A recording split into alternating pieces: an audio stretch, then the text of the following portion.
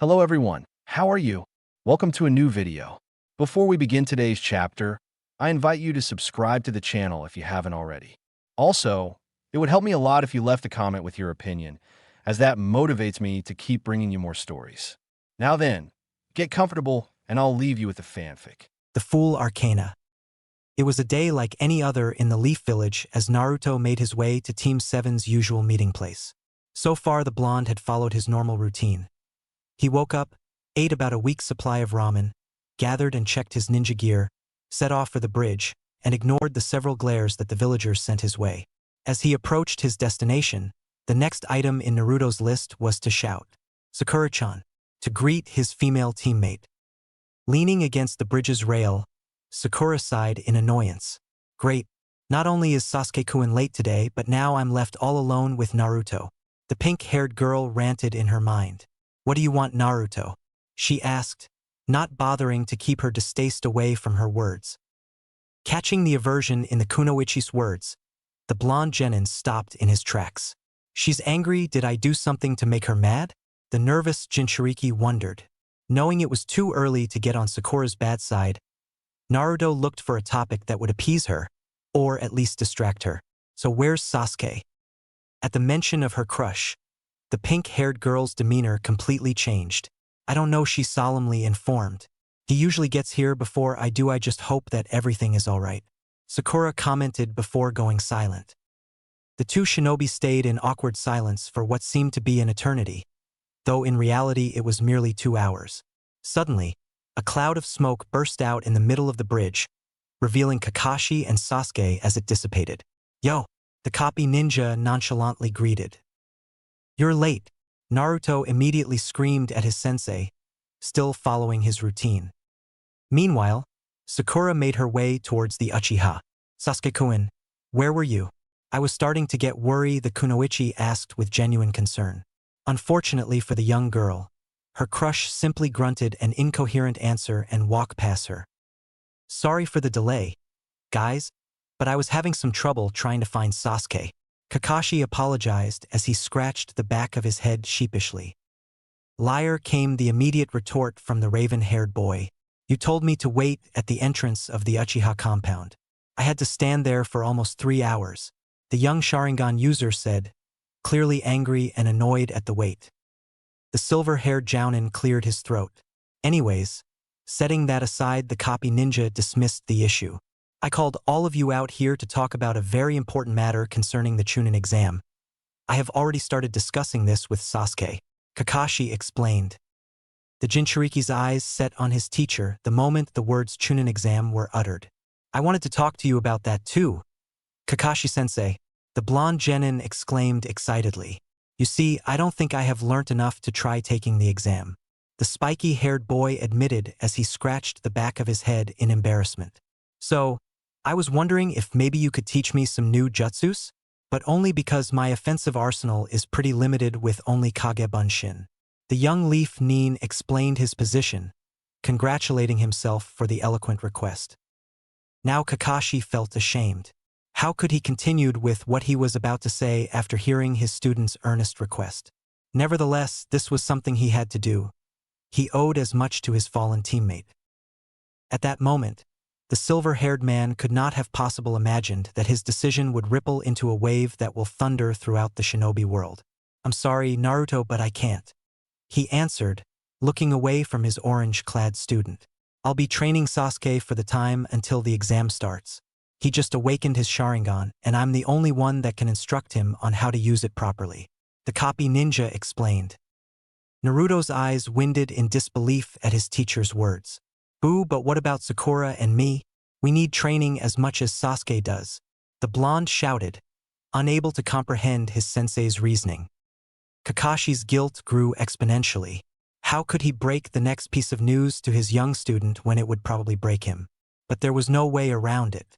Sakura the jounin turned to face his female student as the sight of his trembling, blonde charge became unbearable. You don't have to worry about your training. He did not had to look at Naruto to know of the renewed shock that invaded him.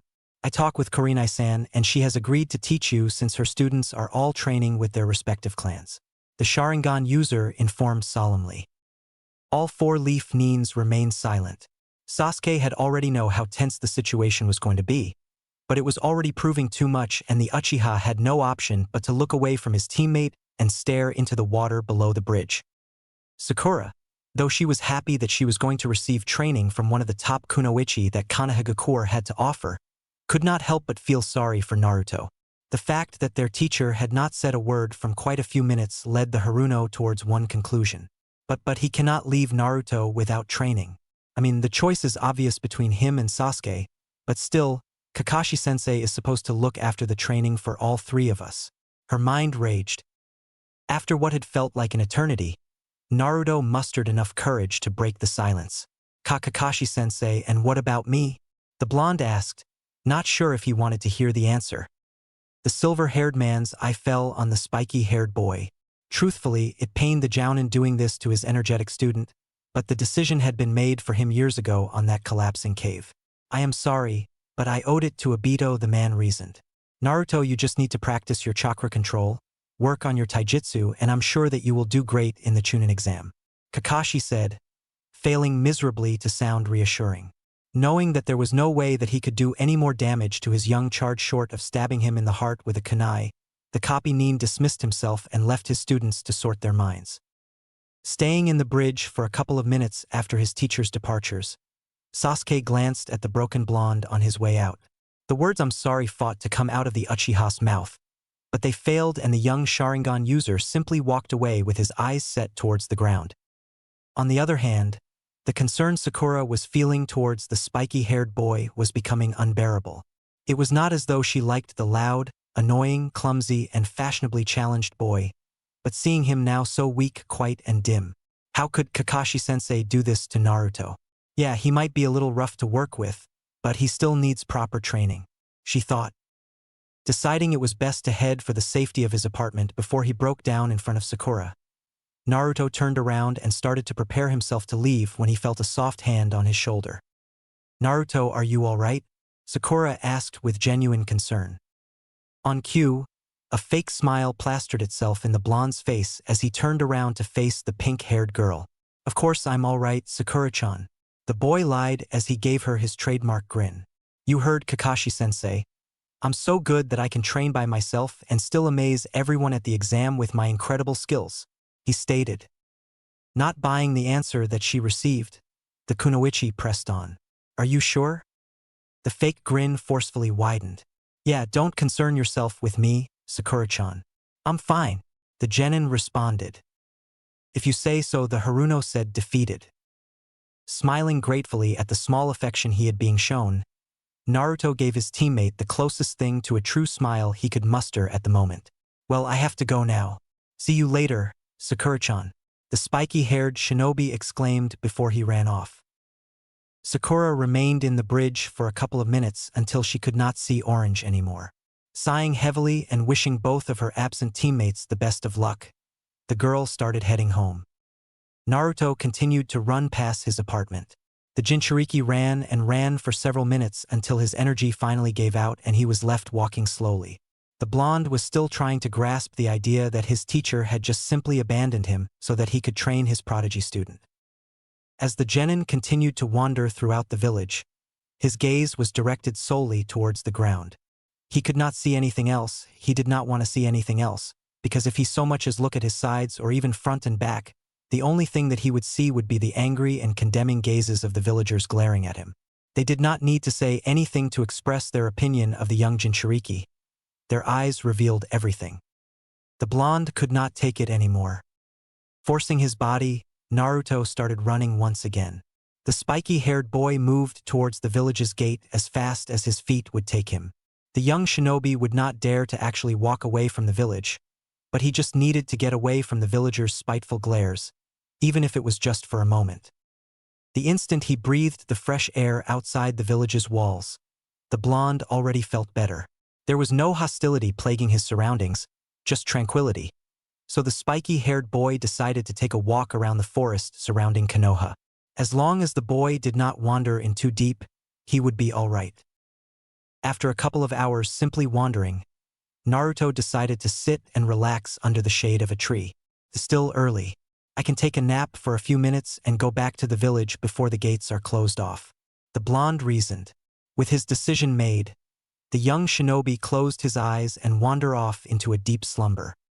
The dream started like any other. The blonde had to brave his way through dungeons of libraries and classrooms, rescue Sakura from the evil vegetable army, and was rewarded by becoming king of the ramen kingdom. Suddenly, Naruto's dream changed dramatically. The joyous illusion that his mind had conjured was corrupted by memories of his childhood. The genin found himself in his 5-year-old body being insulted, chased, kicked, beaten, and even burned by the villagers. The young man's nightmare seemed to focus on a particular painful incident. It was his 5th birthday, and the spiky-haired boy had committed the grave error of leaving the security of his apartment to go to the store and buy some ramen. As the young boy stepped out of his apartment and headed towards the store, some of the villagers spotted and, before the child could even realize, a mob gathered. It was only until he reached the store that the boy became aware of the angry mass of villagers coming towards him. Knowing too well what his fate would be if the crowd caught up to him, the blonde forgot all about his business in the store and started off in a mad dash back towards his home. Sadly, the villagers ran after him and caught up to him soon enough. Before he knew it, the spiky-haired boy was totally surrounded by a wall of hatred. The killer intent permeating the surrounding was as strong as any wars. The 5-year-old stood completely terrified in the middle of it all. Why do you hate me so much? The little blonde cried. Shut up, demon, someone shouted from the angry mob. It's time for you to pay for what you did to the village, a man exclaimed, and the crowd roared in agreement. And so the beating began. They punched, kicked, and even threw rocks at the small blonde. In a matter of seconds, the little boy's body was reduced to a bloody mess. Looking up, to his horror, the beaten child could see that some of his aggressors were actually shinobi from the village, the people that were supposed to protect everyone. Naruto's vision became blurry, and soon all that he could see was crimson. Fortunately, before the red turned to black, the boy heard a voice shouting angrily over the mob. Stop! Forcing one of his eyes to focus, the boy was barely able to register the Hokage's silhouette standing before the dissipating crowd.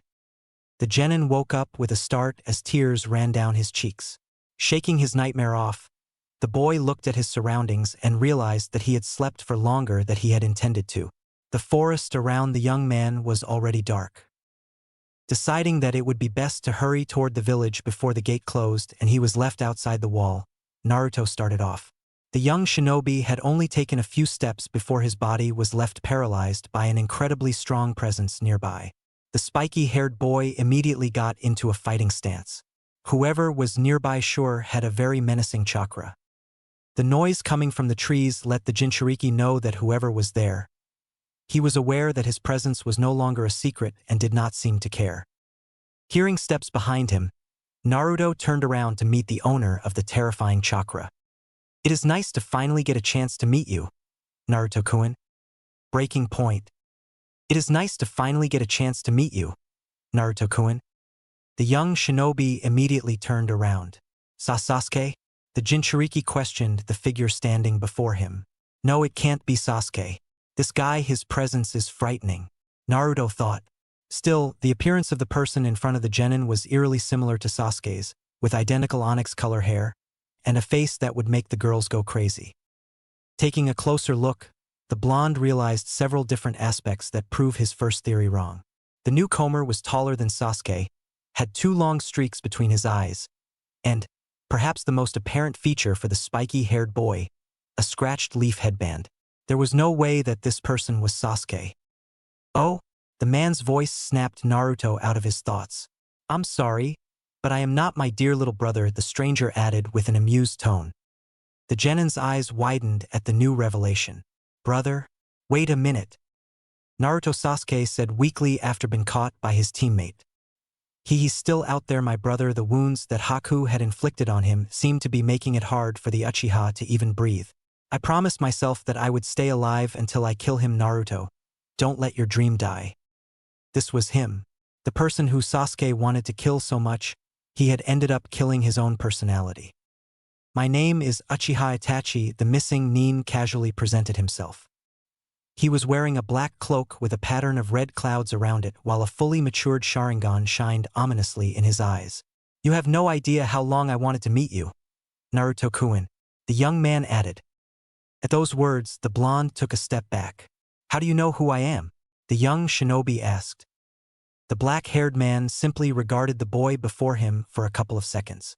"Oh, I know more about you than you may think, Jinchuriki of the Kyuubi no Kitsune," Itachi revealed with a hint of amusement. Naruto's eyes widened in shock. Even if the man in front of him had once been a Leaf Nin once, he was too young to have fought the Kyuubi during its original attack on the village, which meant that the knowledge of the fox's true fate should have been kept a secret from him. "For the expression in your face, I can infer that you already know of the existence of the bijou inside of you," the young man let out a sound that resembled a short laugh. "Figures that they would break their own law," the Uchiha commented. Narrowing his eyes at the older shinobi, Naruto's anger started to get the best of him. "So what if I know?" he asked. "What's it to you?" The black-haired man gave the faintest of shrugs. "I do not really care if they told you or not," Itachi confessed. "What I am more interested in is in how much of the bijou's power you can control." The missing Nin added. "Control?" the Jinchuriki thought as his eyes widened once again. What the hell does he mean by that? His mind ranted in confusion. The spiky-haired boy could remember the power boost he had received from his contact with the fox's chakra during his battle with Haku, but he could not even begin to imagine that such thing could be controlled. The pair of Sharingan eyes continued to analyze the young shinobi. "It seems that you have already been able to tap into the Kyuubi's chakra," Itachi correctly commented, finding some amusement in the blonde's surprised face. Those who truly knew Itachi would know that he having more fun than he had in years. "That is good, you are already starting to develop your abilities and begun growing into your role as Jinchuriki, and with the Kyuubi as your bijou you will truly become a powerful one," the Uchiha finished. Inside his head, Naruto brain was review the missing Nin's words over and over again, but he just could not understand. "What the hell do you mean by my role as Jinchuriki?" the boy questioned when he could not formulate an answer by himself. A sigh escaped the black-haired man, but decided to ease the genin's confusion. "Jinchuriki means human sacrifice. It is a testament to how far the hidden villages are willing to go to secure power." The Sharingan user began explaining. "They are willing to doom one of their own into a life of isolation and hatred simply for a chance to harness the bijou's power and turn a human into a weapon." Naruto remained silent after the older shinobi's words. "So that's what I am." His gaze dropped to the floor. "A human sacrifice meant to become a weapon," he said with a low whisper. "Yes," Itachi curtly confirmed. "And now that that's clear, I am going to ask you to come with me," the former Leaf Nin said, knowing that from here on out things will get more complicated. Immediately, the blonde's disposition changed into a defensive one. What do you mean coming with you?" the spiky-haired boy questioned as he took several steps back. Another sigh escaped the missing Nin. "You see, Naruto-kun, I am part of an organization called Akatsuki," he explained nonchalantly, "and it is in the organization's best interests to come to Konoha and collect you," the Uchiha added. "Normally we work in pairs, but my partner had a little detour and could not make it tonight." The young man spoke as if he were discussing his favorite onigiri recipe. "I was supposed to wait until he came back to secure you, but fortunately you decided to take a walk around the forest after hours just to make it easier for me. I thank you for that," he finished. As a defense mechanism, the genin shot back. "What? Are you so weak that you need a bodyguard just to enter the village?" Naruto exclaimed as fear and dread invaded his mind and clouded his judgment. Itachi decided to play along. "No, it is not that. I simply would like to carry out missions with the least trouble possible," he answered as his Sharingan bored into the younger shinobi. "And it is notably difficult to sneak into a village where you once slaughtered one of its most prominent clans," the missing Nin said with a small smirk. "Especially when it was your own." The revelation sent the Jinchuriki into a world of shock. The spiky-haired boy had heard that the Uchiha clan had been massacred in a single night, but he had never imagined that the culprit had been a single person. So you're the reason why the Uchiha clan is no more. That's why Sasuke wants to kill you," the terrified blonde stated. The small smirk became slightly more marked. Yes, the young man moved his upper body faintly forwards as if giving spiky-haired boy a small bow. Uchiha Itachi, at your service. Suddenly, a frightening killer intent permeated the surroundings. Immediately, the younger shinobi turned around and started off towards the village. Naruto could not hear the missing nin's footsteps behind him, but he could feel the killer intent catching up with him, getting closer and closer for every step forward that the blood took. Unexpectedly, the presence behind the blonde vanished. At the moment of false security, Naruto committed a grave error.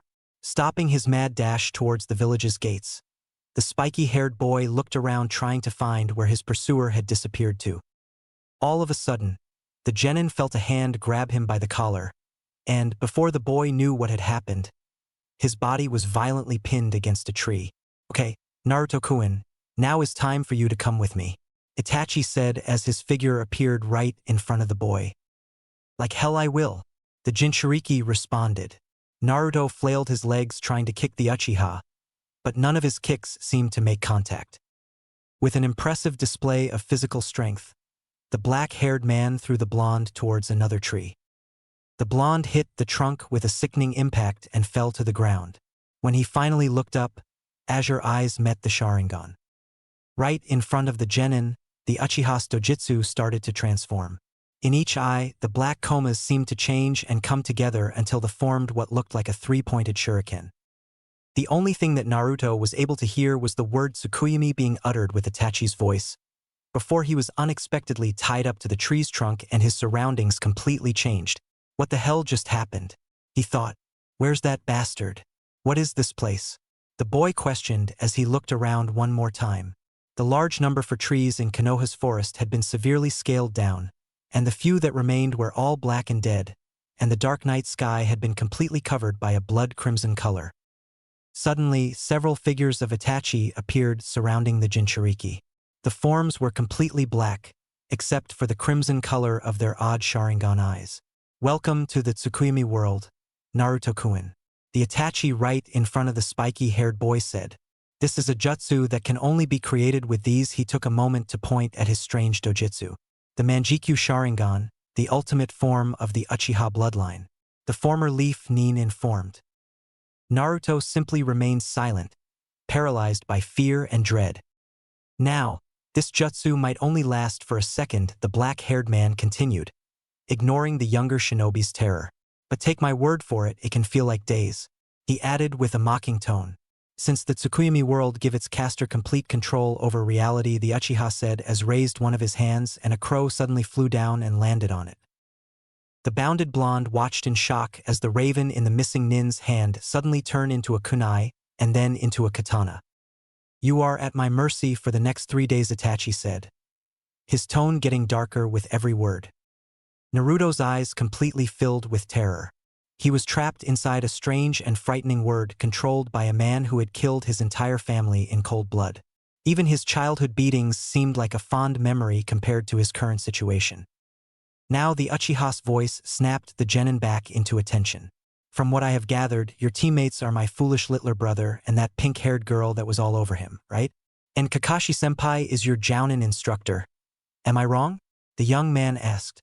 "I am really disappointed of him, only looking after 2 of his students and leaving one of them without any form of training whatsoever," he commented, letting his target know under how much surveillance he had been under. Gritting his teeth at his captor's words, Naruto's gaze fell on the floor. A faint smirk appeared in Itachi's face. "Do you want to know why he did that, Naruto-kun?" the black-haired man asked. Suddenly, another Itachi appeared right next to the restricted Jinchuriki, leaning closer to the boy's ear, so that the genin could barely hear him whisper. "Because he hates you, all of them hate you." In an instant, Itachi and all of his replicas disappeared and 3 new figures started to emerge from the ground, taking the form of Kakashi, Sasuke, and Sakura, and each holding a kunai in hand. The 3 clones stood in front of the captured Naruto and remained silent for a whole several minutes before Kakashi finally stepped forward. "It is time for you to pay for what you did to the village, demon," the blonde heard his sensei's voice exclaimed, echoing his nightmare. "Kakashi-san." Before the blonde could finish, the fake jounin stabbed him in the gut with his kunai. "Grarg," the Jinchuriki screamed as the very real pain permeated his entire body. Panting heavily as his blood started to flow down to the ground, The young boy forced his head up to gaze at the figures of his teammates. Sasuke saw Sakura, he let out. The first to move was the black-haired boy. Everybody in the village hates you. We would all be better off if you just died, the Uchiha proclaimed before his kunai impaled the blonde. Naruto's eyes were blinded for a few seconds. The genin didn't know if it was because of the horrifying pain that plagued his body, or from the terrible scream he let out due to said pain. Struggling with his blurry eyesight, the Jinchuriki could barely discern a red and pink figure approaching him. "No, not you too," he said weakly. Sakura's clone simply glared at the blonde in response. "You have no idea how sickening it has been having to deal with you every day," she stated. "I despise you with all of my heart. Do us all a favor and die already," the pink-haired girl shouted before stabbing the boy in his chest, inches away from his crumbling heart. "Gyark!" The young genin's cry resounded through the crimson sky. Panting through the echo of his own screams, Naruto could not even find enough strength to raise his head again. Why do you hate me this much?" the broken blonde questioned. Tears ran down his sorrowful face and mixed with his blood in the ground. Soon, the piercing pain of the kunais returned time and time again. "Die! I thought you cared for me. Disappear. I never did anything. Why don't you just die? Please. We hate you. Please stop. There will never be a place for you in the village. Stop. We can't wait for your death. Stop, I can't take it anymore. Don't you see?" a dark and twisted version of Kakashi's voice said. "We don't care about you, we never did.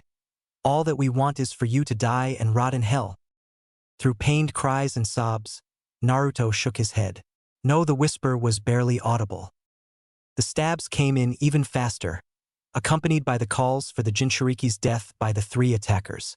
As the torture continued, time became irrelevant, truth became twisted. The assailants' shouts became enhanced and hypnotic, and pain became overwhelming and all-consuming, until... Stop! As if something had been ripped right from the fabric of the Tsukuyomi world, a powerful shockwave spread throughout the surroundings, and the captured blonde was covered by a light blue chakra. Out of sight, a faint smirk formed in Itachi's face as he watched the genin's chakra gradually turning orange and growing stronger with each passing second. Finally, he's starting to draw out the fox's chakra. The former Leaf Nin reasoned as he continued to observe the situation develop. Garg. Naruto's thoughts were torrential.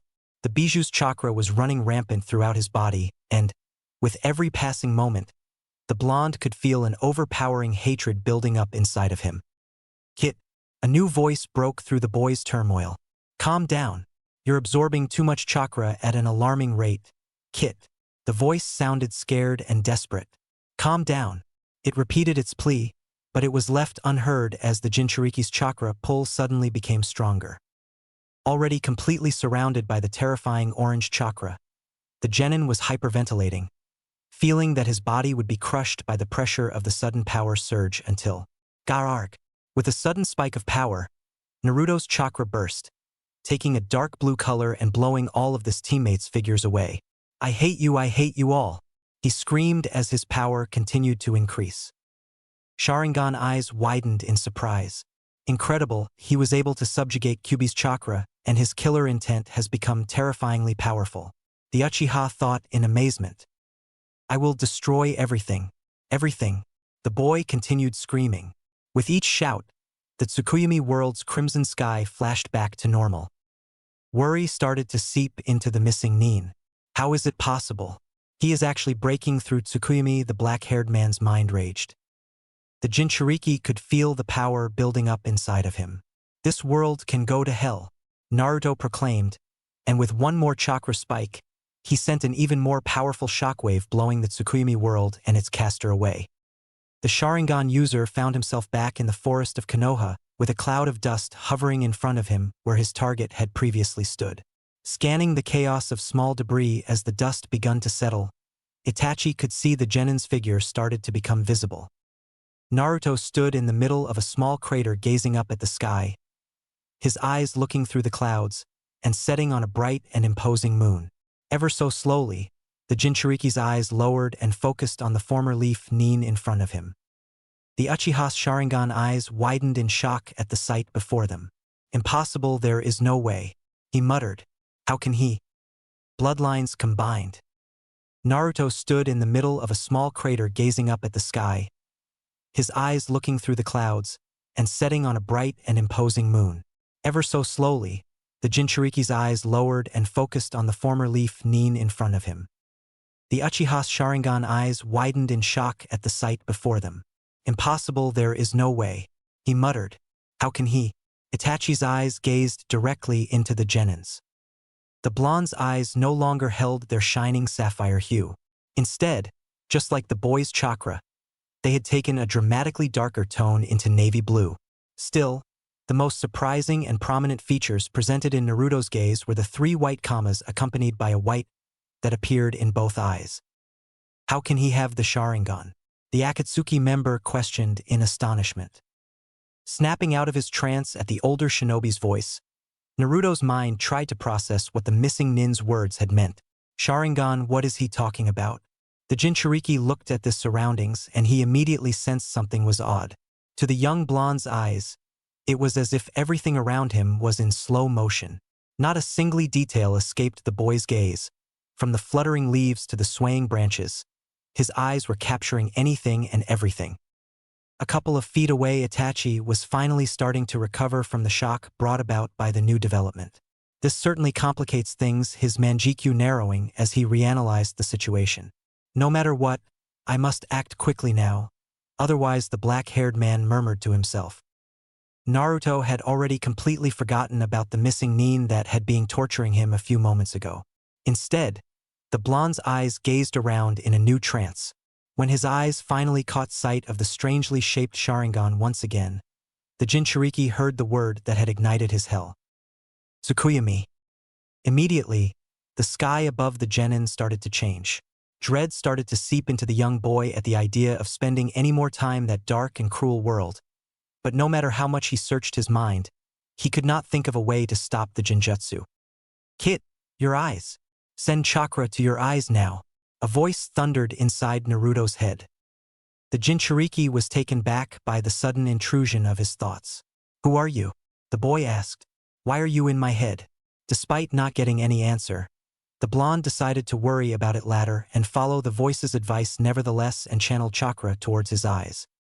Suddenly, some sort of flash of light went off in the clearing and Itachi found himself being thrown backwards, his back soon hitting a tree. What? The Uchiha's mind raged. Did the fox do this? He wondered as he looked at the leaf Nin standing in front of him. No, only another manjikyu could throw off the Tsukuyami so easily, the shocked missing Nin reasoned. The new turn of events filled the blonde with confidence. Deciding to go into the offensive, Naruto took out a kunai and charged towards the black-haired man. Letting his trained reflexes take control, Itachi immediately took out a kunai of his own and brought it forward to block the incoming attack. Both blades clashed with each other and sent a small shockwave through their surroundings. Because of his smaller size, Naruto was thrown back by the backlash of the impact, but landed safely on his feet, while Itachi simply lost his balance and fell back against the tree again. Damn it! My chakra is already running low after using Tsukuyami, the former Konoha shinobi thought. Damn you, Kisame, you were supposed to be here, you know how important this is. The Uchiha thought of his partner somewhere in the land of waves paying his respects to the grave of an old comrade. Fighting back the growing fatigue, Itachi stood up once more and straightened his cloak. Well, Naruto-kun, this truly is an unexpected turn of events, you having the Sharingan, the Uchiha said casually. To say it has complicated my plans would be an understatement. A small, ominous smirk appeared on the young man's face. Despite the nonchalant tone of the missing Nin's words, the Jinchuriki could not help but still be unnerved by the cloaked Nin's mere presence.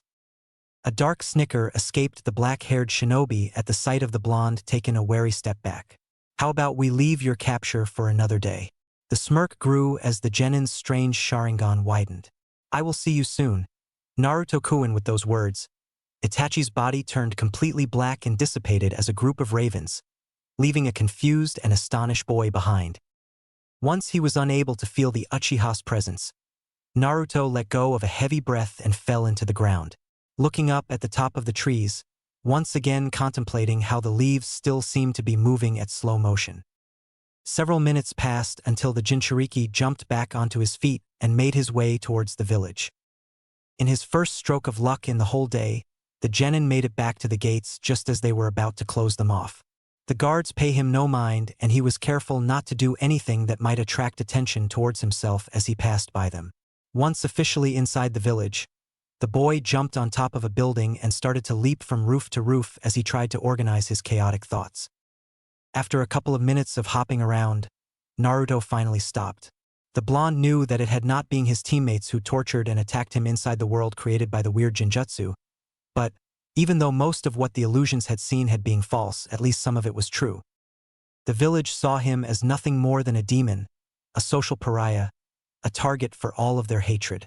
Who knows, after what he had seen earlier in the day, perhaps his teammates would truly react like that if they ever found out what he was, if they found out what dwelled inside of him.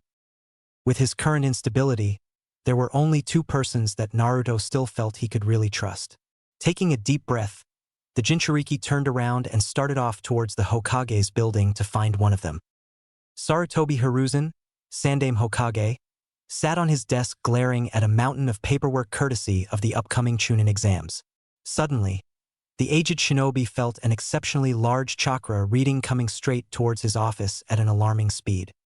Before the third could leave his seat, the window in one side of the room snapped upon and an orange blur stepped into the room. The village leader would have attacked the intruder immediately were not for the familiar voice whispering old man. The Hokage's eyes widened in surprise. "Naruto-kun, is that you? What brings you to my office at this hour?" he questioned, managing to compose himself right away. Upon further observation of the young shinobi, Sarutobi was left speechless at the even bigger surprise that greeted him. "Naruto, your eyes," the third whispered. A pair of blue and white Sharingan eyes looked from the older leaf Nin onto the floor. "So it is true," Naruto commented. The Jinchuriki started to look around the room until he found a small mirror and walked towards it. The sight that greeted the genin was that of a blond young man with a pair of blue and white Sharingan eyes. The fully developed Dojutsu shined with an ominous luster in pools of night blue color. Naruto-kun, the Sandaime's words snapped the spiky-haired boy out of his thoughts. "Please, tell me what happened," the older shinobi requested. The Jinchuriki spent the next hour telling the Hokage everything that had happened to him on that day, from Team 7's meeting by the bridge, to his trip out of the village, the encounter with the missing Nin Uchiha Itachi, and culminating with him rejecting the Tsukuyomi Jinjutsu. Everything was laid bare in front of the leader of Konohagakure. By the end of his tale, Sarutobi looked the oldest that Naruto had ever seen him. The old man's breath was labored and the tears that threatened to spill only complemented his pained expression. Naruto had to look away. He really did not like to see his Hokage looking so weak and feeble. "But what I don't understand," the spiky-haired boy started again, "is how do I have the Sharingan?" he brought into question. The third sighed and took a minute to compose himself. "I am truly sorry, Naruto-kun, for I have kept much from you," the seasoned shinobi informed before standing up from his chair and walking towards a drawer. "I never imagined that something like this would happen," he commented as he searched the drawer until he pulled out a blue folder from it. Sarutobi walked back to his desk and sat down. The genin quietly waited as the aged man regarded the blue folder for several minutes before the Hokage opened it, took out a photograph and gave it to him. Looking down at the picture, a pair of Sharingan eyes widened.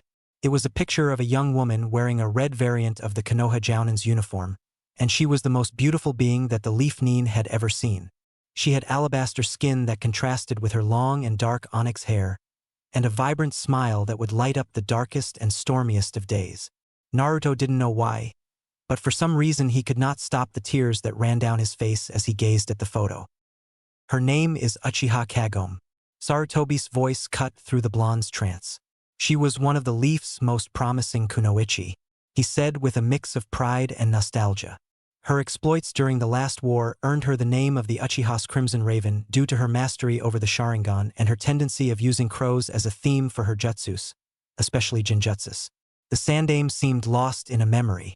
Yes, she was especially skilled in Jinjutsu. She could easily fool an entire room filled with members of the Uchiha and Hyuga clan, and no one would ever realize it. Naruto's eyes narrowed. She was? The aged shinobi closed his eyes for a second. Yes, he sorrowfully answered. She died the day the Kyuubi no Kitsune attacked after giving birth to her son. Sarutobi's eyes set on the young genin as the boys widened. She is your mother, Naruto-kun, he revealed. Out of sheer surprise, the younger shinobi had to take a step back. What do you mean, my mother? I'm not an Uchiha. I don't even look like one, the boy protested as his eyes glared at the Hokages. The Sandaime gaze dropped to the floor momentarily before moving up towards the portraits of the previous Hokages. Yes, you do not look like a member of the Uchiha clan, but that is because you inherited your physical traits from your father, Namikaze Minato, the Yondaime Hokage, Sarutobi stated. Naruto's eyes almost doubled in size as they widened. The fourth? Is my father? He exclaimed, unable to believe what he was hearing. The third nodded. Yes, few people knew of the relationship between Minato and Kagome, and even less people knew that they were expecting a child. The village leader informed. After you were born and became an orphan, we thought it would be safer to give you another name. Your parents already had their share of enemies, and the child of an elite Uchiha and a Hokage would not go unnoticed by the shinobi world. So, in order to protect you, you became Uzumaki Naruto. Sarutobi said as guilt hung strongly onto his voice. A dull and mirthless laugh escaped the blonde. I always wondered about my parents, the boy confessed. I came to think that perhaps I never had any and instead I just sprout right out of the ground. The tears that ran down his cheeks framed his frail and fake smile. But I guess that I did have parents, even if it was for only an hour or so. Sarutobi would not have been surprised if his eyes were crying too. Yes, you did, Naruto-kun. He started. And both of them loved you with all of their hearts. The aged man assured the young boy. Kagome put her life on the line to bring you into this world, and Minato gave up his to create a seal that would allow the Kyuubi's chakra to flow into you, so that it would protect you. The Thrid gave the spiky-haired genin a couple of minutes to let his words sink in. Their last wish was for you to grow up into a strong and healthy man that would be able to accomplish any and all of his dreams. I was planning to tell you all of this once you were ready, and I am sorry I did not realize that you have been for a long time now. The Hokage stressed his apology by giving the blonde a small bow. Another smile formed on the Jinchuriki's face, and, though small, this one stronger and brighter. Even if he didn't fully show it, the young man was the happiest he had been ever since he became a shinobi. The knowledge of who his parents had been and the fact that he was truly loved by them filled the genin with warmth. Still, somewhere in his joy, something captured Boy's attention. Hold on a second, old man. The blonde said. You mentioned that you never expected that I would awaken the Sharingan. Why is that? He questioned. The Hokage sighed. He knew that this question was fast approaching. Well, you see, the Namikaze and Uchiha bloodlines are too dominant. They tend to overpower any other genetic traits that they come in contact with. The idea that the two bloodlines would found a middle ground and compromise with each other was unthinkable. The third watched as the spiky-haired boy brought a hand to his eyes. So, when I looked at you for the first time and saw that you were the spitting image of your father, I thought that the Namikaze bloodline had won out. Naruto nodded in acknowledgement at the explanation. So this Sharingan is... It was the Sandaime's turn to nod. Prove that I was wrong and that the Uchiha and Namikaze traits somehow found a way to fuse together. Sarutobi stated. From what you told me, I think that it is safe to infer that when you started to forcibly drain the Kyuubi of his chakra, it worked as a catalyst that combined the two bloodlines. He explained and waited for the young shinobi to show his understanding. And I even venture the guess that after what you said happened when Itachi tried to use his genjutsu a second time, your Sharingan is showing traits of the Mijenkyu Sharingan, the next step in the Uchiha Dojutsu. A pensive look took over the Jinchuriki's features. Yes, Itachi had it a weirdly shaped Sharingan. Naruto pointed out. The Hokage considered his words for a couple of minutes. Do you eyes feel tired, Naruto-kun? He asked, realizing that the young genin must have had his dojutsu activated since it was first awakened. The Jinchuriki looked at the older shinobi with a confused face. No, not really, the boy responded as he shook his head. Do me a favor and please concentrate in cutting off the chakra flow to you eyes, Naruto-kun. The Sandaime requested. The village leader watched as the white comas disappeared from the blonde's eyes and the dark blue color reverted to their original sapphire hue. Naruto blinked several times as the strange slow-motion sensation he had been feeling disappeared. Effortlessly shaking off the weird feeling, everything went back to normal for the genin. Sarutobi waited for the young man to give him a sign that he was okay before starting again. The Manjikyu Sharingan is a very corrosive Kekkei Genkai. Even after its first use, the casters are left exhausted, drained of most of their chakra, and actually experiencing physical pain. The fact that you can stand there before me shows that your Sharingan should be able to access the Manjikyu's abilities while bypassing its terrible toll. The young Jinchuriki was genuinely surprised by the revelation, remembering how the fluttering leaves looked through his Sharingan and his escape from Itachi's second try at the strange Jinjutsu. Suddenly, the Hokage stood up from his chair. "I have something for you, Naruto-kun. Please wait a moment," he announced as he stepped out of the room, leaving the genin alone in the office. Naruto collapsed onto one of the chairs in the room. A lot had happened during the last couple of hours and the blonde was still letting it sink in. "Someday we're having, don't you think so, Kit?" At the sound of those words, the leaf Nin jumped out of his chair. "Who are you?" he called out. The laughter sounded very close to the spiky-haired boy. "Are you so stupid that you already forgotten what that Mizuki bastard told you, Kit?" the voice questioned. The Jinchuriki's eyes widened. "The fox," he exclaimed. "Since when can you talk to me?" the genin asked astonished. Another laugh escaped the bijou, but it soon turned sour. "Since you severely weakened the seal as you stole most of my chakra," the fox bitterly commented. "Talk about hollowed victories, right, Kit?" Sapphire eyes narrowed. "What do you mean most of your chakra?" he asked with caution. "I mean just that, idiot," Kyubi exclaimed inside his head, making the young shinobi cringe. "You took almost all of my chakra and now I'm as dangerous as the monster you thought lived by the vegetable products aisle at the market," the fox exclaimed. Naruto had to scratch his head at the new revelation. "So I'm as powerful as you were?" "Ha!" the sealed bijou laughed. "Now, listen here, Kit, and listen well. You may have possession of my chakra, but there is no way in hell that you can control it as you are now," the fox explained. "You are just as strong as you were this morning, sans despicable Dojutsu of course. The only difference right now is that your colossal chakra supply just got larger." The blonde nodded at the Kyubi's words as he sat down again. "Then where do we stand now regarding your chakra?" The once feared entity took a couple of moments to think the question over. "You would still need to learn how to properly tap into it and control it," he informed his host. "And believe me when I said this, it is going to be a hard and painful process," the bijou added, taking joy at the wince from his jailer. "But don't worry, those damn eyes of yours should help you with it," he added, opting to appease the boy a bit. "Okay," Naruto muttered. "But then what's going to happen to you now that your chakra is gone?" The dark laugh that the fox let out did not set too well with the blonde. "Ah, worry about me, are you?" he teased. "It seems that this is it for me. I will be doomed to spend the rest of my life wandering around in this poor excuse of a mind, watching everything that you do, and pointing out all of your flaws," Kyubi announced a dumbstruck blonde. "Think of me as your brand new conscience." The Jinchuriki sighed in frustration through the bijou's laugher. "Oh good, I get a new conscience whose idea of a good time is leveling an entire village to the ground," the boy thought, renewing the laughter for his tenant. After several minutes passed, Sarutobi re-entered the room carrying a couple of scrolls with him.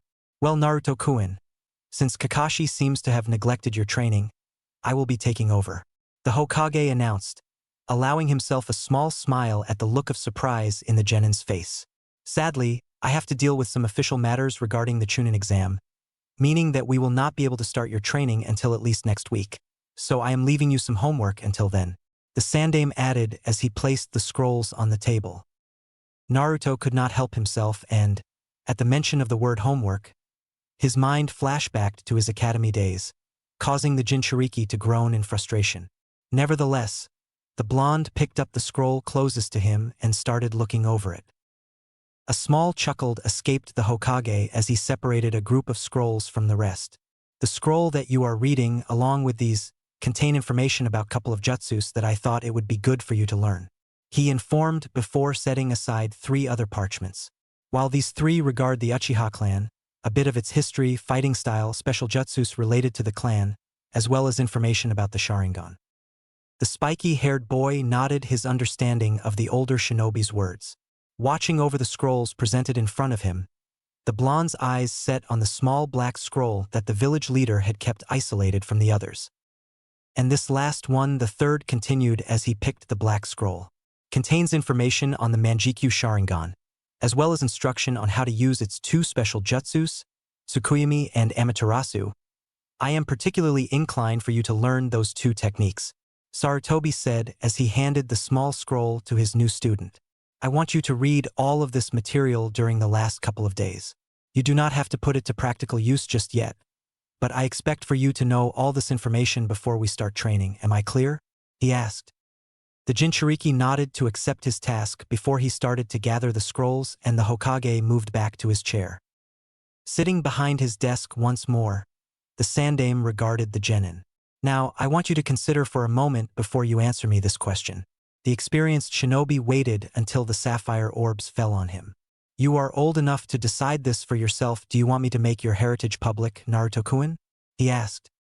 The boy's eyes fell to the floor as he pondered. After several minutes in silence, Naruto lifted his gaze back to the Hokage. No, he said in a determined but solemn voice. Accepting the genin's answered, the third continued. And what about Kakashi? The blonde remained pensive for a while before nodding. How much should I tell him? The blonde sighed as he considered. You can tell him about my parents, he finally answered. But not about my Sharingan. I don't want him to know about it, the spiky-haired boy said as his fist tightened. Very well, Naruto-kun, Sarutobi said before giving the younger Leaf Nin a smile. That only leaves us with the matter of your Sharingan, he announced. A confused look was directed towards the village leader. My Sharingan? The genin asked. Nodding, the third smile grew slightly. Yes. From what you told me, your Sharingan differs from any other of its variants, making it a new Dojutsu. The aged man explained. So, as a new Dojutsu, it needs a name.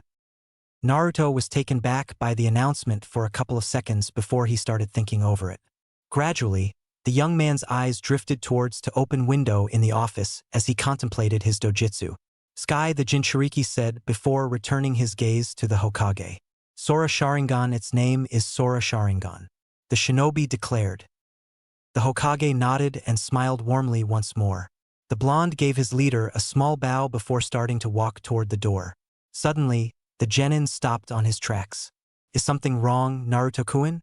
Sarutobi asked with concern. Sapphire eyes shined brightly as the blonde looked back. No, he said. I just wanted to thank you for everything, old geezer, the spiky-haired boy said before giving the older shinobi a true, real smile, before turning around and walking out of the office. A sigh escaped the Sandaime. It is good to see that this terrible ordeal was not able to fully break your vibrant spirit, Naruto-kun. The Hokage whispered to himself as he smiled. Please forgive me.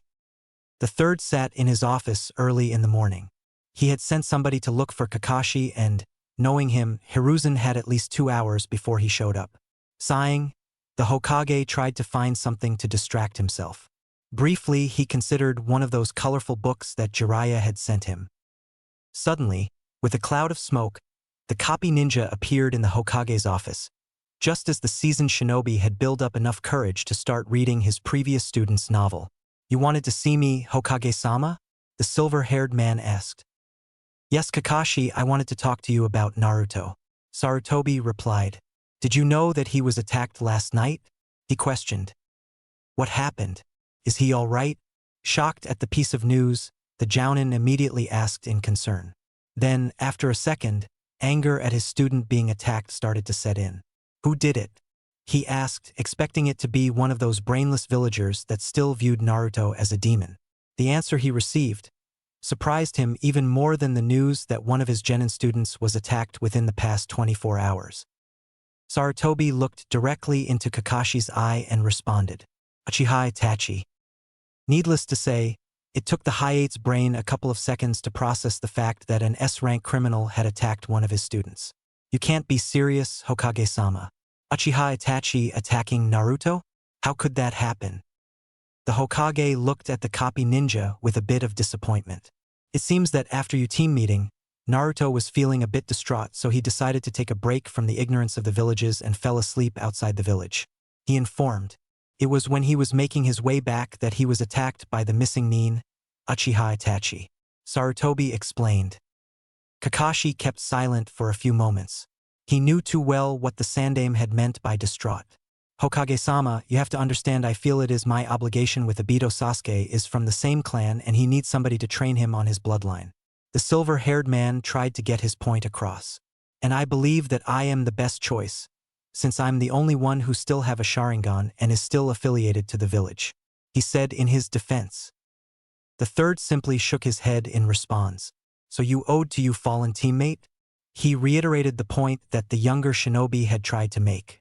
What about your sensei? You do know that Naruto is his son, do you not? The Hokage asked. The copy ninja looked down at the floral. He was one of the few people that actually knew that Naruto was the Yandaime's son.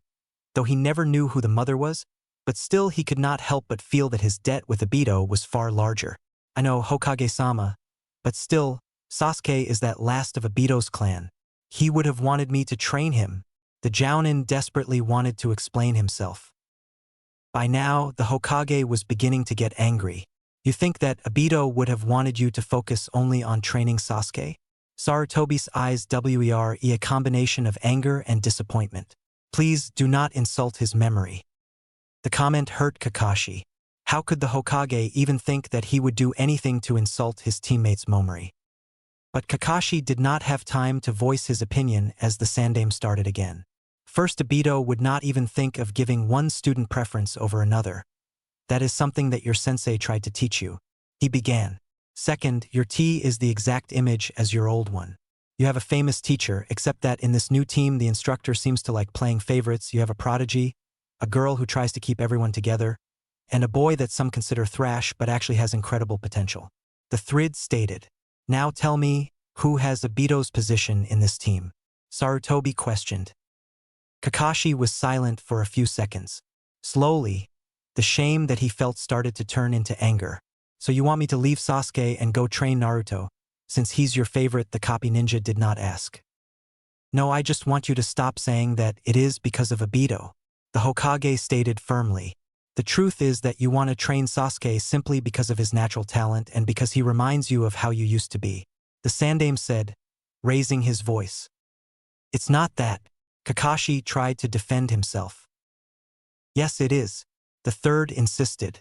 Because if you would have had the slightest bit of interest in Naruto, you would have found out that you owed to Obito to take care of him, the Hokage said. Deep in his heart, the seasoned shinobi was going to enjoy seeing Kakashi's face after the Jounin heard what he was about to reveal. What do you mean? The silver-haired man asked with caution. Sarutobi continued to stare down the younger man. You never bothered to find out who Naruto's mother was. Did you, Kakashi? The Hokage questioned. Now Kakashi was confused. What does Naruto's mother have to do in all of this? The copy ninja asked. If you have bothered to investigate, you would have found out that Naruto's mother was Uchiha Kagome. The Sandaime finished. The silver-haired man was surprised once again. That piece of information had shocked him beyond anything that they had talked about until then. You don't mean? The man said weakly. Yes. Naruto's mother was Uchiha Obito's sister. The Hokage responded. Naruto is your fallen teammate's nephew. He's more connected to that Eye of Yoru than Sasuke could ever be. Sarutobi revealed. Kakashi sat down as his shock had not subsided completely. The silver-haired shinobi brought his hand up to his covered eye. How could he have done this? How could he have done this to Naruto? To Obito? To his own sensei? Does he have a Sharingan? Kakashi finally asked. Even thought the Hokage would have very much enjoyed telling the Jounin the truth. He had already promised Naruto that he would not. No, he answered. You know that the Namikaze and the Uchiha clan were very different. I do not think that Naruto would be able to activate it since it seems that his Namikaze heritage have overpowered the Uchiha. Kakashi nodded numbly. And you do not have to worry about Naruto's training anymore. The third continued. From now until the Chunin exam starts, I will be supervising his training. The Sandaime finished. The copy ninja nodded once again and asked to be dismissed. The Hokage knew that Kakashi had a lot to think about and decided to let him go. The silver-haired Jounin walked aimlessly through the village for hours. It was almost 6 o'clock in the afternoon, around the time when rain started to fall, that Kakashi found himself in front of the memorial stone. The man fell on his knees and stared at the name Uchiha Obito. "I'm sorry," he muttered. "The Hokage is right. The reason why I wanted to train Sasuke was because he's a prodigy and I've been using your name as a way to justify myself," the Jounin admitted. "And to top it all, I ignored and neglected Naruto, my student, your Nepao sensei's son." He chocked for a second. "I failed you and Minato sensei, please forgive me," Kakashi begged and finally started his way home. On the way, tears fell from both his eyes and beneath his headband. It was the morning of the Chunin exam and Naruto was currently at the Hokage's office. The Sandaime had called him to the tower earlier that morning, telling him that he needed to meet him right away. 5 minutes later, the Blodden was knocking on the Hokage's window, and now he was waiting around as the seasoned shinobi searched the room for something. "Ah, here it is," Sarutobi exclaimed as he held a scroll. Naruto noticed that the Namikaze clan symbol was imprinted on the scroll's seal.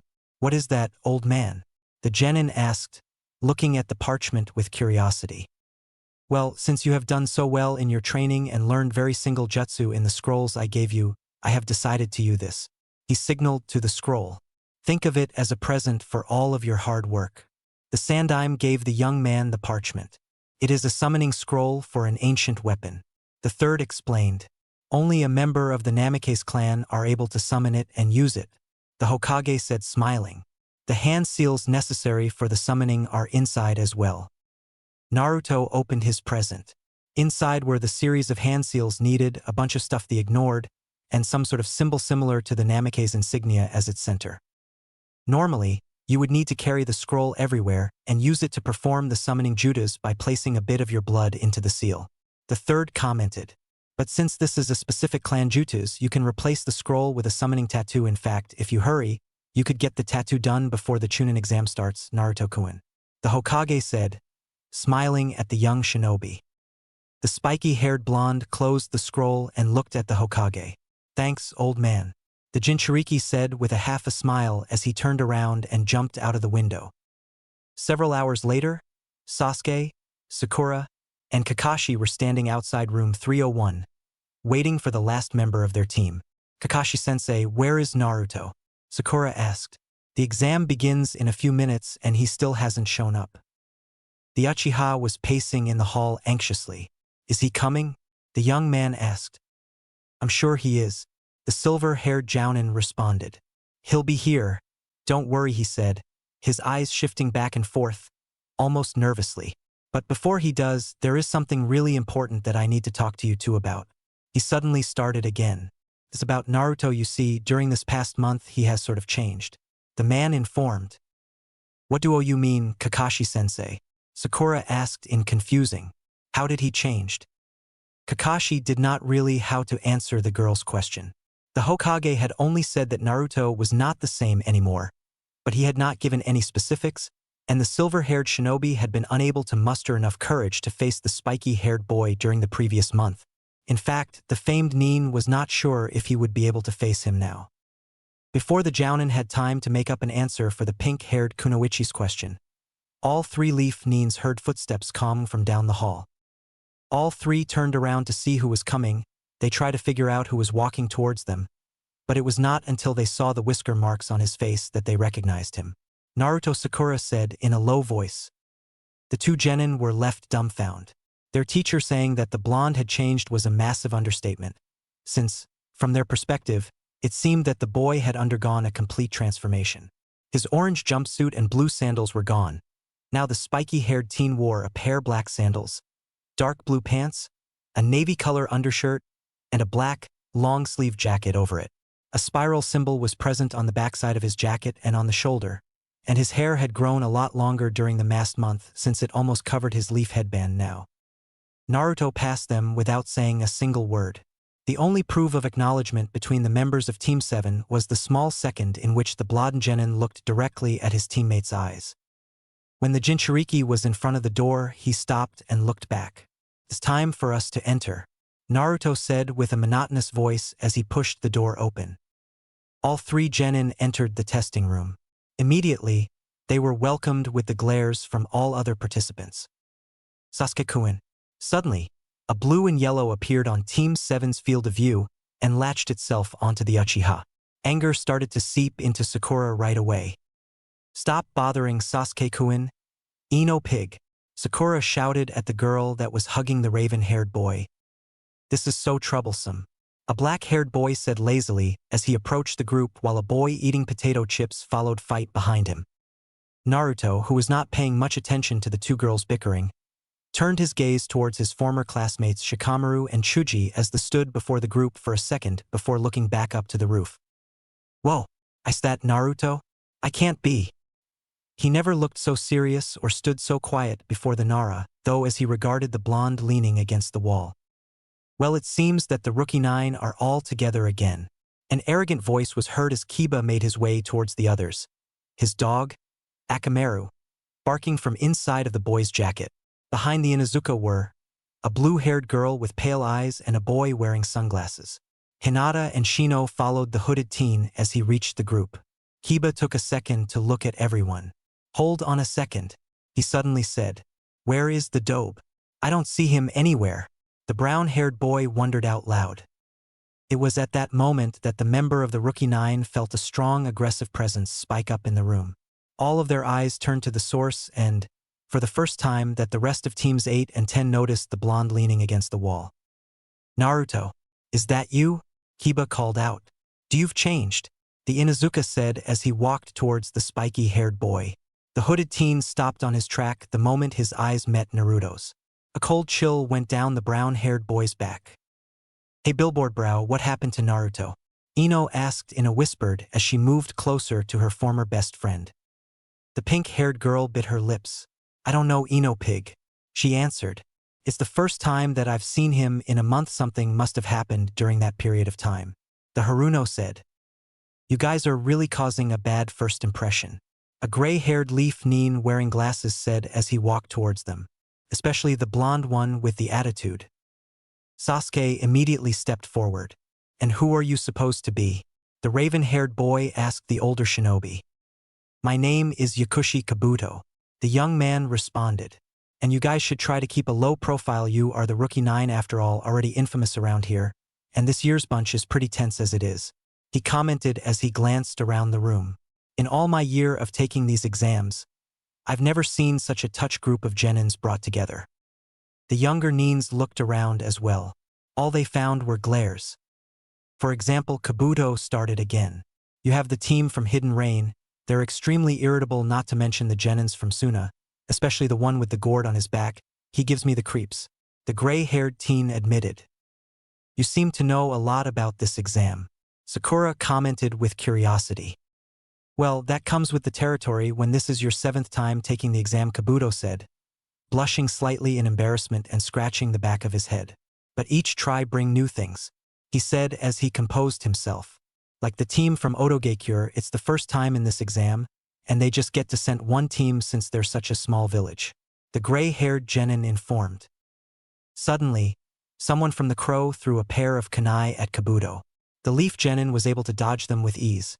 But then a boy covered in bandage appeared right in front of the gray-haired genin and swung his fist forward at the Konoha nin's face. Just barely, Kabuto was able to move his head back and evade that attack as well.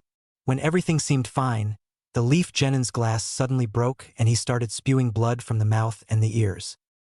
"Don't think lightly of the sound," the bandaged boy said as a girl with long hair and boy with blue hair walked forward and stood by him.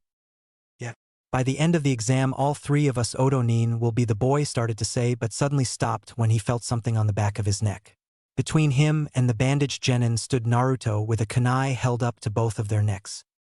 "I think that the two of you should calm down," the blonde said in a monotonous tone. "Unless you want to start something," Naruto finished, pushing the blades even closer to their necks. "Do not underestimate me.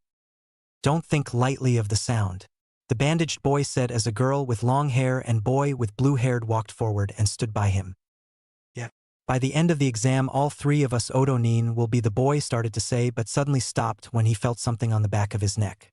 Between him and the bandaged genin stood Naruto with a kunai held up to both of their necks. "I think that the two of you should calm down," the blonde said in a monotonous tone. "Unless you want to start something," Naruto finished, pushing the blades even closer to their necks. The sound shinobi were astonished. They had seen the blonde genin leaning against the wall and away from the rest of the group before they attacked. None of them sensed him move until he appeared between them. Before things could escalate, the doors to the room were pushed wide open and the instructors appeared. "Quiet down," a leaf nin with scars on his face exclaimed, causing many of the genin present to jolt in surprise, before he walked into the room followed by several chunin. "I do not want any trouble between Leaf and Sound," the tall man firmly stated as he glared down at Naruto and the Oto ninjas. The blonde looked straight back at the older shinobi's eyes, but nevertheless he pulled his blades back and moved away from the Sound genin. "Now my name is Marino Ibiki," the man announced to the rest of the room, "and I will be your instructor for the first part of the chunin exam," he declared before slamming the large stack of papers he had been carrying in the desk at the front of the room. "Take your seats so we may begin," the jounin finished. Quietly, Naruto moved to his seat without saying anything to his teammates or to his former classmates. As he sat there, the spiky-haired boy looked to his side just as a very nervous Hinata took the seat next to her. Every so often, the Hyuga would steal a glance at the blonde as she fidgeted with her fingers. The Uzumaki could see that the kunoichi was a nervous wreck. Whether it was because of the exam or because of his display with the Sound nin, the Sharingan user did not know, but still felt guilty about it. So then, for the first time in the last month, Naruto gave a small smile when he knew she was looking, hopping at someone reassure the young girl. Her face got several shades redder, but nevertheless the Hyuga seemed calmer afterwards. A couple of hours later, the members of Team 7 were waiting for the second part of the exam to start. At least that tedious first part is done with, Naruto thought. That test's intentions could not have been clearer. He reasoned as his hand checked that all his gear was ready for the next phase. With all the chunin in the room and so much emphasis on cheating, it was obvious what they wanted. The Jinchuriki reasoned. Even though the Uzumaki had deduced the objective of the written test, he had decided to tempt his fate and prove his theory. A light chuckle escaped the blonde. "I kind of wish I could see that jounin's face when he finds my test," he thought as his mind drifted to the piece of paper back in the room in which he had only written his name and left everything else blank. Hearing his teammate's quiet laugh, Sakura glanced at Naruto nervously. She had been beyond shock at how much he had changed in such a short time, and the fact that he had barely said anything to her or to Sasuke made her even more worried. Feeling eyes on him, the Sharingan user glanced at his side once again, this time finding his pink-haired teammate observing him. The Haruno waited a couple of seconds as she gazed at the blonde sapphire eyes. The twinkle in those eyes that the spiky-haired boy had always directed at her was completely missing. Instead, they seemed passive, perhaps even dull, as if he could not care any less about what she had to say. Gathering her courage, Sakura finally spoke up. Naruto," she started, but her words were cut off when the gates to the forest suddenly opened. Immediately, all the genin rushed in to start the second phase of the exam. The killer intent emanating from the forest was enough to wipe everything else away from the genin's minds. I had expected to run into more challenges by now, Naruto pondered as he and the rest of Team 7 sat on a small clearing, taking a break 5 hours into the second part of the exam. So far all that we have seen was a weak group of Rain Nin, and they ended up running away soon after, the blonde thought with a bit of disappointment. During these last couple of hours, the members of Team 7 had come to silently agree to continue to make their way deeper into the forest while keeping an eye out for any team that might be carrying the Earth Scroll they needed to pass. In all honesty, Naruto had expected to find several teams within the time period that had passed, but he had been severely wrong. "I'm going to go ahead and scout the area," the blonde suddenly announced, surprising the other two genin with the longest sentence he had said to them since that fateful day on the bridge. Before either of the two was able to recompose an object, the spiky-haired boy had already disappeared among the trees. A sight escaped Sakura. What do you think happened to him?" she asked the raven-haired boy near here, her worries about their teammates' sudden and drastic change havening become too much to bear in silence. "I don't know," Sasuke responded simply with a frown. He definitely feels odd, he added as he recalled how the blonde acted the last time the Uchiha had seen him and how different it was from his current attitude. It's like the boy stopped in mid-sentence when he suddenly felt a terrifying amount of chakra being gathered somewhere close by. Too close for the Sharingan user's comfort. Sakura, move out of the way, he shouted. The two-leaf nin jumped from where they were sitting just before a powerful blast of wind burst right through with enough force to tear a tree off its place. Immediately activating his Sharingan, Sasuke started to look around the forest for the source of the attack. So there you are, a menacing voice echoed through the surroundings. Sasuke-kun, it added before a grass nin appeared in front of the two genin. Amaterasu, Naruto exclaimed seconds after activating his Sora Sharingan. Immediately, the giant snake that was about to swallow him whole was completely covered in black flames. To its credit, the giant reptile continued its attack as its entire body burned, forcing the spiky-haired boy to jump back a couple of branches. Eventually, the snake stopped advancing and, after some squirming, finally dropped dead in the middle of the forest, the black flame still eating its body away. The Uzumaki observed the dead animal for a couple of seconds. That was weird, the Jinchuriki said to himself as he remembered how the snake had ignored its wounds to continue attacking him. It almost looked as if the snake had been sent after me specifically.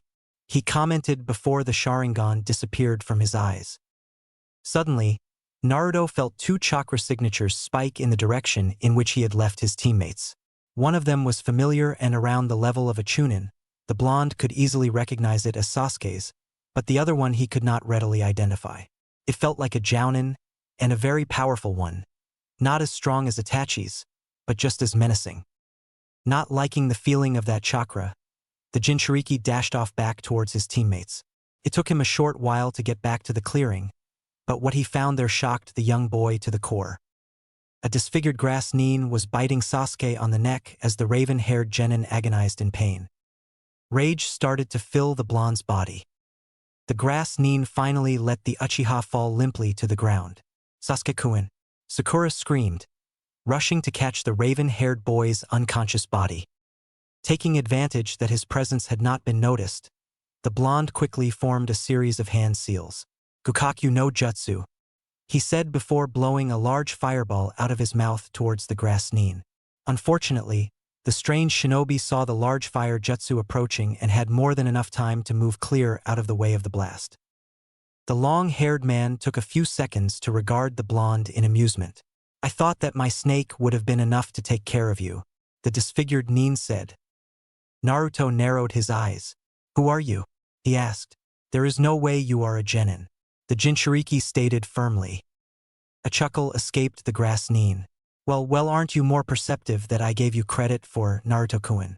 He commented before bringing one of his hands up to his face and actually ripping the skin off. What was left was an incredibly pale face with yellow eyes that resembled a serpent's. Despite himself, the spiky-haired body took a step back on the branch he was standing on. He recognized the face, not just from the Konoha history books, but also from a picture in the Sandame's office. You, the snake Sanin, the old geezer's former student? Orochimaru, the genin exclaimed.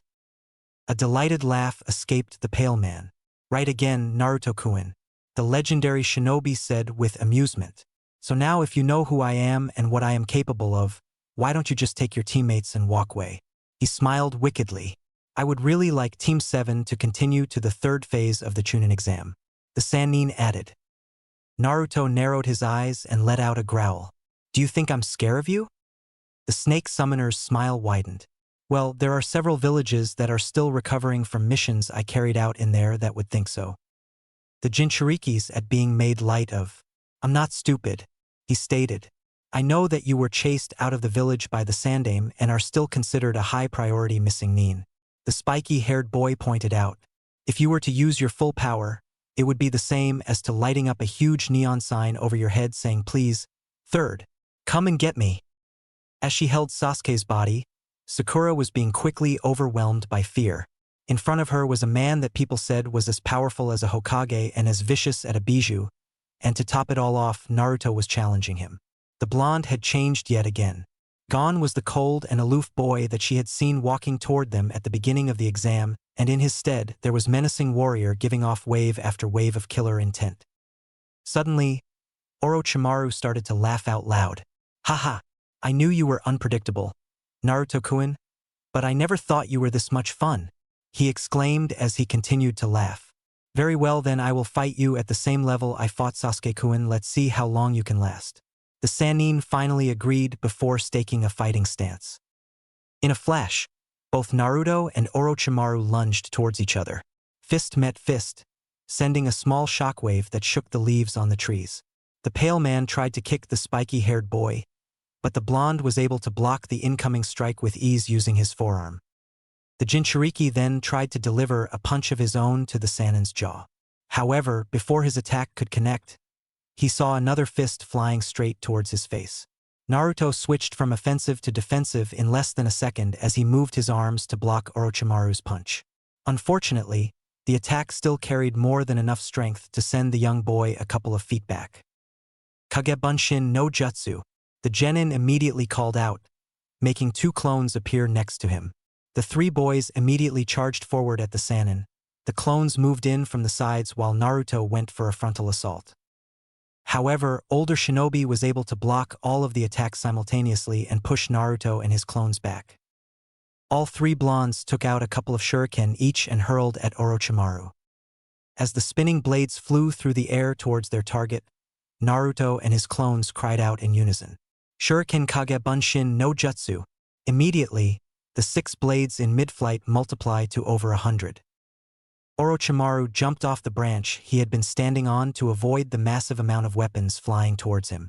The moment he landed back on a branch, he was instantly surrounded by the 3 blondes, each already driving their attacks towards the black-haired man as they started to pump more chakra into their movements. At his current, heavily restricted power level, it was starting to prove difficult for the Sannin to keep up with the genin and his 3 clones. Despite what his intel had gathered, the original Naruto was actually faster and stronger than Sasuke, while his clones were at least on par with the Uchiha. After being put on the defensive for far longer than his pride would allow it, Orochimaru finally found an opening and managed to deliver powerful blows to both of the clones. When the Bunshin disappeared in a cloud of smoke, the real Naruto used it as cover to land a powerful punch at the pale man's face, sending the Sannin flying straight into a tree. However, before the blonde was able to continue his attack, the older shinobi rose on of his hands and a pair of snakes immediately came out of his sleeve, lunging themselves at the boy. Naruto quickly took out a kunai and beheaded both snakes with one swift movement. The Jinchuriki wasted no time and charged towards the Sannin as he readied his blade. Orochimaru easily blocked his opponent's kunai strike, but the genin immediately dropped the weapon and used his now free hand to grab onto the pale man's forearm. The spiky-haired boy spun his body in the air and delivered a powerful kick onto the Sannin's head, sending him flying off the tree branch. Even his body landed, Naruto was already making hand seals. Entenkawa no Jutsu, the blonde exclaimed. Immediately a powerful blast of hot air shot out of the genin's mouth, hitting Orochimaru with full force and slamming his body on the ground far away with a thunderous impact. Instead of relaxing, the Jinchuriki started to frantically search his surroundings. The next second, Orochimaru suddenly burst out of the groan below the genin's branch and jumped straight towards the boy with a kunai in hand. Acting out of instinct, the blonde jumped to a higher tree branch to avoid the attack. Kukoku, I must say, you are leaving me quite surprised, Naruto-kun, the Sannin commented as if he was having the time of his life. Naruto glared down at his opponent. You shouldn't have underestimated me, he said. I'm stronger than you could ever imagine. The Uzumaki exclaimed as he activated the Sora Sharingan and looked straight into Orochimaru's eyes. A secret. Kukoku, I must say, you are leaving me quite surprised, Naruto-kun, the Sannin commented as if he was having the time of his life. Naruto glared down at his opponent. You shouldn't have underestimated me, he said. I'm stronger than you could ever imagine. The Uzumaki exclaimed as he activated the Sora Sharingan and looked straight into Orochimaru's eyes. It was as if time had suddenly stopped for the Sannin as all of the thoughts in his head were wiped out, leaving space only for the pair of navy blue eyes with white comas that were firmly starting into his serpent-like eyes. Too lost in his own pondering, The pale man almost missed when the young blonde opened his mouth and muttered the word, Amaterasu. Acting out of instinct more than anything else, the snake summoner immediately jumped onto another tree. The next second, the branch where he had been standing on burst into black flames that consumed it in a matter of seconds. Orochimaru's eyes quickly shifted back and forth between Naruto's eyes and the black flames he had conjured. Impossible, he whispered, holding his gaze on the flames before starting at the genin again. How can you have a Sharingan? The Sannin asked in a low voice. The mirth he had when he was mocking the young man was completely gone. Naruto narrowed his eyes as he looked down at his hand for a couple of seconds before answering. You ask how I can have it? The spiky-haired boy repeated before suddenly closing his hand in a tight fist. I would have thought it would be obvious. This is the Sora Sharingan, this is my bloodline, the Uzumaki firmly stated. The genin's answer failed to satisfy the older shinobi as his face changed from shock to anger. Taking a few seconds, Orochimaru composed himself. I always did find it odd how my spies could not get any information about your heritages, the black man commented. I could guess who your father was due to your physical characteristics and the circumstances regarding your birth, but your mother? The Sannin wondered out loud. The blonde's Sharingan eyes narrowed at the man's words. Kukoku, a low chuckle escaped Orochimaru. I see now, so this is the result of combining the Uchiha and Namikaze bloodlines, he said. But to be able to use techniques unique to the Manjikyu Sharingan now, that is impressive. The snake summoner commented with a smirk. Having heard enough, the blonde jumped forward and immediately appeared in front of Orochimaru. The Jinchuriki drove his fist into the Sannin's stomach, sending the older man flying into a tree. Having the Sharingan helps me regulate the chakra throughout my body, giving me almost perfect chakra control, he revealed. Plus it allows me to see when my opponents are gathering chakra to attack or flexing their muscles when they are about to defend themselves. Orochimaru glared at the genin. Yes, I know how the Sharingan works, the Sannin commented as the young man started advancing towards him, forcing the man to put some distance, continue putting distance between them. The older shinobi was in a bit of a conundrum. One part of him was dying to know what the spiky-haired boy and his strange Sharingan could do, but the other was aware that in his restricted state he might not be able to beat the Jinchuriki, and going all out was out of the question because, if the third became aware of his presence, his whole plan would be ruined. Taking advantage that his opponent's mind seemed to be distracted, Naruto quickly performed a series of hand seals.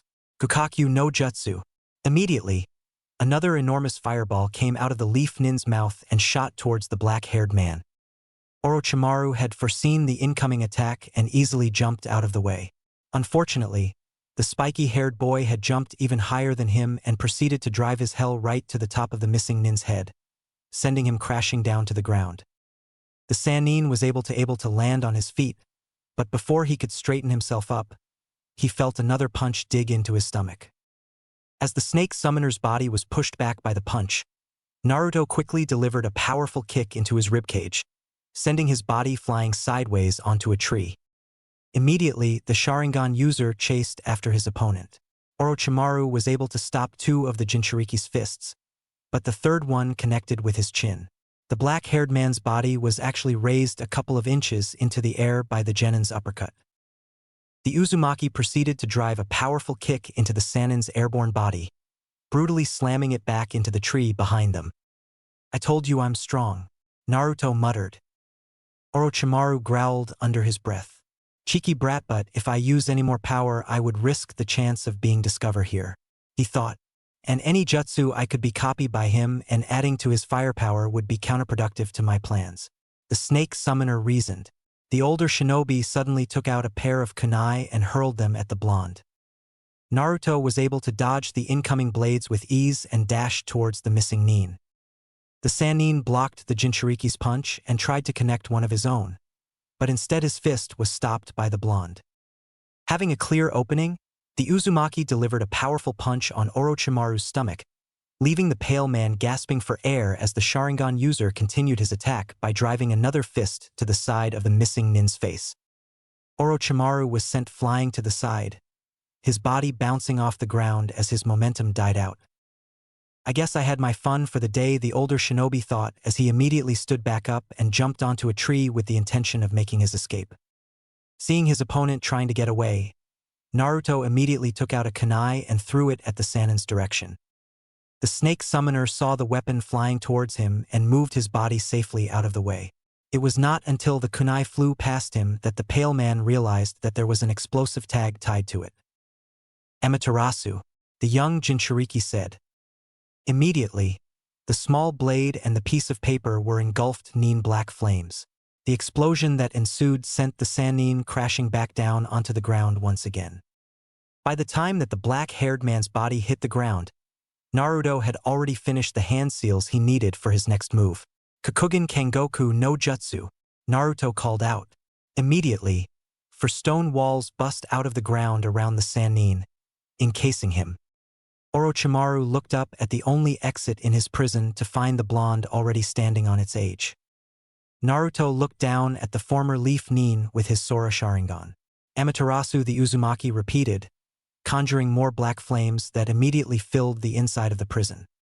A second later, the whole stone construct exploded as the body of a giant snake fell lifelessly into the ground.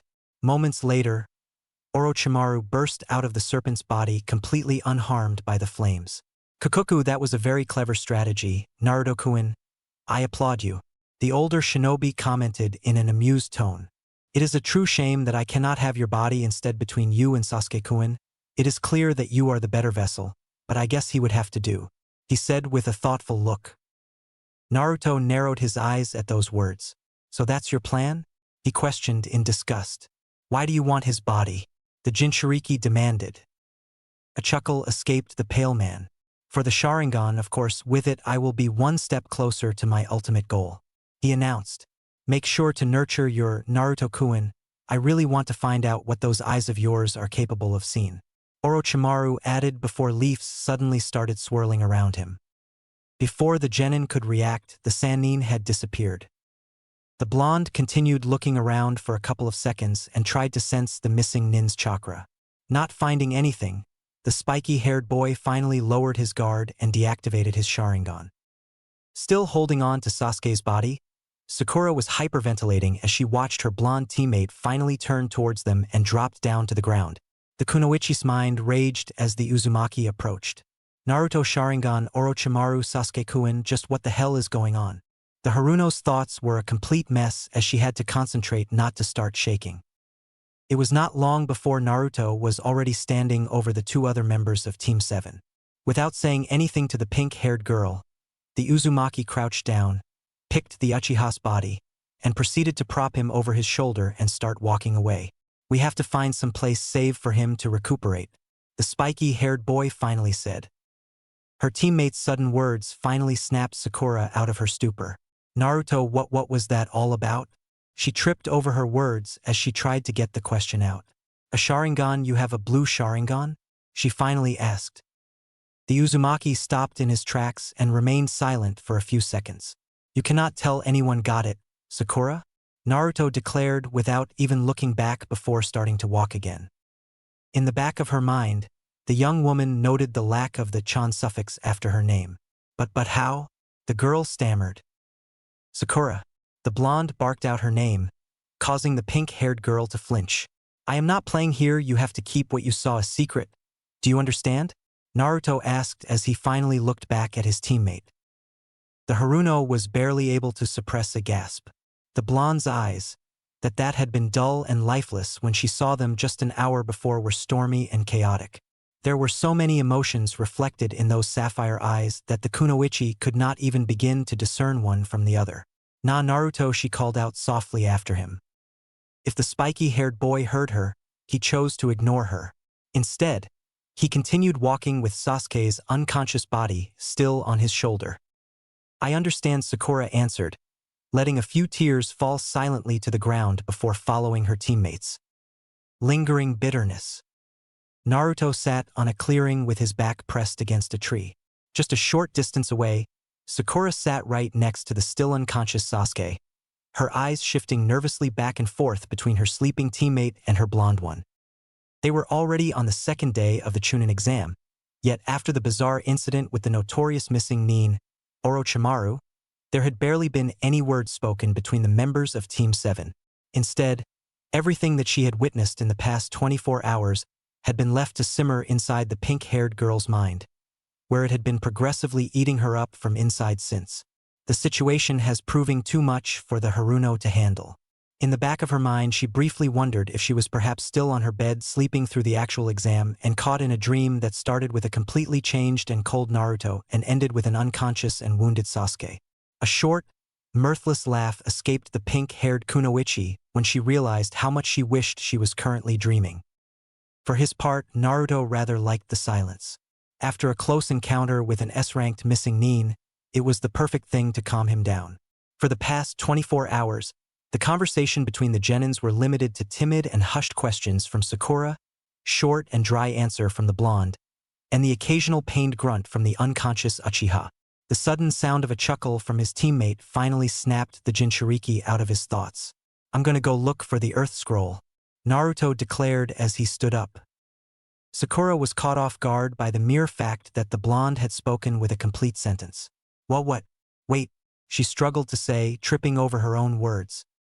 "We can't wait any longer for Sasuke to wake up. The more time we waste, the more difficult it will be to find one," the spiky-haired boy firmly stated before starting to walk toward the edge of the clearing. Having regained some of her composure, the young Kunoichi stood up as well. But Sakura tried to protest, wanting to say that it would be dangerous for the blonde to go off on his own. But then she caught herself when memories of the fight she had witnessed the day before flooded back into her mind, showing the girl how wrong her assessment of her teammate was. Naruto stopped walking for a couple of seconds and carefully looked back over his shoulder at the rest of Team 7 before returning his gaze forward and continuing on his way. With each step that the blonde took away from them and into the depths of the forest, Sakura could feel her strength being zapped away until her legs finally gave out and she fell down sitting on back on the floor. The Kunoichi's gaze fell on her unresponsive crush. In the short time since the second part of the Chunin exam started, she had witnessed more unbelievable events that she ever had in her whole life. And this is coming from a genin that accidentally stumbled upon an A-rank mission, the Haruno reasoned as she sat there almost by herself. Unlike when she first entered, the forest of death now felt eerily quiet to her. In the silence, Sakura thought that if she concentrated hard enough she could still hear the echo of Naruto's fight with Orochimaru. But, when she closed her eyes, all she could see was Naruto's blue and white Sharingan glaring back at her. The mere thought made the pink-haired girl shiver in a mixture of fear, confusion, and curiosity. She could not said that blonde had gotten stronger. That word did not even begin to cover it. Instead, the former class clown, dead last goofball, had simply become powerful. More powerful than any genin Sakura had ever seen, and that list included Sasuke. About 25 minutes had passed since Naruto left in search for an Earth Scroll and Sakura had been left behind to ponder on her thoughts. Unexpectedly, the Kunoichi was snapped out of her deep train of thought by a sudden presence nearby. Looking around, the Haruno hoped to see her spiky-haired teammate walking into the clearing with the scroll in hand because, if he wasn't him, the girl was unsure that she could protect Sasuke for whatever new horror the Forest of Death was about to throw at them. A faint thud sound caused Sakura to look up at one of the trees at the edge of the clearing, and immediately her hopes were crushed. "What do you want?" the Kunoichi asked, trying to muster as much menace and confidence as she could while taking out a kunai and placing her body in front of the unconscious Uchiha. The three members of the sound team looked down at the leaf genin before sharing a chuckle between all three of them. "It does not concern you," the bandaged shinobi informed. "We're here after the Uchiha, and if you try to get in our way, we will not hesitate to kill you," the black-haired boy said, unable to hide the glee in his words. To her credit, Sakura did not back down. She was prepared to defend Sasuke no matter what happened next. Another laugh was shared between the Oto nin as they saw the pink-haired girl tighten her grip on her kunai. The bandaged boy rolled up his sleeve, reveal some sort of large device strapped to his forearm. However, Sakura was only able to look at it for a single second because, on the next one, all three of them charged towards her at incredible speed. "I give up. I give up. You can have our scroll," an IWA shinobi screamed and flailed his one free arm before using it to take out an earth scroll from his pocket and throwing it to the side. As a response to his words, Naruto released the arm he held behind the stone ninja's back and unceremoniously let him fall face first into the ground. "Quick, let's go. This leaf nins are crazy," one of the genin's teammates shouted as he helped his friend back to his and, along with the third member of their team, quickly ran away. From his position up on the tree branches, the spiky-haired boy could see the severely beaten Iwa genin fleeing from him without looking back or caring about their scroll anymore. Finally, the blonde whispered as he let out a sigh. "This is the third group I found. I was starting to think I was never going to get the damn Earth Scroll," he thought to himself before dropping down and picking up his reward for all his efforts. In the back of his mind, the Sharingan users wondered if the Waterfall and Cloud teams he had beaten up had regained consciousness yet. Placing the Earth Scroll in his pouch, the Jinchuriki took a moment to ponder over his situation and reflect. For the first time in his life, Naruto actually felt strong. All his life he had always been running away, trying his best not to get carried over and drowned by the waves of hatred in the village. Then the incident with Itachi occurred, and after that the blonde had spent almost all of his time training with the third. His first actual battle since his change had pitted the Sharingan users against Orochimaru of all people, and even though he managed to hold his own, the boy would not kid himself and think that if the Sannin would not have crushed him in less than a second had he really wanted to. Now though, fighting against other genin teams, Naruto felt vastly superior. He could now see the fruit of his training and all he had gained since his meeting with Itachi. It was a lot better than thinking about all he had lost on that night. Suddenly, Naruto's basking was cut short when he sensed a very strange chakra signature coming from the direction of his teammates' clearing. The chakra was not as foul as the Kyuubi's, but it still felt extremely hostile and strong. Without another thought, the blonde dashed back towards his teammates. "Damn it! Are they going to get in trouble every single freaking time I leave them alone for more than a few minutes?" Naruto raged in his mind as he increased his speed.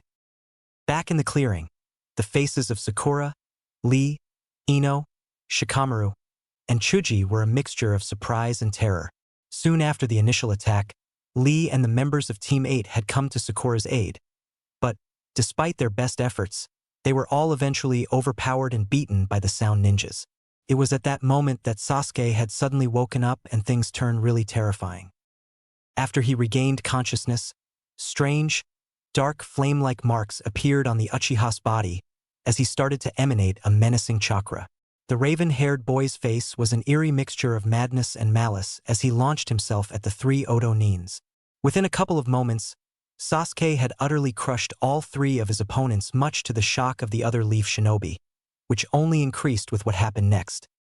Sasuke took a hold of the black-haired Sound Nin's arms, both of which he had already broken just a few minutes prior, and now seemed intent in tearing the genin's arms off his body. Meanwhile, the Odo Shinobi screamed and pleaded to be spared. "Sasuke-kun, stop!" Sakura could have sworn that her heart was beating louder than she screamed.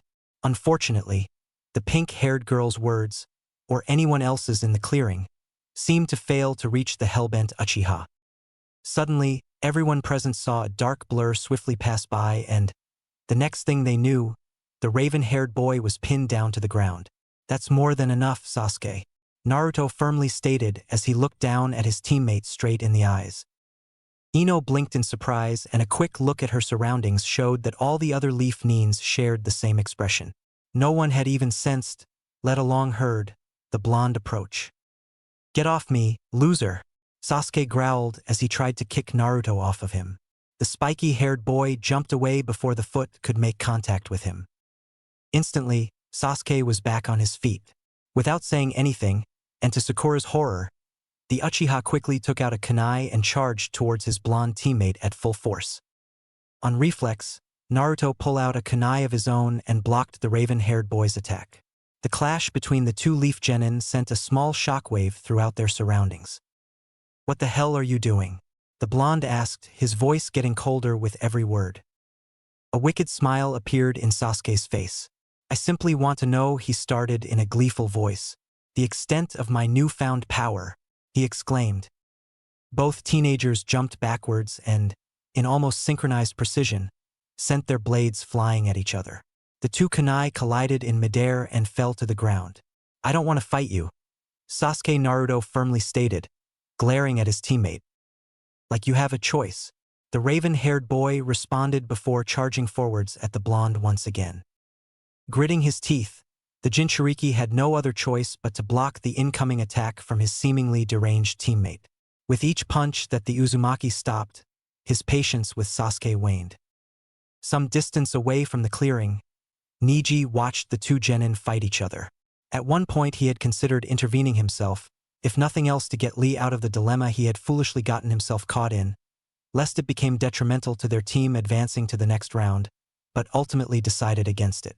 Instead, the young man watched from his position on top of a tree branch and he could see that the blonde one was holding back his strength. However, the Uchiha seemed to be getting stronger and stronger with each passing second. Intrigued by the events unfolding before him, the Hyuga activated his Byakugan to have a better view of the fight. Meanwhile, back in the clearing, Naruto continued to block Sasuke's strikes. Slowly but surely, annoyance started to turn into anger. For his part, the raven-haired kept on attacking. With every single punch, the Uchiha could feel himself getting stronger, with every kick he felt faster, and with every step he pushed his opponent back he felt more powerful. The blonde blocked a punch with one hand and a kick with the others, but before he could recover he saw one more of Sasuke's punches flying swiftly towards him. With no other option, the Uzumaki had to jump away and put some distance between himself and the Uchiha. Feeling elated at seeing his opponent forced to back away, Sasuke started to make hand seals, finishing just as Naruto's feet touched the ground. "Housenka no Jutsu," the young man called out before releasing a barrage of fireball out of his mouth flying straight towards Naruto. The spiky-haired genin was not expecting something like this. Even if his relationship with Sasuke had been antagonistic at best, or even if the raven-haired boy did not seem in the right state of mind at the moment, he had never expected that his teammate would use lethal force on him. Suddenly, images from his time trap inside the Tsukuyomi world flooded into Naruto's mind, completely freezing the Jinchuriki in his place and preventing him from evading the incoming attack. Every single fireball fell on its target. The people witnessing the fight from the edge of the clearing let out a gasp of horror. They had just seen the blonde genin get hit full force by Sasuke's lethal attack. The fireball's impact had created a large cloud of dust and smoke that prevented the spectators from seeing what damage they had done to the spiky-haired boy. A low, uncharacteristic chuckle escaped Sasuke, which soon evolved into an all-out laugh. In the raven-haired teen's tainted mind, Naruto had long since been replaced by the memory of Itachi on the night of the Uchiha massacre. "I'm strong. I'm stronger now," the lost genin proclaimed in his thoughts. Away from the commotion, Neji also displayed a look of surprise, but for very different reasons. With his Byakugan, the black-haired teen was able to see how, right before the fireballs hit, a strange, dark blue chakra had seemingly exploded from the blonde and protected him from harm. Afterwards, the Hyuga could literally see the power surging out from the spiky-haired genin. Once more, a gasp escaped the spectators as the dust started to settle and the image of an unharmed Naruto became clear. In the back of their mind, they all shared the same thought, that suddenly, the blonde felt far more dangerous than the Uchiha. Immediately, Sasuke stopped laughing. Naruto's eyes were completely clouded by fury as he glared at his teammate. The raven-haired boy smirked and started dashing towards the blonde. The Uchiha directed his fist towards the Uzumaki's face, but Naruto easily caught the incoming punch in his hand, and no matter how hard Sasuke tried to pull, he could not get his first freed from his opponent's surprisingly strong grip. The Jinchuriki took the opportunity to deliver a powerful punch onto Sasuke's stomach. The Uchiha gasped for air as the attack was strong enough to lift his body off the ground and sent him flying towards a tree. Sasuke recovered immediately and stood up. In one swift move, the genin took out a couple of shuriken and sent them flying towards Naruto. Easily evading the incoming projectiles, the blonde started to make a series of hand seals and, immediately, Sasuke started mimicking him. "Gukakyu no Jutsu." Both boys called out in unison. A pair of gigantic fireballs collided with each other in a massive explosion. Dust and smoke covered the entire clearing. Even with his Sharingan active, Sasuke could not see anything behind the thick black curtain that had risen in front of him as he started to look around for any sign of an incoming attack. Suddenly, a hand emerged from the smoke and grabbed the raven-haired genin's neck and violently pinned his body against a tree before he even had time to react. The Uchiha's back hit the trunk of the tree with such tremendous force that the impact immediately scattered most of the lingering dust. Once things became visible again, Sakura and the others were greeted by the sight of Sasuke backed up against a tree, as he struggled against the iron grip Naruto had on his neck. The purple chakra returned to the Uchiha's body as if it were trying to push the blonde genin away, or at least scare him off. Nonetheless, it failed at both as the spiky-haired teen's hold did not waver. Sasuke continued to struggle to free himself. Panic started seeping in as the raven-haired boy could feel his newfound strength start to dissipate while his opponents seemed to be increasing. The Uchiha searched for what he thought were his brother's eyes, but instead of the coldness from that night, what he found was unrelenting fury in them. Nevertheless, Sasuke still felt as weak and helpless as he did back then. Naruto could feel that his teammate was starting to lose consciousness as he saw that the flame-like pattern in his body and the dark chakra both started to retreat. In the back of his mind, the blonde wanted to let go before he seriously injured Sasuke. Unfortunately, the rage that had overwhelmed him preventing him from loosening the grip of his hand. If anything, it strengthened.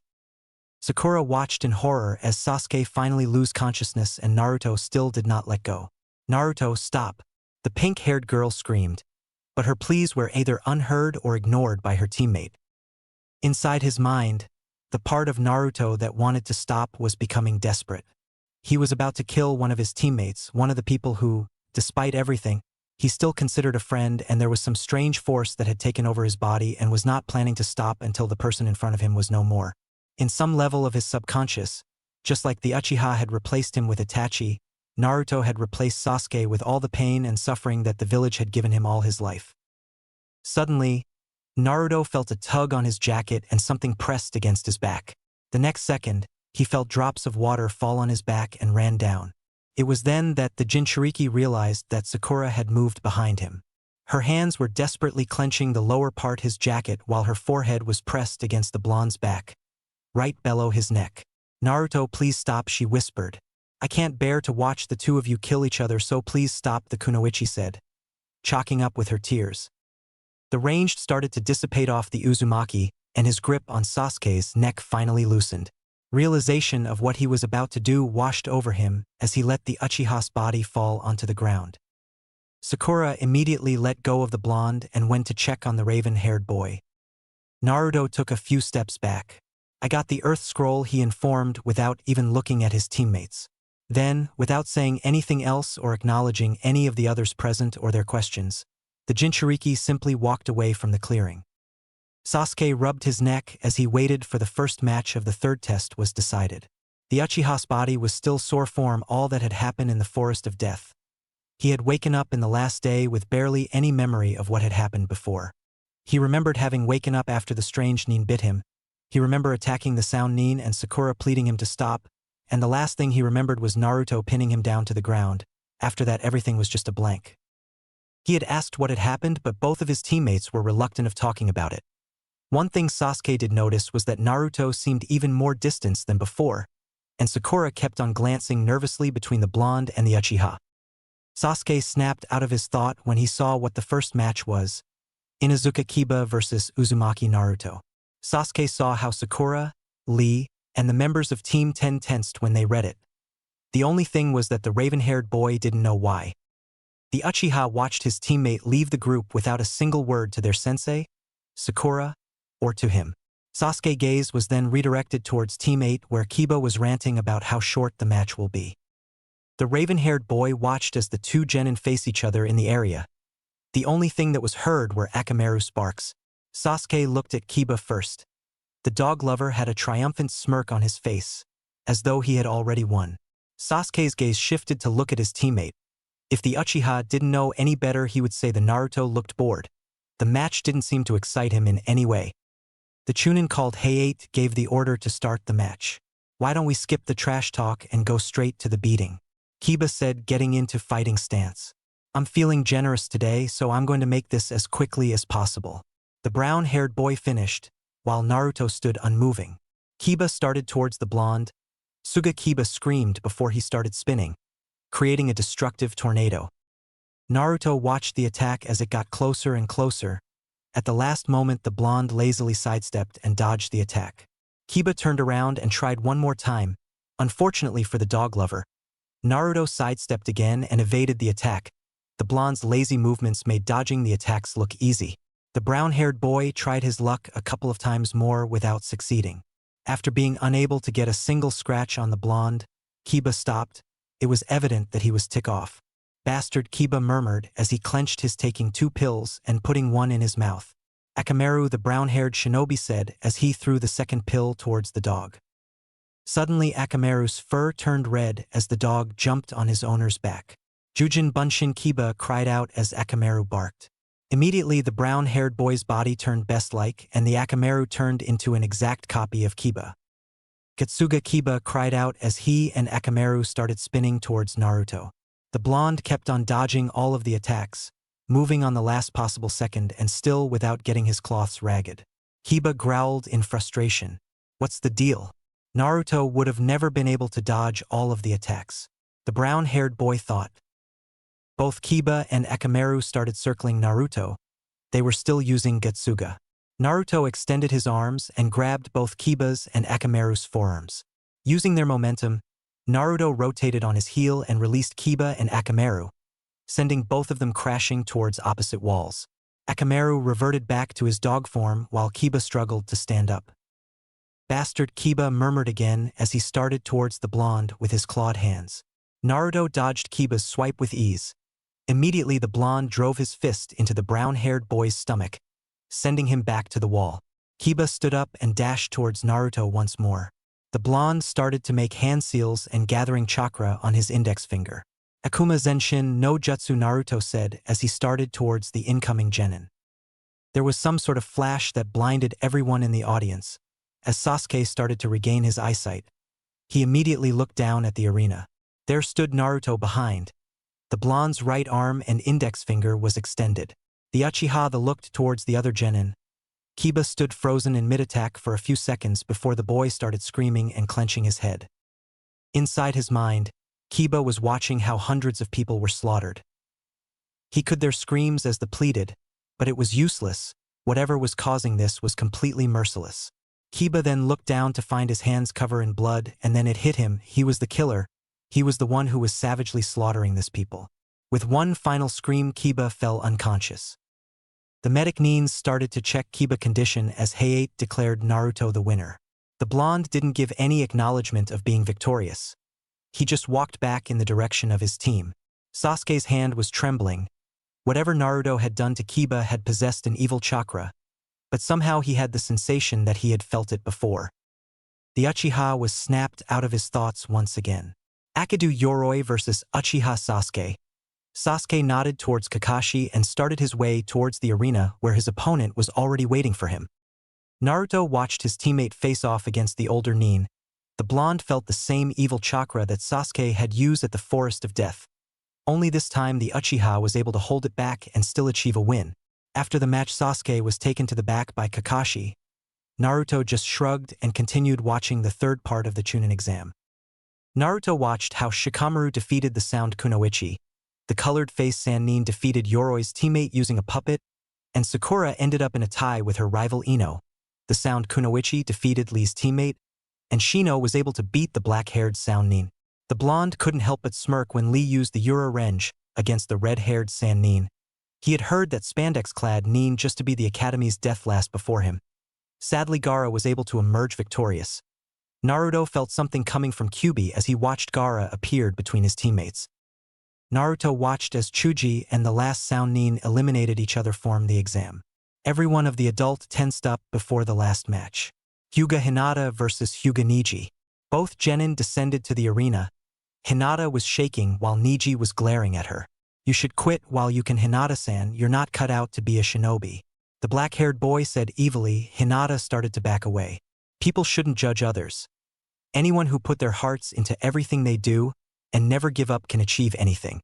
Naruto said loud enough for everyone to hear.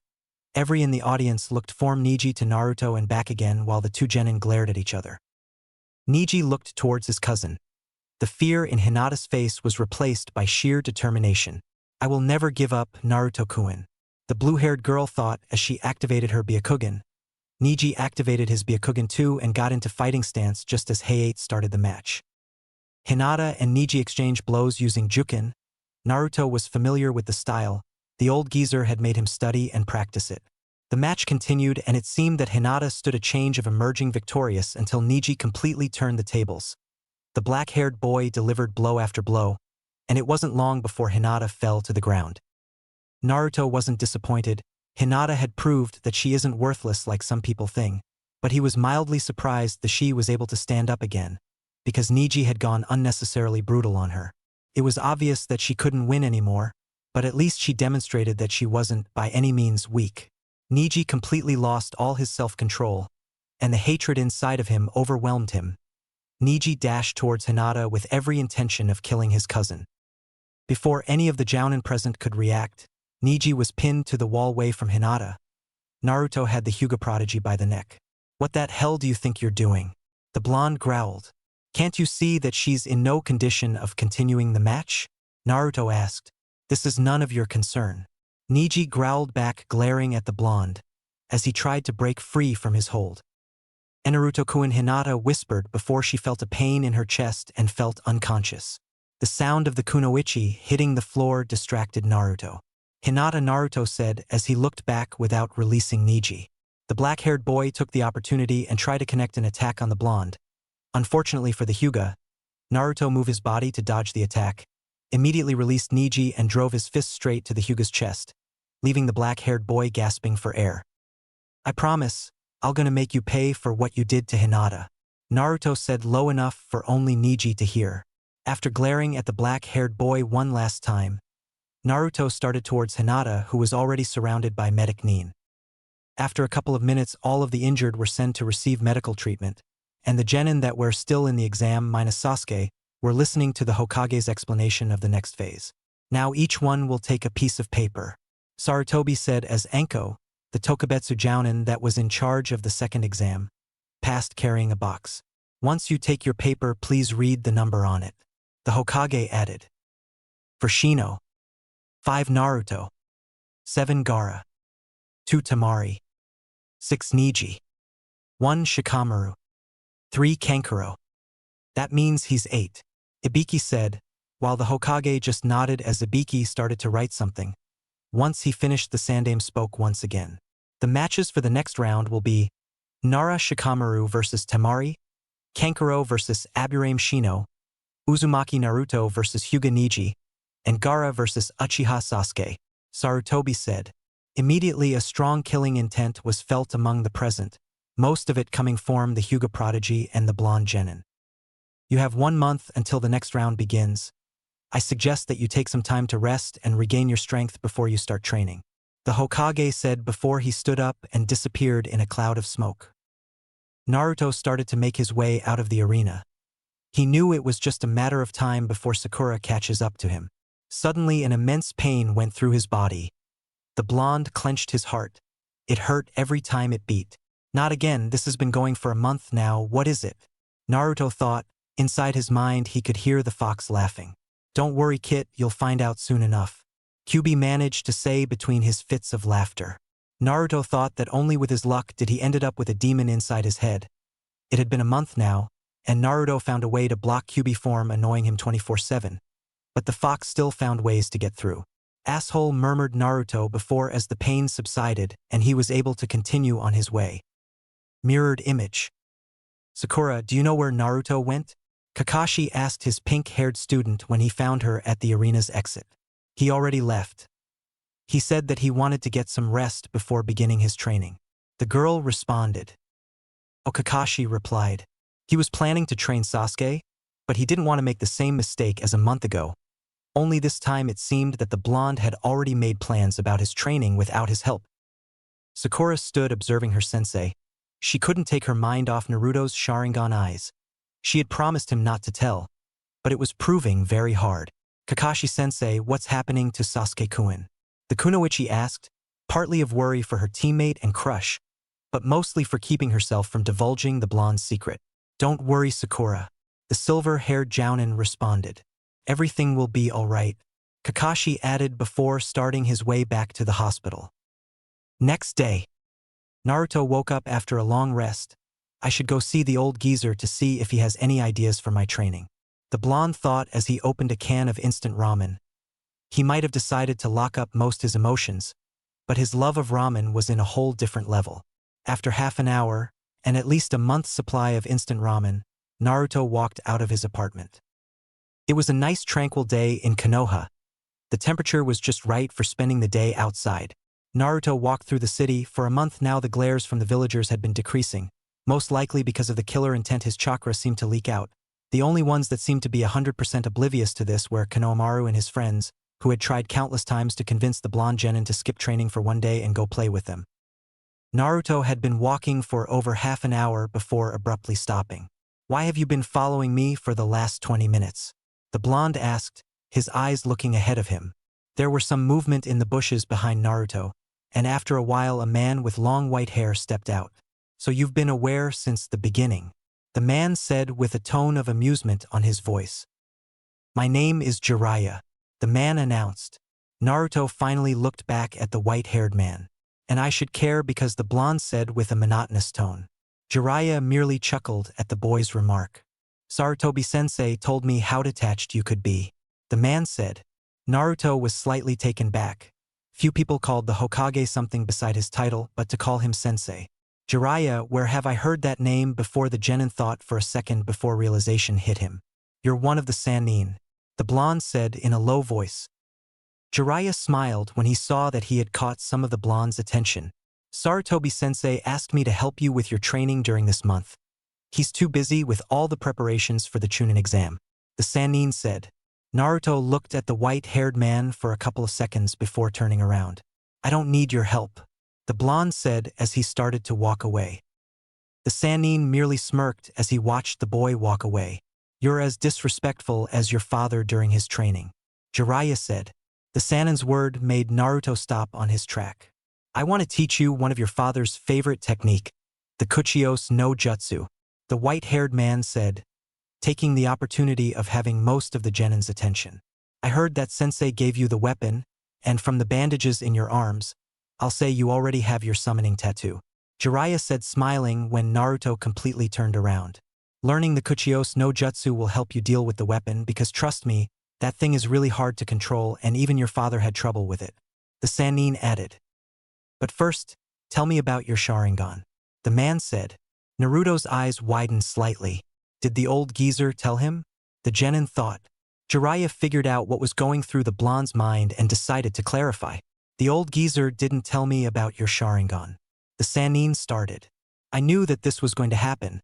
Since the day you were born, I've wanted to see the results of combining the Uzumaki and Uchiha bloodlines," the white-haired man explained. Naruto sighed. He was slightly more relaxed now that he knew that the Hokage had not betrayed his trust. Naruto looked at the Sannin straight in the eyes. Jiraiya watched in amazement as the blonde's eyes turned a couple of shades darker, and a white dot and 3 comas appeared on each of his eye. "Amazing," the white-haired man said before Naruto's eyes reverted back to normal. "So what were you saying about my training?" the genin asked. "Well," Jiraiya begun as his eyes drifted to the direction of the hot springs. "I'm a little busy today. We will start training tomorrow. Meet me in this exact same spot," the Sannin said as he started towards the bathhouse. "See you tomorrow," the man said, waving back at the blonde. Naruto stood watching as the white-haired man disappear from his view. He didn't need to read minds to know where he was headed. Are all the adults in charge of my training perverts? The boy thought. "Do you really want an answer to this question?" Kyubi suddenly said. "Shut up," Naruto murmured before continuing on his way, sighing as he felt the fox smirking. -3 days later, Naruto and Jiraiya were standing in the middle of a field. For the past 2 days Jiraiya had been teaching the young genin the basics for the Kuchios no Jutsu, and now it was finally time to try it out. "So can I try the jutsu now? Or do you want me to write an essay first?" Naruto asked, clearly annoyed of the fact of only getting theory-based lessons on how to summon toads. "Show some respect, brat. And yes, give the technique a try," the Sannin responded. Naruto bit his lips and started on the hand seals for the summoning. "Kuchios no Jutsu," the blonde said, slamming his palm on the floor. Jiraiya watched in pride as a cloud of smoke appeared. He was sure that the summoning had been successful. Suddenly, the Sannin's face changed to one of horror and fear. "No, there's no way my luck can be this bad," the white-haired man thought as the cloud started to disperse, revealing the strongest of all toad summons, Gamabunta. "So, I'm guessing that the jutsu went alright, Naruto said, looking at the leader of the toads. Jiraiya, why have you summoned me? Gamabunta asked with an angry tone as he looked at the white-haired man. I didn't summon you. Jiraiya tried to explain, this is Naruto. The Sannin said, shoving the genin forward with his elbow. He's the one you have to flatten. He's the one who summoned you. The man said before looking away, whistling. Gamabunta looked at the blonde standing next to the pervert. You expect to believe that this brat was able to summon me, the toad boss? Gamabunta snorted. Naruto looked up at the giant toad with narrowed eyes. Gamabunta caught the blonde's eyes. For some reason they seemed familiar. Wait a minute, the toad said when he realized where he had seen those eyes before.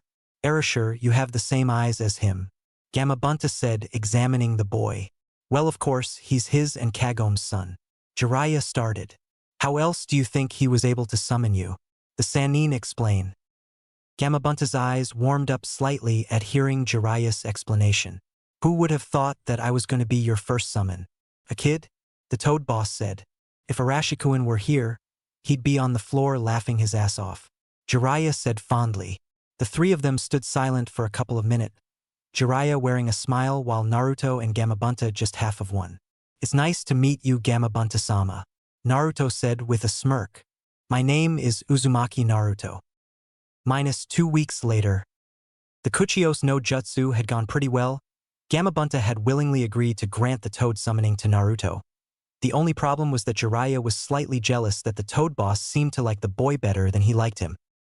But for the past 2 weeks, Naruto and Jiraiya had used all their available time to work on the weapon. Just like Jiraiya had predicted, it had taken some time for Naruto to successfully summon it, and an even harder to control. Fortunately, after 2 whole weeks, the blonde was starting to get the hand of it. Jiraiya watched in pride as the cloud of dust started to disperse. Incredible, it took Arashikuin 2 whole months to get to this level with it, and he already reached it in 2 weeks. The Sannin thought. The dust cleared. Naruto stood in the middle panting.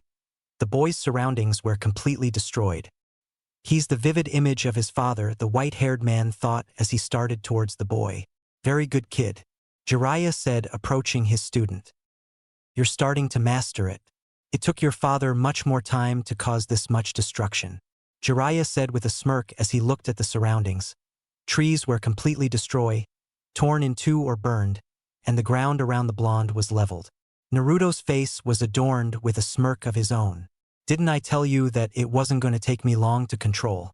The genin said as he tried to catch his breath. Don't get too cocky, brat, you still have a long way to go. Crossing his arms and looking at the blonde.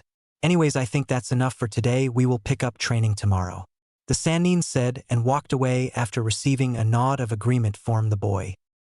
Naruto walked back to his apartment.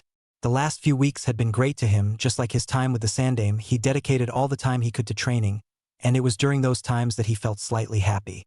The blonde kept on walking until his whole body shook in pain. It wasn't only his heart this time that was on pain, but also his hands felt as though they were burning.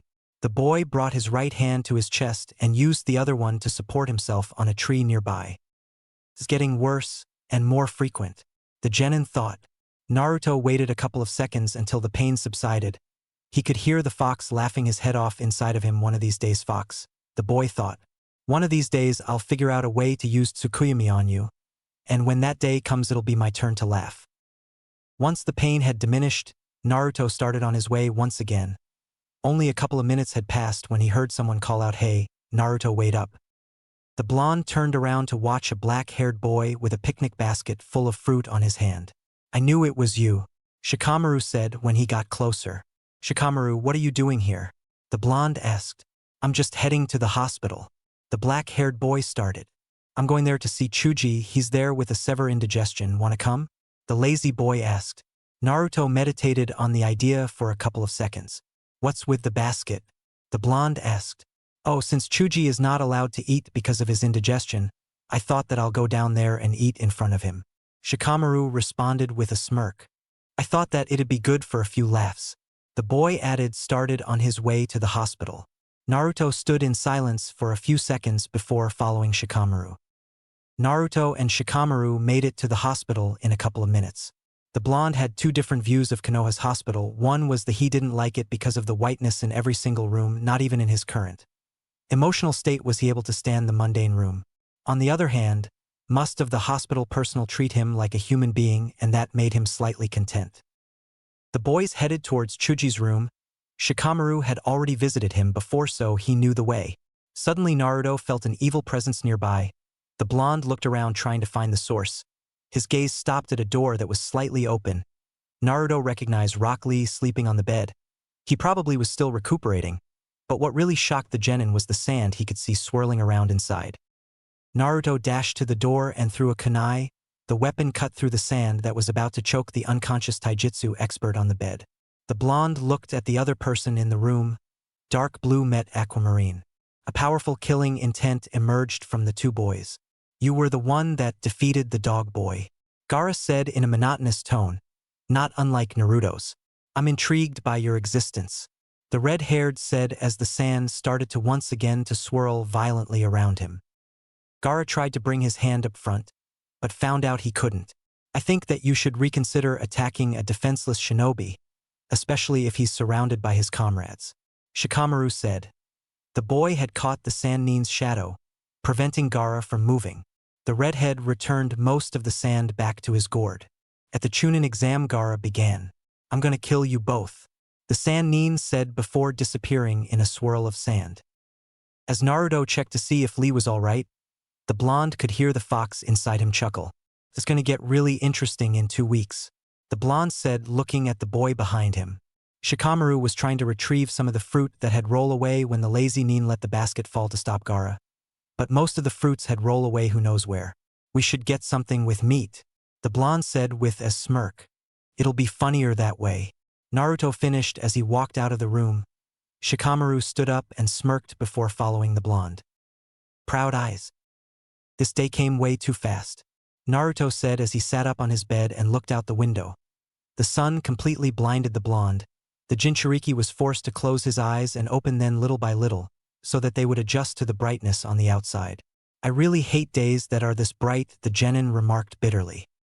Naruto moved to the edge of his bed and tried to push himself up.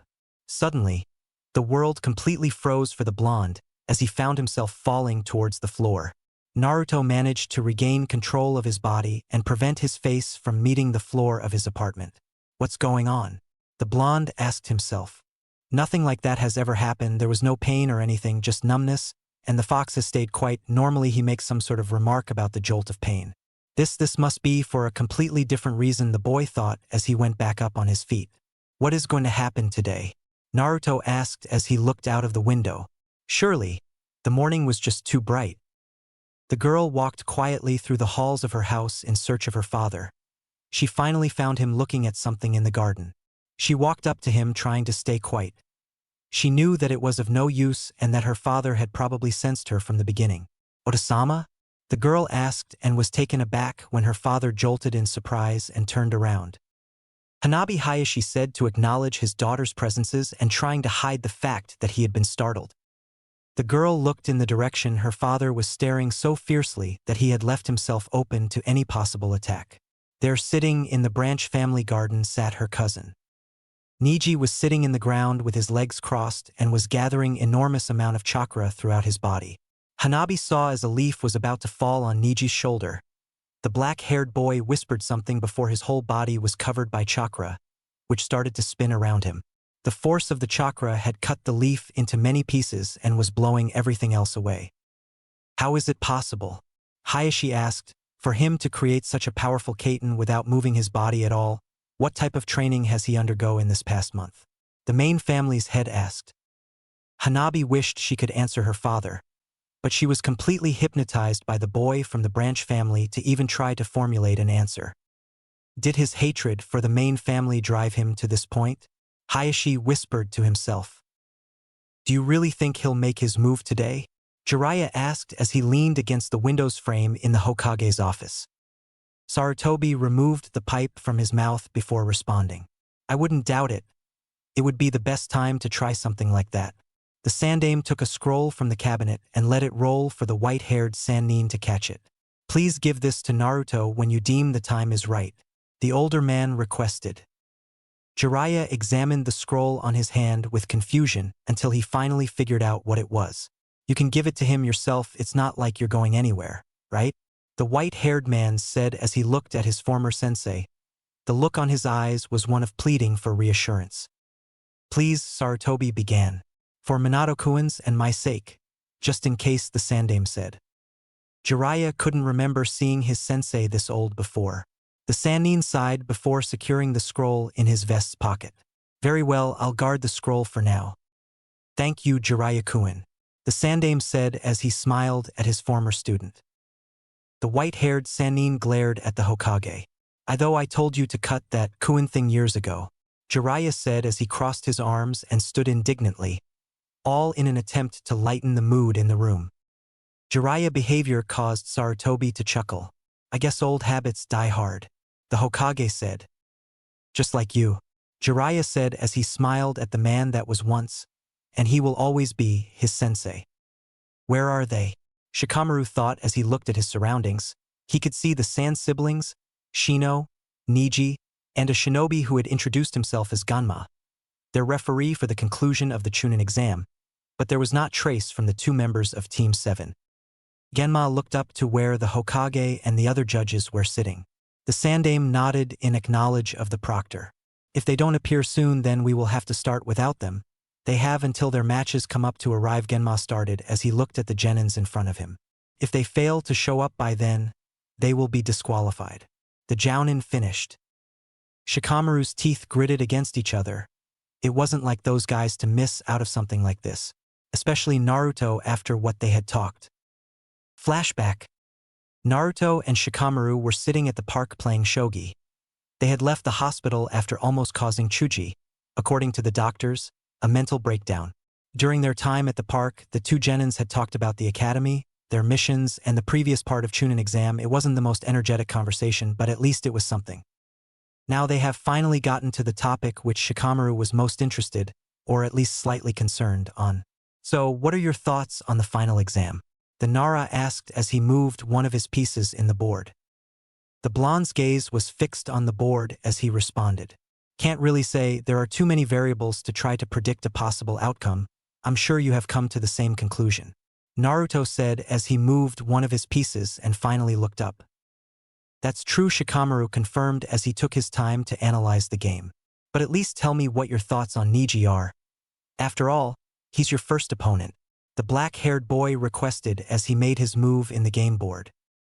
Naruto stayed quiet for more than a minute, during which his eyes never left his shogi pieces. What do you know about the Juin Jutsu? The blonde asked, moving a piece on the board. Shikamaru frowned slightly as he tried to recall the information he had learned. Not much, the Nara responded. Just that it has something to do with the Hyuga branch family. The black-haired genin moved one of his pieces before looking at the blonde in front of him. Why do you ask? Shikamaru questioned. The blonde genin continued studying the game board as he answered the question. As you may know, the Hyuga main family uses the branch family as servants. Naruto waited for Shikamaru to nod before continuing. Well, have you ever wondered why the branch family has done nothing to stop them? The genin asked as he moved a shogi piece. The Nara frowned again. He never had given it too much thought. But now that Naruto had brought it out, he wondered. What's stopping the branch house? The black-haired boy thought. After seeing that Shikamaru had no way of responding, Naruto continued with his explanation. Juin Jutsu, the blonde began. It's a seal that is placed on every member of the branch family. With this seal, if a member of the main family deems one of them as rebellious, he or she will be able to destroy him just by activating the seal with a simple hand sign. Naruto finished as he looked up at Shikamaru. The black-haired boy's eyes were wide in shock. He couldn't believe that the nobles of Konoha were doing something like this. Sarutobi-san told me that at one point, the seal was used to protect the Byakugan from falling into enemy hands, but now it's merely used as a method of slavery, becoming the caged bird seal. Naruto paused long enough to move one of his pieces. Imagine it, all your life being forced to do the bidding of someone that you are supposed to call a relative, having no say over your life, living in fear of your superiors killing you just because they see it fit. Wouldn't you hate them? Wouldn't you take any chance you get to make one of them feel the pain they have imposed on you for years? Naruto looked at Shikamaru straight in the eye. If you get the chance, wouldn't you kill one of them just to make them feel what it's like to lose one of their own? Shikamaru was taken aback by what the blonde had said and took a minute to recompose himself. Are you making excuses for Niji's behavior towards Hinata? The Nara asked as he examined the blonde. I'm not making excuses for anybody, Naruto responded. But if anything happens during my match in the finals, I wanted you to at least know that motive for one of us. The blonde said as he got up. See you around, Shikamaru, Naruto said as he turned to leave. The Nara watched the blonde leave before his gaze fell down to the board once more. Shikamaru's eyes widened slightly in surprise before he smirked and said in a low voice, You forgot to say Tsumi, Naruto. Shikamaru said, not sure if his friend had heard him. End of flashback. Shikamaru was able to decipher the blonde's cryptic message. Neither Niji nor him will stop at anything in this fight. They both have their motives for which to win. But then why isn't he here yet? The lazy genin thought as he frowned at not being able to understand the situation. Well, Genma began. I have to ask for the participants that are not in the first match to please leave the R. The jounin was silenced when a small twister made out of leaves appeared in the arena. Inside the twister, the figure of Kakashi and Sasuke appeared. The audience gasped when the leaves started to move, but it changed to cheers when the Uchiha appeared. Troublesome Shikamaru muttered as he glared at the audience. Sorry we were late, Genma Kakashi apologized. Sasuke here got lost on the way to the stadium. The silver-haired shinobi said as he pointed at his student. Liar, Sasuke said with a snort. Genma sighed at his comrade's behavior. Anyways, as I was saying, the participants that are not in the first match. Please go wait in the stands so that we get this over with, the proctor said as he waited for the genins and Kakashi to move. I'll be in the audience with Sakura and the others. Kakashi informed the raven-haired genin before ruffling his hair, which caused the Uchiha survivor to growl in anger, and leaving towards the spectator stands while Sasuke followed Shino, Niji, Kankuro, and Gaara to the waiting terrace, leaving Genma, Shikamaru, and Temari in the arena. Shikamaru watched as the Sunakunoichi got into a fighting stance and Genma prepared to give the start signal. This is such a drag. The Nara muttered since he knew that he needed to drag the fight for as long as his chakra reserves would allow him, to give a certain blonde enigma time to show up. A yawn could be heard through the trees of Konoha's forest as a certain white-haired man tried to sneak a peek in the girl's side of the hot springs. So far Jiraiya had been unsuccessful of getting a clear image. The brats' match should be coming up pretty soon. The Sannin said to no one in particular. Maybe I should start to make my way towards the stadium. The perverted author wondered as he looked at the sky. A second yawn was heard as the Sannin brought out a sake bottle. Or maybe I should finish this bottle first, Jiraiya said in a more energetic voice as he removed the bottle's cap. Shikamaru sighed as he arrived at terrace. The Nara had ended up giving up the match when his chakra supply had run out. His strategy during the match had not been one of whining, but merely one to stall. Well, it's not like I wanted to win, this way I don't have to compete again. But the black-haired boy looked at the others in the terrace and sighed once again, this time of disappointment. He still isn't here. The lazy genin looked down at the arena to watch Shino and Kankuro. At least there is one more match before his, and best of all, he wasn't here to see me giving up. Shikamaru muttered to himself, knowing that the blonde would never let him live that one down. The Nara frowned as something from the Suna shinobi caught his attention. Is it me, or is that guy so nervous that he's shaking?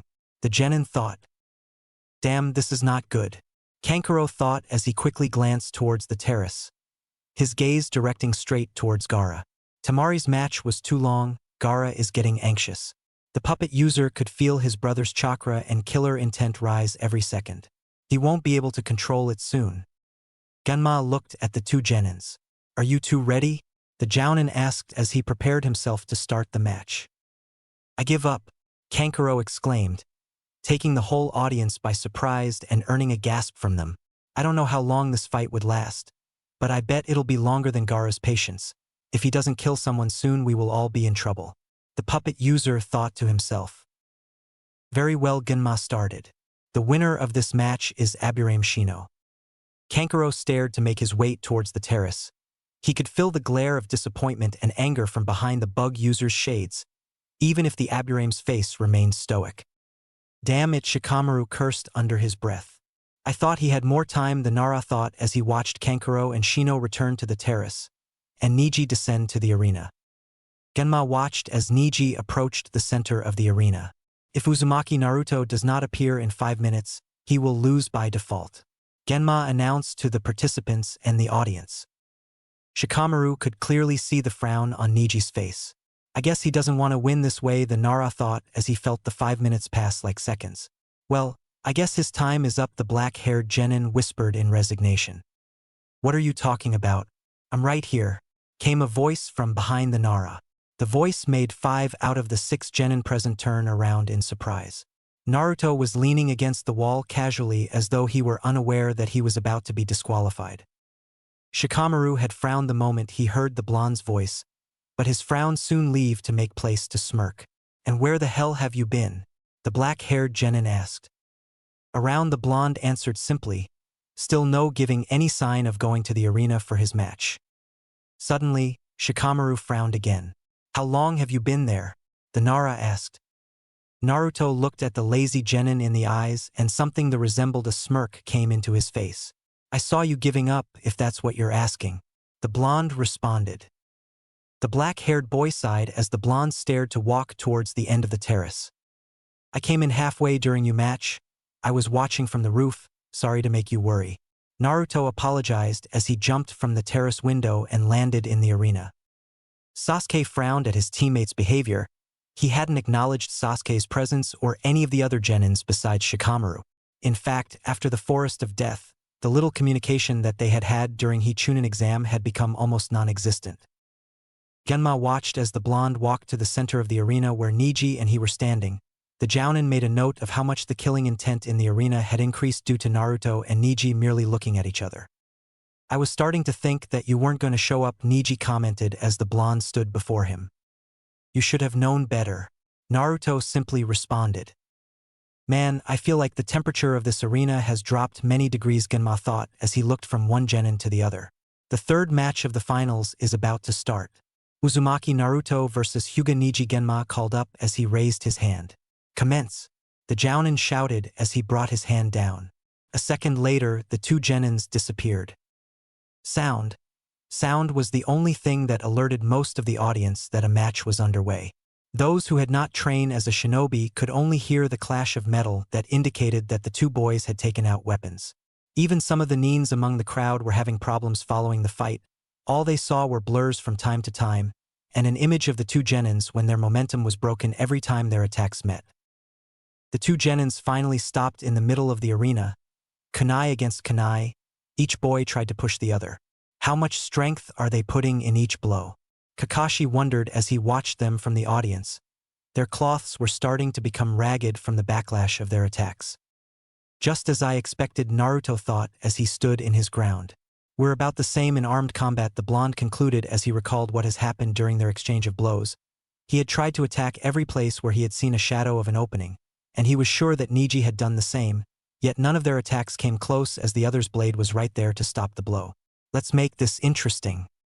Naruto brought his kunai down, taking Niji by surprise and giving himself an opening. The blonde tried to drive his fist to the side of the Hyuga's face, but was stopped by the black-haired genins. Naruto was able to see a smirk on Niji's face just before the Hyuga moved his hand and sent his kunai towards the blonde's face. Naruto had to step back to prevent the kunai from impaling his chin. As soon as the blonde stepped back, Niji started to gather chakra in the index and middle finger of his left hand and jammed them into his opponent's chest, sending Naruto back. Genma watched as the Uzumaki kid grunted in pain. That attack was really close to the heart. The Jounin thought as the blonde put his hand on his chest where the blow had landed. These kids aren't playing around, Genma whispered to himself. Once the pain had resided slightly, Naruto looked up to see Niji smirk and get into a specific stance. The blonde knew what was coming next and, for his sake, he had to stop the Hyuga. Niji started forward as he began his attack. The blonde followed suit and rushed to the Hyuga. Naruto was able to stop Niji's attack by intercepting the black-haired boy's forearm, effectively nullifying Niji's momentum. Naruto grabbed the Hyuga's arm and closed his fist, preparing his retaliation for what the black-haired boy had done earlier. At that moment, Naruto heard the Hyuga mutter the words Fudo Kaiten. Something in the blonde's mind told him that he needed to get away. After realizing that it wasn't the fox's doing but actually his own common sense, Naruto jumped back. Less than a second later, Neji was covered in a chakra dome. Everyone in the audience who was familiar with the Hyuga fighting style gasped. Neji had performed a stable Kaiten without moving his body. As far as the shinobi that were watching knew, that was impossible. So he brought it out, Hayashi thought as he watched his nephew from the stands. The chakra dome started to disappear, leaving Neji standing unharmed. A ring had been formed around him by the spinning chakra. Kaiten? Naruto's question was answered by Neji's smirk. Even someone like you would see that advantage. Neji started. By not being forced to spin along with the chakra, I'm able to freely retaliate. This technique is my new sword and shield. Naruto snorted as he took out another kunai. There's no sword I can't break or shield I can't pierce, the blonde said before rushing towards the Hyuga. Neji smirked as he started to emanate chakra from his body. As soon as the kunai left Naruto's hand, the black-haired genin willed that chakra to spin and protect him. After his kunai was deflected, Naruto took out a pair of shuriken and sent them towards the Hyuga prodigy, whose chakra dome merely knocked them upward. Immediately, the blonde started to make hand seals. Shuriken Kage Bunshin no Jutsu, the genin said before the two shuriken in the air became 200. The rain of shuriken fell on the chakra dome, but merely bounced off. Useless, Neji muttered as he took out a couple of kunais and threw them at the blonde one by one. Naruto was caught by surprise by the kunais. He had been too preoccupied with figuring out a way past the Kaiten. The blonde had to jump to dodge the kunais. That boy has the Uzumaki kid stuck in a corner, Genma thought as he watched the genin land at a safe distance from the Hyuga. Maybe if I add more power, Naruto thought as he made 6 Bunshin appear. The clones rushed towards the chakra dome from all sides. The attack caused 4 of them to disappear and knock back the other 2. A pair of kunais from the inside of the dome took care of the remaining clones. Why is Naruto wasting his energy by attacking with clones? Sakura asked her sensei, who had come to sit next to her. I mean, it didn't work the first time. Kakashi answered his pink-haired student without taking his eyes off the fight. He's looking for Neji's weakness. At this point, the only way for him to overcome a new technique is by trial and error. Let's just hope that he finds a way around it before he runs out of chakra. The Jounin said. Neji observed with a smirk as the Naruto surrounded him. He merely took out a kunai and waited for the real Naruto to appear above him. That trick was too obvious, the Hyuga said when he saw Naruto appear above with his Byakugan. The black-haired genin threw the kunai up, impaling the blonde. Soon, Neji's smirk faded as the Naruto became a cloud of smoke. Behind the smoke, the real Naruto smirked as he created 1 more Bunshin. Using the clone's feet to propel himself down, the blonde gathered chakra in his fist. He was traveling down way too fast for Neji to prevent his fist from connecting with the upper part of the chakra dome. There was some sort of pulse that shook the arena the moment Naruto's fist clashed with Neji's shield. It was followed, half of a second later, by an explosion indicating that the shield had been broken. Neji had managed to jump out of the way to prevent from being caught in the explosion. As the dust settled, it revealed the blonde taking his fist from the hole it had made on the ground. I told you I would pierce through it, Naruto said as he looked at the Hyuga. It was a pretty good defense, I give you that, but it's obvious you haven't mastered it yet. The blonde continued in an almost mocking tone. To release so much chakra from every part of your body, it was just a matter of time before its weakness became obvious. Normally, it would be rather easy to control chakra that's released forward, and you can use the momentum created by it to move that chakra behind you if you get any problems, but to control the chakra above you while maintaining it harmonized with the one that's orbiting you, it's easy for it to become unstable, Naruto explained. Neji gritted his teeth. He was aware of the Kaiten's weakness, but he never thought that it would become a hindrance against Naruto. He had completely underestimated the blonde, and now his exhaustion was telling him that he was paying the price for his mistake. The blonde genin took note of the Hyuga's weakened state. And the fact that you're panting, it seems that pulling that stunt has taken a toll on you. Naruto teased. I still have enough strength to defeat you, Neji said as he got ready, lowering his body and tilting it forward, and with his right arm stretched back. Naruto could feel Neji's chakra concentrating and prepared himself for the technique that was coming. Hack Rokujunshu, Neji said as he rushed forward. 2. The strike were met by Naruto's forearms, but missed their targets. For only one of the strikes hit, the blonde had managed to dodge the other two. Half of the strikes landed. 16. Niji was getting frustrated when only 6 strikes hit. The Hyuga pushed his body even further. 32. 20 strikes hit, but the rest were stopped by the blonde before they could hit their mark. 64. Niji pushed his body to the limit and landed 50 strikes on Naruto, sending the blonde crashing down against a tree. The audience cheered as they watched the Uzumaki brat being struck down by the Hyuga prodigy.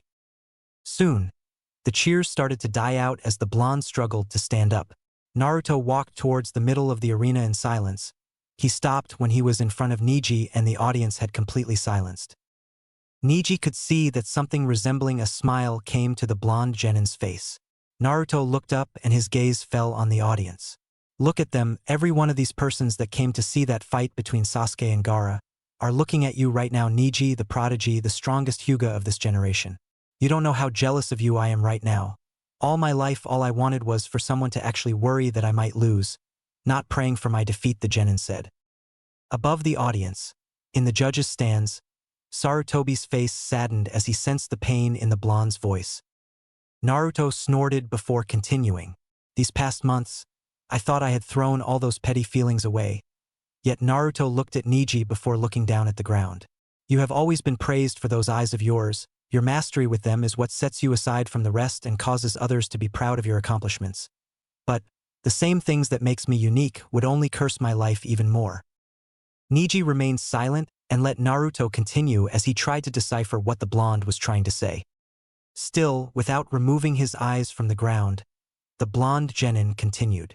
But now I've come to realize that, no matter what I do, my whole life will always be cursed. And I don't want to keep hiding who I am now that I know that the happiness I wished for when I was younger is nothing but a fool's hope. Naruto almost shouted. The Sandaime wouldn't have been surprised if he had felt tears running down his cheek. The pain in the boy's voice had turned into an anger that was long since due for its release. Naruto, are you going to use it? Sakura thought as she watched her teammate and recalled what had happened in the Forest of Death. Shikamaru frowned as he watched his friend from the terrace. I knew there was something wrong with Naruto, but I never thought that. All the time, Kakashi had remained silent. The guilt inside him was too much to try to speak. Even Sasuke was completely speechless at what his teammate had said. I didn't know. Now Naruto started again. I'm not gonna hide it anymore. Niji could see the gathering of chakra around the blonde's eyes. I want you to take a good look at them, Niji, the genin continued. The eyes, that unlike you, I'm not proud of. Naruto finished as he raised his head and looked at Niji straight in the eye. Niji along with everyone in the stands gasped as one word entered all of their minds, Sharingan. Not far from you. Now Naruto started again. I'm not gonna hide it anymore. Niji could see the gathering of chakra around the blonde's eyes. I want you to take a good look at them, Niji, the genin continued. The eyes, that unlike you, I'm not proud of. Naruto finished as he raised his head and looked at Niji straight in the eye. Niji along with everyone in the stands gasped as one word entered all of their minds, Sharingan. Silence. I don't understand. Those are Uchiha's eyes. Those can't be real, that has to be one of the brat's tricks. Is he really an Uchiha? Is this a trick from the fox? That brat cannot have the Sharingan. I thought that there was only 2 Uchiha left. What's going on here? Uchiha. Demon. Sharingan. Those eyes. The sound of a rock crumbling was heard throughout the stadium. Immediately, the eyes from everyone in the audience shifted from the blonde to the terrace. Sasuke Sakura whispered. She had feared that something like this would happen. The place where Sasuke's hand was lying was surrounded by dust and pieces of the terrace were falling into the arena. Sakura had to retain a gasp as her eyes focused on the raven-haired boys. Sasuke's Sharingan had been activated. Both eyes were shaking with fierce intensity as they stare at the blonde genin down at the arena. Sasuke did not completely understand. He remembered when his father told him about their bloodline. He remembered the day he had achieved his Sharingan. Those eyes had awakened to save Naruto. Beyond his feeling of confusion, the raven-haired boy felt kind of happy. Maybe, just maybe, he was not alone as he believed. The thought of another Uchiha filled the genin with hope. The feeling of happiness was soon overshadowed by the stronger feeling of confusion. The fact that a new Sharingan had appeared before him had sent the Uchiha into shock. Sasuke had yet to realize that his body was trembling uncontrollably. His fist tightened to a critical point, and his Sharingan eyes fixed on his teammate. Back in the arena, Neji had been able to keep his posture, but his mind was just as confused as the rest of the villagers. Is this some kind of trick? The Hyuga thought as his Byakugan looked directly at the blonde in front of him. This is not a genjutsu. I would have been able to notice if he had cast one. The prodigy came to that conclusion. What are you planning? It's really careless of you to let your guard down at this point of the match. Naruto's voice reached Niji's ears. Immediately, the black-haired boy's eyes widened as he realized that the blonde had appeared behind him. Neji managed to jump out of the way less than a second before Naruto had swiped his arm right through where the Hyuga had been standing. Naruto's eyes moved upward as his Sharingan bore into the still airborne genin just as Niji's Byakugan was directed at Naruto. A second later, the blonde appeared right in front the Hyuga, driving his fist right towards the prodigy's face. Neji was obliged to block the punch with his right forearm due to the attack's great speed. Even if the black-haired genin was able to prevent the full impact of the attack from connecting, the punch had been strong enough to send the Hyuga flying towards the wall at the edge of the arena. Naruto's feet touched the ground, his eyes never leaving the black-haired boy. The blonde took a second to examine that crow. Even now, a vast majority of the villagers were still in a state of shock because of his Sharingan. Naruto snapped out of it just in time to move his head and prevent Niji's strike from connecting. At least it seems that he has been able to overcome his confusion, the blonde thought as he kept on dodging the Hyuga's incoming attacks. As the exchange of blows continued, the blonde was able to stop the black-haired boy's assault for a moment. Then, Naruto raised his right leg and directed a kick towards the prodigy. Responding instantaneously, Neji raised his knee to stop the blonde's attack, but the kick was strong enough to send the Hyuga back. Without wasting any time, Naruto dashed towards his opponent, gathering chakra in his fist. Just before the punch reached the black-haired boy, the blonde's attack was stopped by Niji's Fudokaten. The boy could feel his skin burning away as his fist tried to break through the Hyuga's shield. Naruto started to gather chakra in his feet and in his fist until the point that Niji's own chakra was started to be pushed back by Naruto, much like Sasuke's had done back in the forest. The fact that his chakra was been pushed back was not lost to the prodigy. Acting before it was too late, Neji sent a strike towards the blonde, only to be stopped by Naruto's forearm. The blonde made sure that the attack didn't hit his tenketsu. Immediately, the trading of attacks was resumed. What is the meaning of those eyes? Neji asked without breaking the exchange of attacks and blocks. Naruto's voice remained monotonous as he responded. This just is who I really am. The blonde's eyes narrowed slightly. It's just an aspect of myself that I got tired of hiding. Naruto took a risk and tried a frontal attack, swinging his left fist towards the Hyuga. Immediately, Neji registered the opening and prepared a strike directed at the blonde's chest. Right before his attack connected, the black-haired boy became aware of the glint that had appeared in Naruto's eyes, but it was already too late. Suddenly, the left hook that was traveling towards the black-haired boy changed direction and grabbed his arm. That way it prevented the Hyuga's attack from connecting, but also stopped him from retreating. Before Neji could do anything about his current situation, the black-haired boy found himself slammed against the wall at the edge of the arena once again, but this time he could feel a strong hold on his neck. The Hyuga struggled to remove the blonde's hold on his neck, but no matter how much he tried, the grip never loosened. I promised. Naruto's voice reached Niji's ears. The monotonous tone had now become extremely cold. That I was going to make you pay for what you did to Hinata. The strength of the hold increased and the prodigy was starting to find it hard staying focused. Neji managed to send a glare in Naruto's direction. The Byakugan met the strange Sharingan. Neither had any signs of backing down. Suddenly, the black-haired boy heard the blonde speak once again. If anything, his voice had become even colder. Tsukuyami, it was the only thing Neji was able to hear before he realized that he wasn't in the arena anymore. He couldn't feel the blonde's grip on his neck anymore. The Hyuga looked around and found himself in a field. Actually, it was more like a wasteland since there was no sign of life as far as he could see. But it wasn't the lack of flora and fauna that caught the black-haired prodigy's attention. The sky was tainted an ominous crimson color, while the land and the dead trees he could see were as black as the darkest night. After analyzing the surrounding field, as far as his line of sight would allow him, Neji tried to move his body, but, to the boy's horror, he found himself bonded and unable to move. How many times? Naruto's voice reached the Hyuga's ears. Immediately, Neji became aware that the blonde was standing right in front of him, and, just like everything else in that weird place, he was nothing more than a black silhouette. Neji tried to force the binding that tied him, but without successful results. What the hell is this? The black-haired boy demanded the blonde in front of him. The Sharingan user did not make any sign of acknowledgement to the Hyuga's question, but merely continued. How many times, after you came to the Hyuga state exhausted from a mission, were the other members of the branch house waiting for your return? Naruto asked quietly. What? The black-haired boy asked, confused by the blonde's questions. Naruto's eyes narrowed as he regarded the prodigy in front of him. All my life, the blonde began.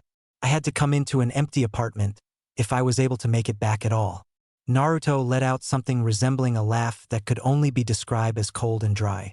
Also, there were those times when I would come in to find the whole place completely destroyed. Those days I would sleep in the least trashed corner of the apartment if I was lucky, because most time it didn't exist, and I would sleep outside by the door while thanking Kami that they at least didn't burn down the place. The Hyuga's glare stayed in place as he looked at the blonde, trying to figure out where he was going with telling him about his past. There was only one person that gave a damn about my well-being, but he had so many responsibilities that there was no way for him to always be there for me. A joyless smile appeared on Naruto's face before he continued. I specifically remember one occasion. I was around 6 years old, if I remember correctly, and there was a festival. I was really happy because I had some extra money that day and decided to spend it at the festival. The same cold, dry laugh came from the blonde once again. I found this merchant that had come from the border town to sell his masks at the festival. I remember finding the mask of a fox. I was fascinated with the mask. I thought it was the coolest thing in the world with its orange color and the 3 whiskers on each cheek. All my extra money went into buying that mask. Naruto stopped as though he were lost in his own thoughts. Taking the chance to analyze what was been told to him, Neji couldn't help but feel that there was something terrible at the end of the blonde's story. A slight, ominous chuckle escaped the Sharingan user before he continued. I was walking back to my apartment. I was really happy since it was rare for me to have something cool. But then I came across a group of villagers, and the sight of me wearing that mask infuriated them. They immediately started shouting things like "monster" and "he's going to attack," and started to gather wooden clubs, pipes, or anything they could find. Of course I started run. It wasn't much for fear of my safety, but because I didn't want them to take my mask away from me. I ran as fast as I could and took every shortcut I knew to try to get away from them. The smile in Naruto's face became one of sadness. But I was still just a little kid back then. It wasn't long before I couldn't continue to run anymore and they caught up to me. Neji's eyes widened at the blonde's revelation. The Hyuga didn't need to hear the next part to figure out what happened. But he couldn't believe that something like that would happen in a peaceful village. A mob gathering to beat up a child just for wearing a mask seemed unreal to the black-haired boy, but for some reason he believed every word of it. The beating was longer than usual because of the festival. Neji became aware that the blonde had started to speak again. I guess that they didn't have to worry about someone coming to stop them with all the celebrations, but really, who would have come for me anyways? Yet another dry laugh escaped the Sharingan user. It's not like it hadn't happened before, but this time I was too far away from my apartment. I didn't know if I had the strength to make it back, and it wasn't long before I started to think that I wouldn't be able to make it out of this one. But that's when Naruto's eyes seemed to be lost in the distance. Flashback. The resonance of his steps could hardly be heard over the festival's music. Even far away from the festivities, the villagers' cheers shrouded his suffering. Naruto felt his body's weight increase with each step he took, still many blocks away from his sanctuary. The blonde boy was starting to lose hope of making it. It got destroyed, the boy whispered. His thought had drifted once again to the mask he had happily been wearing before the mess had started. Almost as if the planet itself wanted to participate in the kid's punishment, gravity brought down the blonde's body into the floor. Naruto tried his best to stand up, but no matter how much the young boy tried, neither his legs nor his arms were able to support him. Panting, the boy continued on his way by crawling, dragging his body with his weak, broken arms. He hadn't even made it to the end of the alley, but he already felt extremely exhausted. Naruto's eyes had become heavy, and the hard, cold ground was starting to feel pleasantly comfortable. "Maybe I'll just sleep for a couple of minutes," the blonde whispered to himself as he started to close his eyes. Right before all light was blocked from his eyes, the boy heard something. It sounded like steps. They were too light to be an adult's, probably some kid that got curious by seeing an orange and red mass on the floor. Using the little strength he had left, Naruto looked up. Sapphire blue eyes met pearly white. She seemed to be about the same age as him. Her skin was almost as white as her eyes. Her short blue hair didn't even reach her shoulders, except for the 2 bangs on each side of her face. She was wearing a yellow kimono, and her face radiated with innocence.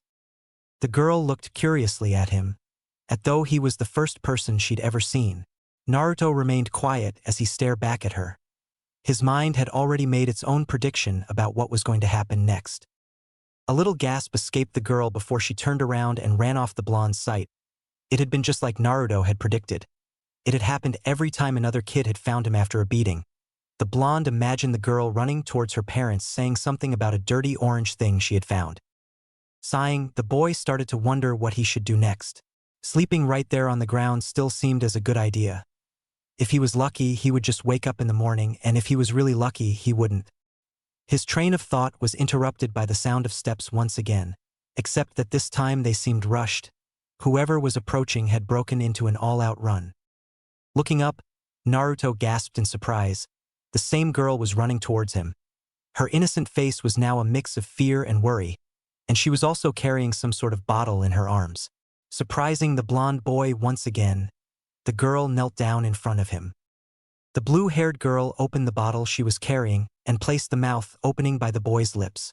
Not knowing what to do, Naruto just drank whatever was in the bottle, needing the girl's help to tilt it so he could drink the solution entirely. Naruto felt something almost immediately. Whatever was in the bottle was amazing because the boy could feel his strength returning and the pain receding. The blonde looked up and gazed directly at the girl's eyes. She simply smiled at him. Naruto was left speechless. Only 2 persons had bothered to give the blonde a smile before. The boy couldn't help the blush that spread on his face. He tried to say something. He tried to thank the girl for helping him, thank her for coming back for him, thank her for simply smiling at him. "Hinata-sama, where are you?" The call reached the 2 kids. Immediately the girl gasped and stood up. She turned around, started on her way. Naruto tried to stand up and say something to her but found himself unable to do so. The girl stopped for a moment and turned around to look at the boy one more time. Her eyes were still showing her worry about the blonde. "Hinata-sama." A second voice was heard, and she looked away from the boy and continued on her way. Naruto could only watch her disappear from his sight as he tried to reach her, as he tried to thank her for caring about him. But as hard as he tried, she was already too far away. End flashback. Later I found out who she was. Naruto continued as another cold smile. Imagine my surprise when I learned that the person that helped me was practically Konoha royalty. Hinata Hyuga, the heiress to the Hyuga clan. For a second, Naruto's eyes were shrouded by a melancholic look. I was heartbroken. I couldn't even get close to her to say thank you. She was already treated badly as it was, and if they found out that she helped me, she would only be treated worse. Niji remained quiet. He was now starting to understand the reason behind the blonde's action back in the preliminaries. One of the only persons that gave a damn about him, the boy thought as he saw the look on Naruto's eyes hardened. The blonde's gaze fell completely on the Hyuga. All sense of sadness had left the Sharingan user and was replaced by a dark, ominous feeling. I did the only thing I could to return my gratitude for her kindness.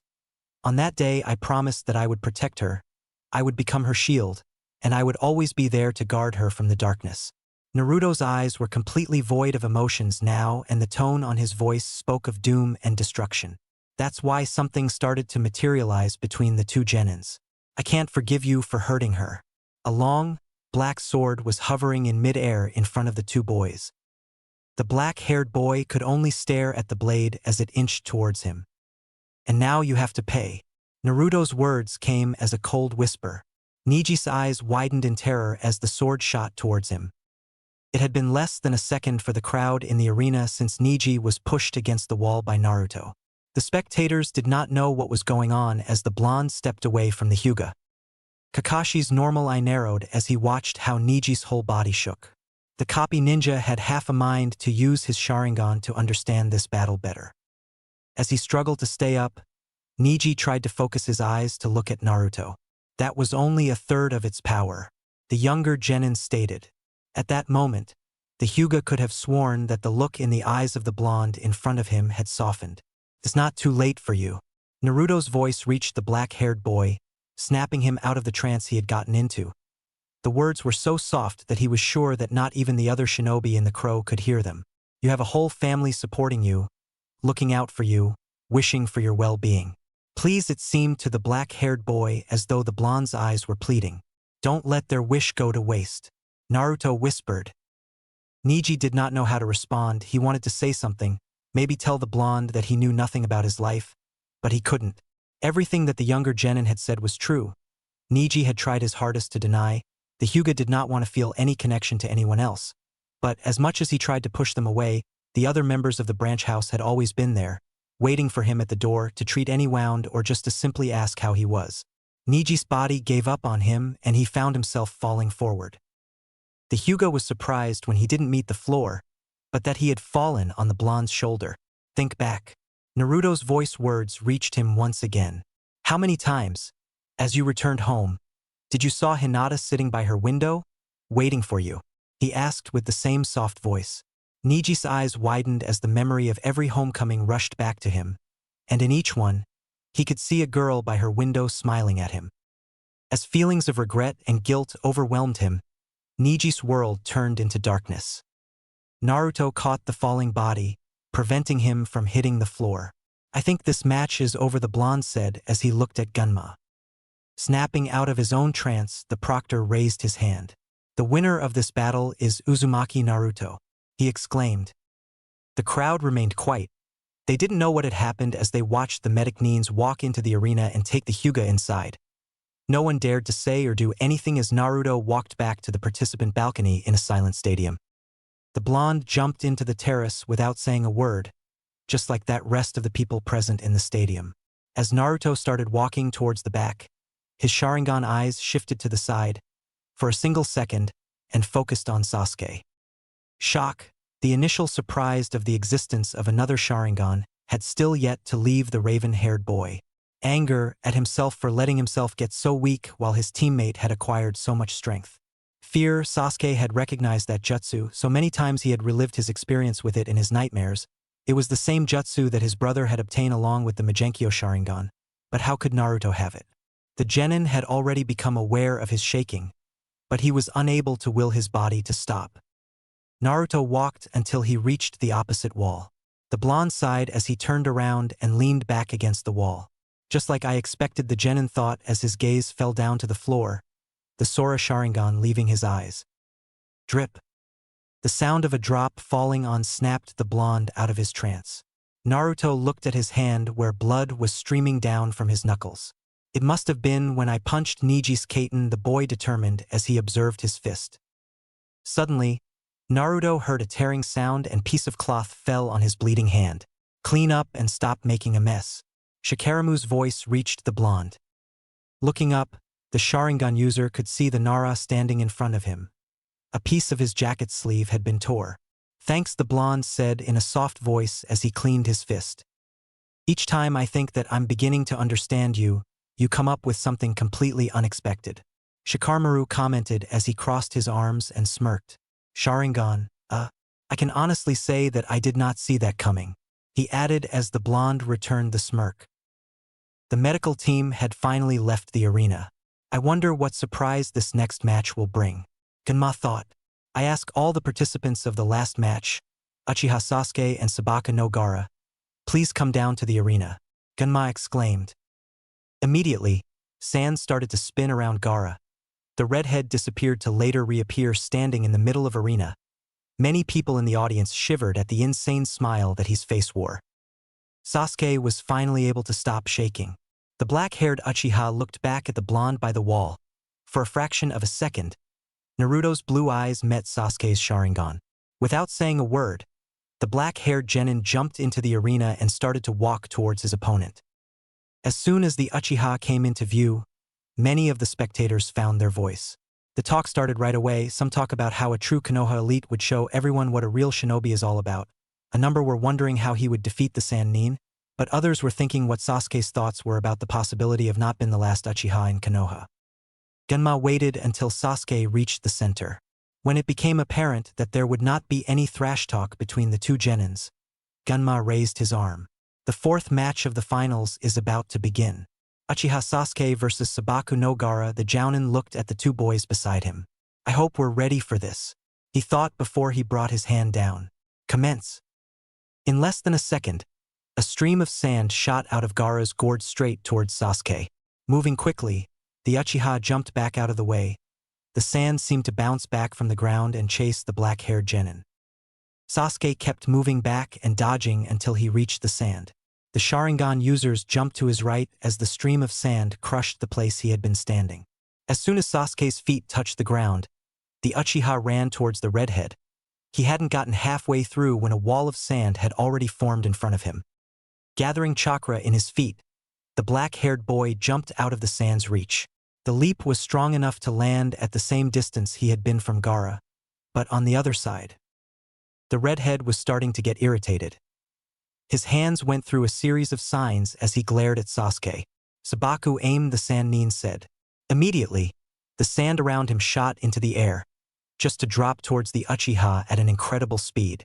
The raven-haired boys started to move at an incredibly speed to dodge the descending shots of sand. Those moves, Gaara thought. They remind of that other one. Kakashi, Yugai begun as he looked at his comrade. The Kapinin merely sighed. The only way that he could beat Gaara's defense was to use to move of the one that already had. The gray-haired man stated. Guy's eyes narrowed. And he achieved it in 3 months? The Jounin asked. He was only able to imitate his movie. Kakashi begun to explain. But there was no way that he would be able to duplicate Lee's speed. The answer surprised Guy. But I could have sworn that the eccentric Jounin stopped as he noticed that his rival had lowered his head slightly. Realization hit the black-haired man. Is his body able to endure it? He asked. Down at the arena, Sasuke had been dodging all of the sand shots that were coming violently from above. Now, as he saw an opening, taking out a kunai tied with an exploding tag, the Uchiha threw it towards Gaara. Immediately, the sand stopped the kunai, but it couldn't prevent the explosion created by it. Gaara had been protected by the sand, but the blast had raised a cloud of smoke, preventing the redhead from seeing anything. Unexpectedly, the sand shot forward, startling the Sannin. Did he decide to attack? He wondered. Suddenly, the redhead heard a sound. His head turned slightly and his eyes widened. He could see the leaf nin finishing a set of symbols. Kukakyu no Jutsu, Sasuke exclaimed as a blast of fire came from his mouth towards the Sannin. Fortunately for Gaara, the sand had blocked the fire jutsu before it had a chance to connect. The redhead willed the sand to attack the raven-haired boy, driving the Konoha genin back into the wall. The sand returned to the Sannin. Good, I have him on the defensive, the Uchiha thought. Sasuke was about to move forward when he felt a jolt of intense pain on his leg. Not yet, he whispered to himself as his eyes drifted to look at his teammate in the participants' balcony. Flashback. Sasuke was panting as he struggled to stay up. No matter how hard he tried, he wasn't able to achieve the same speed that, according to Kakashi, Lee had used to get past Gaara defense. It seems you can't reach Lee's speed, the gray-haired shinobi said. The raven-haired Uchiha glared at his sensei for stating the obvious. Well, it seems that we would have to use something else, Kakashi said. The look of irritating in Sasuke's face makes seem as thought he were about to attack his teacher. Naruto, the Jounin said without even acknowledging the glare from his student. Immediately, Sasuke's face had a look of confusion. The single mentioning of his teammate's name caused the prodigy to start wondering what had happened to the blonde. Ever since the start of the Chunin exam, Sasuke's mind had not stopped trying to figure out what was going on with Naruto. Without looking at the younger shinobi, Kakashi continued. Remember back during the bell test and the first time we faced Zabuza? The gray-haired man asked. Kakashi waited for Sasuke to nod before carrying on. For a single moment, during both occasions, Naruto showed a moment of incredible brightness, in which he was actually able to take Zabuza and me by surprise. The copy Nin said. A frown formed on Sasuke's face. And what does that have to do with everything? The raven-haired boy asked. I'm getting to that. Kakashi said. It seemed to the Uchiha that his sensei was enjoying the fact that he was building suspense. In both of those occasions, nobody expected that from Naruto. We all made assumptions according of what we have observed from him, and were unaware of the potential he had. The gray-haired shinobi explained. And that's how you can get past Gaara's sand defense. The Uchiha recounted his sensei's speech in his mind, but as much as he tried, he was unable to see the connection between Naruto and him bypassing the Gaara's defenses. At the look of confusion in his student's face, Kakashi decided to explain even further. Gaara's sand reacts according to motion. Lee was so fast that the sand was unable to keep up, but since you can't maintain that type of speed, you have to lure the sand and, at the last second, boost your speed for a single moment in order to get past it. Just like in Naruto's cases, Gaara would not expect it.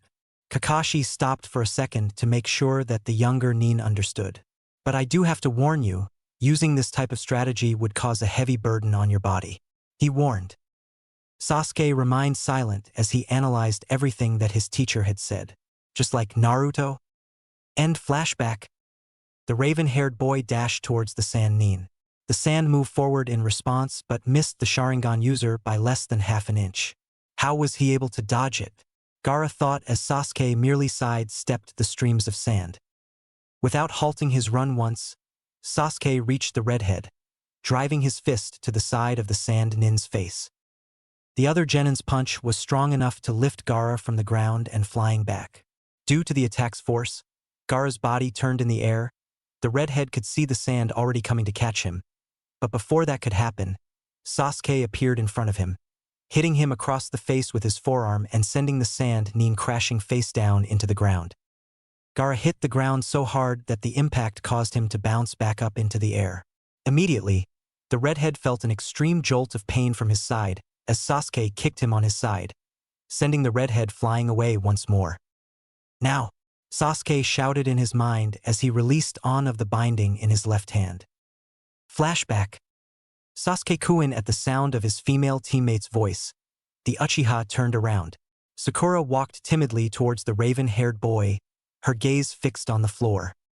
They were in the hospital after his collapse during the matches. Sasuke was finally going to be released and be able to start his training with Kakashi. What is it, Sakura? The boy asked, a little colder than he might have intended. The girl did not look up from the floor. It's about Naruto, she said with a low voice. The mentioning of his other teammate immediately caught Sasuke's attention. During the finals, Sakura started again. I mean when you get to the second round if you have go against Naruto. Please, don't fight him, she exclaimed. Sasuke was taken back by what the pink-haired girl and said. She had left him speechless. Please, Sakura said as she tried to keep her voice even. I don't want it to happen again, not like last time. Even thought her eyes were directed to the floor. Sasuke could see that she was at the verge of tears. I don't want you two to kill each other. I don't want to see you fight like that day. Something jolted in Sasuke's memory, something that he had dismissed as a nightmare back in the forest of death. He remembered he felt like he was drowning in a dark ocean. At first he enjoyed the blissfully feeling it bestow upon him, but then he realized that the darkness was overwhelming him. He desperately tried to reach for the surface. As he got close, he noticed someone standing on the dark ocean. When he got even closer, he recognized to be Naruto. The black-haired boy tried to reach his teammate, but when he tried to raise his hand above water, an extremely powerful and cold gust of wind started to push the Uchiha back through the water. For some reason, it seemed to the drowning boy that the wind was originating from the blonde. The raven-haired genin was starting to become desperate. He called for his teammate, but Naruto merely looked down at him for a couple of seconds before he turned around and started to walk away, leaving Sasuke to drown in the ocean of darkness. The boy broke out of his trance. His eyes narrowed as he regarded his pink-haired teammate. What do you mean by, last time, Sakura? What happened in the forest? Sasuke asked as he took a step forward. Sakura merely shook her head. And nothing, she said with a breaking voice. I'm sorry, it's nothing, the kunoichi said as she turned around and started off. Sakura. Sasuke shouted as he started after her. Sakura, wait. He exclaimed as went through the hospital's exit, but she was already gone. Sasuke's eyes snapped open. He was lying flat on the ground, his whole body ached. You passed out because of the pain. Kakashi's voice reached him. I warned you of the burden. Struggling to stand up, the raven-haired boy couldn't force back the memory of his conversation with Sakura a week prior. Even the intense pain his body, especially his legs, felt couldn't detour his mind. Tell me the truth, the Uchiha started in a low voice as he looked at his teacher. At our current states, who's stronger, Naruto or me? Sasuke asked, his eyes fixed on the older Sharingan user. Kakashi regarded his student for a moment. The truth is he begun. His words were just above a whisper. Right now. End flashback. Sasuke's hands flashed through hand signs at Jounin's speed as he gathered his chakra. The crowd gasped as the raven-haired Genin's chakra became visible in the form of lighting. You thought him that? Guy said to his comrade. He disbelieved what he was seen. Chidori. Sasuke shouted as he launched himself forward. Chick, chick, chick, chick, chick. The sound of birds engulfed the stadium. Gaara willed his sand to stop the leaf neen, but just like before, the raven-haired boy was able to sidestep in the last second possible. As a last act of desperation, the redhead raised 4 walls of sand in front of him. Brining his left arm forward, the Uchiha rammed through the first 2 walls. It's not you, Kakashi's response drifted back into his mind as he broke through the 3rd wall. I will win this match. Naruto, just wait. I will be your opponent for the 2nd round. Sasuke declared as he closed his left hand into a fist and punched the last wall. At the sign of his last defense been taken out, Gaara jumped back trying to get away from the Leaf Nin's chakra-charged fist. Gaara was able to get away when the raven-haired boy's fist was less than an inch from his chest. Sasuke was panting. He mentally cursed himself for not driving his punch a little longer and put an end to the match once and for all. Looking up as his opponent landed away from him, the Uchiha was taken back by the insane smile in the Sand Nin's face. The gourd on Gaara's back fell. The raven-haired Genin's attack had cut what attached it to the redhead's back. As soon as the gourd fell to the ground, it dissolved into sand. Sabaku Ro. The Sand Nin shouted as he brought his hand together into a sign. Immediately, the sand surrounding him encased his body into a sphere. Sasuke's eyes narrowed as he regarded the orb of sand in front of him. Ha ha ha! Gaara's laugh was heard throughout the stadium. Its mere sound sent chill through the spine of many spectators. Sabaku Kyoken. The redhead shouted from inside the sphere. Sand started to gather in front of the orb, creating the massive figure of a 12 feet tall golem. Daisan Nomi was heard next, as an eye formed out of sand and encrusted itself on what would be the golem's face. With a slow movement, the giant raised one of his arms as the limb increased in size. When the arm was almost completely extended in the air, the golem brought it down with a powerful crash. Sasuke had to jump to the side to prevent being crushed by the gigantic arm. As soon as the Uchiha's feet touched the ground again, the raven-haired boy had to jump into the air as the other arm went right through where he had been less than a second ago, hitting the wall at the edge of the arena and leaving a crack behind. Sasuke's started hand went through a series of familiar hand signs. Kukakyu no Jutsu. A fireball shot out of the Leaf Nin mouth again. The flames blocked the sand golem from Sasuke's view. The Uchiha was sorry for his plan of action as an enormous sand hand appeared through the fireball and grabbed the raven-haired boy in midair. Watching what was going on through the single eye on the golem, Gaara willed the giant to slam the other genin full force into the ground. The crowd gasped in horror as the prodigy met the ground with a terrible sound. The Uchiha laid inert on the ground as the golem raised its arm once again, its fist increasing in size as it hovered above the leaf shinobi.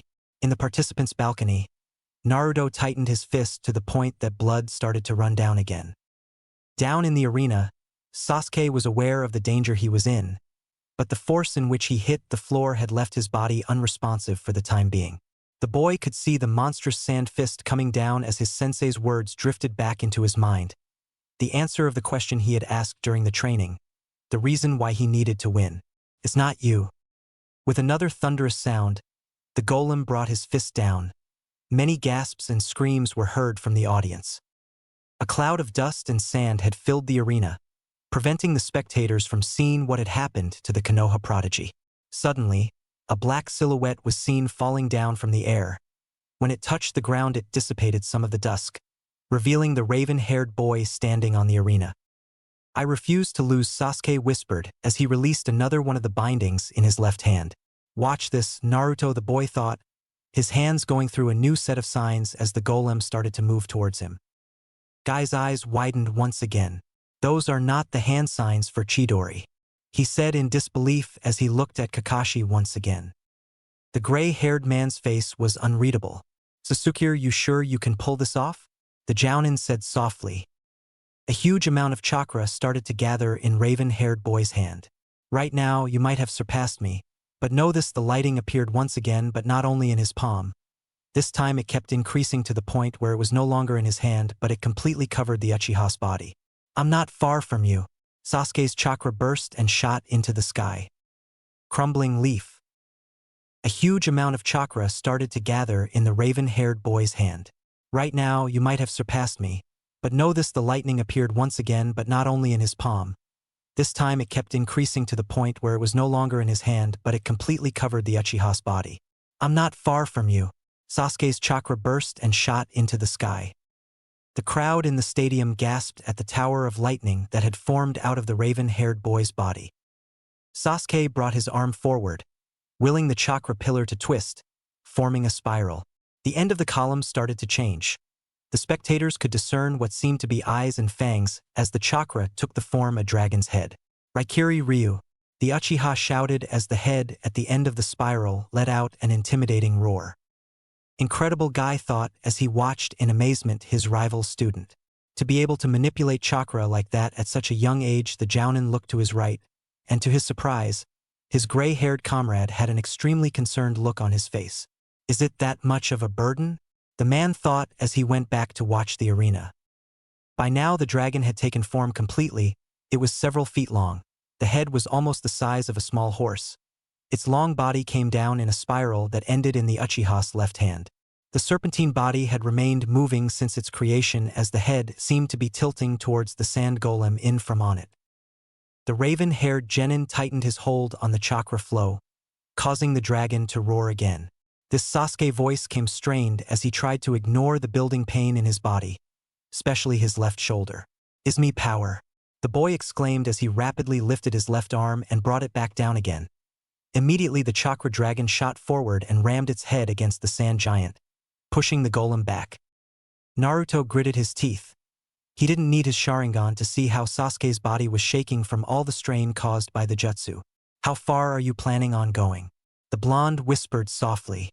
Unknowingly to him, his right hand was cracking the ledge of the balcony out of unconscious concern.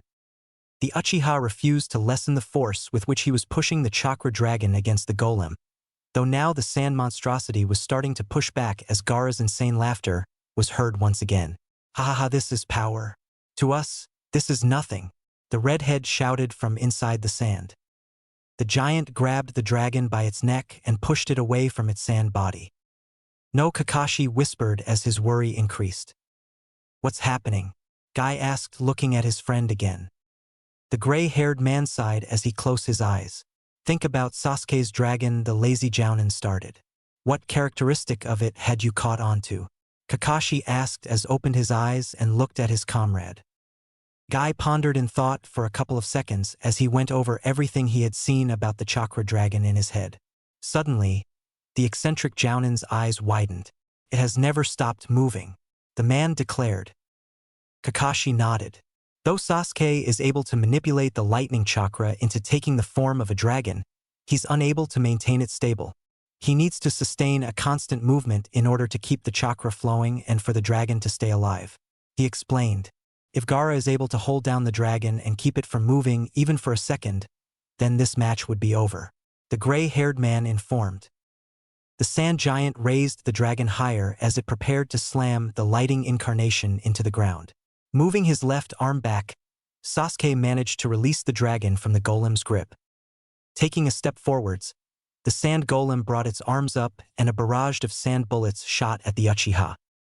Sasuke swung his arm over his body, causing the dragon's body to wrap around his body, blocking him from an attack. Though the dragon's body stopped to protect the raven-haired boy, the head never stopped and it immediately shot towards the giant as soon as the barrage ceased. The force of the collisions was strong enough to push the golem back, but the sand monster soon regained its ground and got a grip on the dragon's body. The Uchiha swung his left arm to the right, freeing the lighting dragon from the giant's hold, before swinging his arm back. The dragon moved to hit the side of the sand giant, only to be caught by the golem's grip once again. Damn it, Sasuke thought. His vision was starting to become hazy. I won't be able to keep this jutsu much longer. I have to make the next attack count. With determination, the raven-haired boy brought his arm back, releasing the lighting creature from its hold. This is my power, Sasuke exclaimed as he brought his arm forward with full force. With a tremendous roar, the dragon shot towards its opponent once again, this time traveling closer to the ground than the previous times. Before the sand golem could react, the dragon shot upward with his fangs baring, grazing a hole of the giant and taking it along as it rose into the air. Immediately, Sasuke jumped, getting higher than the two chakra beings.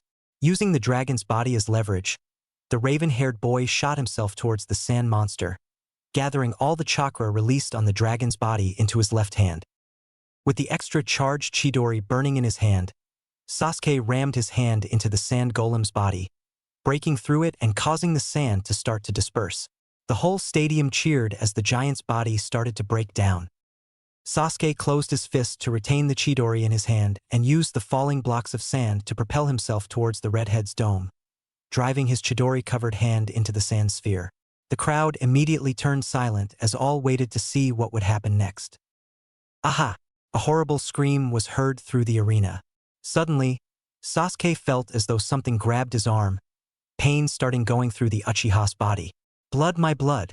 Gaara's cry sent a chilling feeling down Sasuke's spine as he tried to free himself from the hold on his arm. Finally been able to step away from the sand, the Uchiha jumped back, but, to the boy's horror, a grotesque arm made out of sand was attached to his. The monstrous limb let go of the raven-haired genin and retreated into the dome. Just like the golem, the sand in the sphere started to fall back into the ground, revealing the redhead. Gaara's hand was clenching his left shoulder as blood traveled down his body. The Sannin's eyes were fixed fiercely on the Uchiha. Naruto's eyes, which a moment before had been watching the arena intensively, suddenly widened as he looked around at the stadium. The blonde could see white feather falling throughout the arena as the villagers started to drop down unconscious. Immediately, the genin brought his hands up to dispel the jinjutsu. Shinobi all over the stadium jumped in the air. Kakashi and Guy watched as a group of what seemed to be ANBU leaped to intersect some of the Sannins. You're gonna make this into a contest, aren't you? The silver-haired man asked as he looked at his comrade. Guy smiled as he caught an incoming Sannin and drove his head into the ground with amazing force. I already started my count, he declared while giving a thumbs up. Kankuro, Temari, and Baki landed beside Gaara. What's wrong? The puppeteer asked as he wondered if it was safe to approach his brother. Fool! Baki exclaimed. What were you thinking trying to transform before the plan started? Temari knelt in front of the redhead. He's experiencing the side effect. He's too unstable to go on now, she declared, looking up at her sensei for guidance. What are we supposed to do now? Kankuro asked, desperation starting to become evident in his voice. Are we supposed to proceed without Gaara? Baki stood silent for a couple of moments as he tried to analyze the situation as fast as he could. Retreat, he whispered to his students. The order was received with bewildered looks from Temari and Kankuro. You guys go and take Gaara with you, the Jounin said before he was interrupted by the genin's objection. I'll join the fight here, now go, he ordered. The siblings merely nodded. Kankuro placed Gaara's arm over his shoulder before the three of them jumped over the stadium wall. Grr. Sasuke growled as he tried to chase after the sand genins, but his body prevented him from moving. Damn, I don't have any more chakra, my body is going numb, the Uchiha thought as he fell on his knee. Suddenly, the raven-haired boy sensed something flying at him, and, out of reflex, Sasuke caught the object with his hand. Looking down at it, the genin saw it was a soldier pill. If you plan on chasing after those guys, you'll need it, Genma said casually as he walked past the Uchiha and stood in front of Baki. You're a leaf shinobi after all, make yourself useful. Sasuke sent a small glare at the Tokubetsu Jounin before eating the soldier pill. The boy immediately felt the effects of the pill. His body became lighter as he shot in pursuit of the sand genins.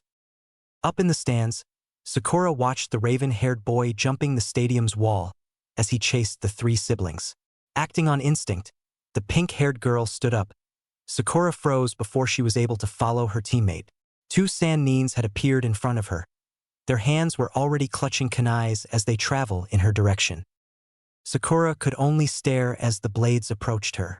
Suddenly, what seemed to be a pair of black blurs appeared in front of the girl, knocking down the two sand nines. How distracted were they that they didn't even sense two genins sneaking up on them? Shikamaru commented as he nudged the fallen shinobi's body with his foot. Are you all right? A monotonous voice asked the pink-haired girl. At first, Sakura thought that Naruto had come to save her, since the voice had as much emotion as the blonde had shown the last few days. For reasons unknown to the girl, a blush appeared on her face. Sakura? The sound of the voice snapped the girl out of her trance. Looking carefully, the kunoichi saw Shino standing next to Shikamaru instead of Naruto. Why yeah, I'm alright, she said as her blush intensified. This time she knew it was out of embarrassment at her confusion. Shikamaru and Shino looked at their former classmate in confusion, but before they could express any of it, the three-leaf genin found themselves surrounded by a group of Suna shinobi. All three of them brought their kunais out to defend themselves out of instinct, but they soon found it unnecessary as all of the sand nines suddenly dropped dead before them. I got more than you did, Kakashi, Guy announced happily as he stepped on one of the bodies. The Jounin had appeared from either side of the group of genin, taking care of the Suna attackers. Do we really have to keep count? Kakashi asked as he sighed. Kakashi-sensei, Sasuke-kun, has Sakura stepped forward as she begun to talk. Kakashi merely gave her a sign to let him speak first. I know about Sasuke, he's chasing those three sand genin, he said calmly. That's why I came for you three, the man added. Shikamaru let a small scoff. And here I was thinking he wanted to save us, the Nara commented as he folded his arms. Kakashi gave the black-haired genin a small glare. You are spending too much time with Asuma, the Jounin say. No, he was already this cynical back at the academy, Shino said in a composed voice, earning a small glare from Shikamaru. Anyways, the lazy shinobi interrupted. I'm here to assign. Wait a minute, where's Naruto? Kakashi asked as he looked around for his other student. Due to the blonde's new personality, the silver-haired man wouldn't have been surprised to see him already fighting the Suna shinobi. Shikamaru shook his head. I don't know. He suddenly disappeared after the genjutsu started, the lazy genin said. A group of sound nin was running through the streets of Konoha. Who would have thought that their defenses would have been so easily broken? One of the nin commented. Yeah, it seems that everyone was only focused on the stupid exam. Another one said. Come on guys, let's go finish this mission. The one Odo shinobi in the front said as he jumped into the air. Suddenly, the nin felt a boot on his face that sent him flying back into the ground. The rest of the sound nin immediately looked up to see who was attacking them. So, Otoge-cure is taking part in this attack as well? Naruto asked as he stood in front of the invading shinobi. One of the Oto nin growled in anger before he launched himself towards the blonde. Why you little? It was all he managed to say before he suddenly went quiet and, with a tarrying look on his face, dropped to the ground. The rest stare in shock at the newly arrived Konoha shinobi. Wait, one of them said as he stepped forward. This guy is just a kid, he declared. Yeah, he's probably a mere genin that just got lucky and sucker punched us. Another one declared. Let's get him. The Oto shinobi shouted. His comrades roared in agreement as they prepared to attack. Their eyes widened in terror when they realized that their bodies couldn't move. Suddenly, the surroundings turned black while the sky was tainted with crimson. Before they could completely register their surroundings, their bodies were bound by chains. You guys can't be Jounins. The blonde's voice snapped the sound nin's attention back to him. Their eyes widened even further as they saw the strange colored Sharingan in his eyes. Otherwise, you would have realized that numerous blades appeared hovering in mid-air in front of them. You've been in my world all along. The boy's words sounded like a death sentence for the Odo shinobi. Their screams fell on deaf ears. Kakashi could hear the fighting that had broken out all throughout the village. I have an idea where he might be. The Jounin, though, as he glanced at the clouds of smoke that were forming all around the village. Well, you four would have to then, he said as he turned towards the three genins. Wait a second, Kakashi-sensei. Did you say four? Sakura asked, looking up at her sensei confused. Without answering, Kakashi started on a set of hand seals which end up creating a cloud of smoke. Let me introduce you to the fourth member and tracker of your team. Pakin. The smoke dissipated, revealing a small brown dog. That it? Shikamaru commented with disappointment as he looked at the canine. This little dog looks like it could be hurt just by looking at a kunai. With surprising swiftness, Pakin jumped on the Nara's head. Who are calling little? Ponytail boy, the dog said with unexpected seriousness. Cough cough. Kakashi's fake cough directed the genins, and the dog's attention back to him. You can discuss your dysfunctional unit later on. I'm about to assign you an A-rank mission. At the mentioning of A-rank, the group placed their undivided attention on the Jounin. Sasuke is in pursuit of those sand genins. I want you to intercept and stop him, the man announced. Why? Shikamaru asked. Kakashi sighed slightly. He had hoped that they wouldn't question him. There's something odd with the redhead. I think that it might be dangerous if he and Sasuke were to resume their fight. That's why you have to stop him before he catches up to them, the silver-haired man said. Even without completely understanding the situation, the genins and the dog nodded. Now go, Kakashi ordered right before the group set off. As soon as the genin disappeared, Kurenai landed beside the silver-haired man. Are you sure about this? She asked with a concerned look. Kakashi merely nodded as he sensed their chakra getting farther away from the stadium. The black-haired woman sighed. Well, there's something I need to do, so I'm gonna ask you cover my back, she said, and before Kakashi had a chance to answer, she was gone. Hey Kakashi, I already have 10 on my count, Guy announced as he slammed his opponent into the ground. 11. Kakashi sighed again as he jumped into the air. Kurenai moved to a different part of the stands. Kai, she said before placing a hand on one of her students. Kiba shook slightly as he awoke. It's too early for school, Hanane, the boy murmured as he rubbed his eyes. The kunoichi shook her head in mild disbelief. Kiba, she said with a little force. Immediately, the brown-haired boy immediately straightened. Kurenai-sensei, what's going on? The boy didn't need to finish his question, as the answer was right in front of his eyes, leaving him speechless. Standing up, Kurenai picked up the body of her third student. Kiba, I don't need to explain the situation to you, do I? She waited for the Inuzuka to nod. I want you to take Hinata to the Hyuga estate. She's not safe here with her current condition, the woman explained. Kiba stood up. But the blonde begun but was soon silenced when his sensei brought one of her hands forward to silence him. Once the boy calmed down, Kurenai continued. Kiba, this is a very important mission. Are you telling me you can't handle it? Do I have to ask Shino? The woman said, knowing which buttons to push with the brown-haired genin. Or maybe Naruto. She paused before the last push. Or perhaps Shikamaru would do a better job than you. The kunoichi's technique had immediate effect. There's no way in hell that lazy Nara can do this mission better than me, Kiba exclaimed. I am the most suited shinobi in this whole village for this mission, he declared as he continued to shout. Kurenai smiled as she walked behind the shouting boy and placed Hinata on his back. Very well, have safe trip, she said before returning to battle. Kiba made sure that his teammate was secure on his back and Akamaru on his chest before setting off towards the Hyuga estate. The group kept on jumping through the trees. How are we doing, Pakin? Sakura asked. The dog shook his head. We're still about the same distance, they are all moving pretty fast, the small canine stated. But on an even grimmer note, we're being followed, Pakin announced calmly. What? Who's following us? Shikamaru asked. Damn. I knew that I should have pretended to been asleep, the Nara thought. Pakin scoffed. Yeah, let's ask the dog what's happening a mile away. The fact that he can't see color is compensated by the fact that he has a superpowered Byakugan. The dog mocked the black-haired boy. Before Shikamaru could make a comeback, Sakura intervened.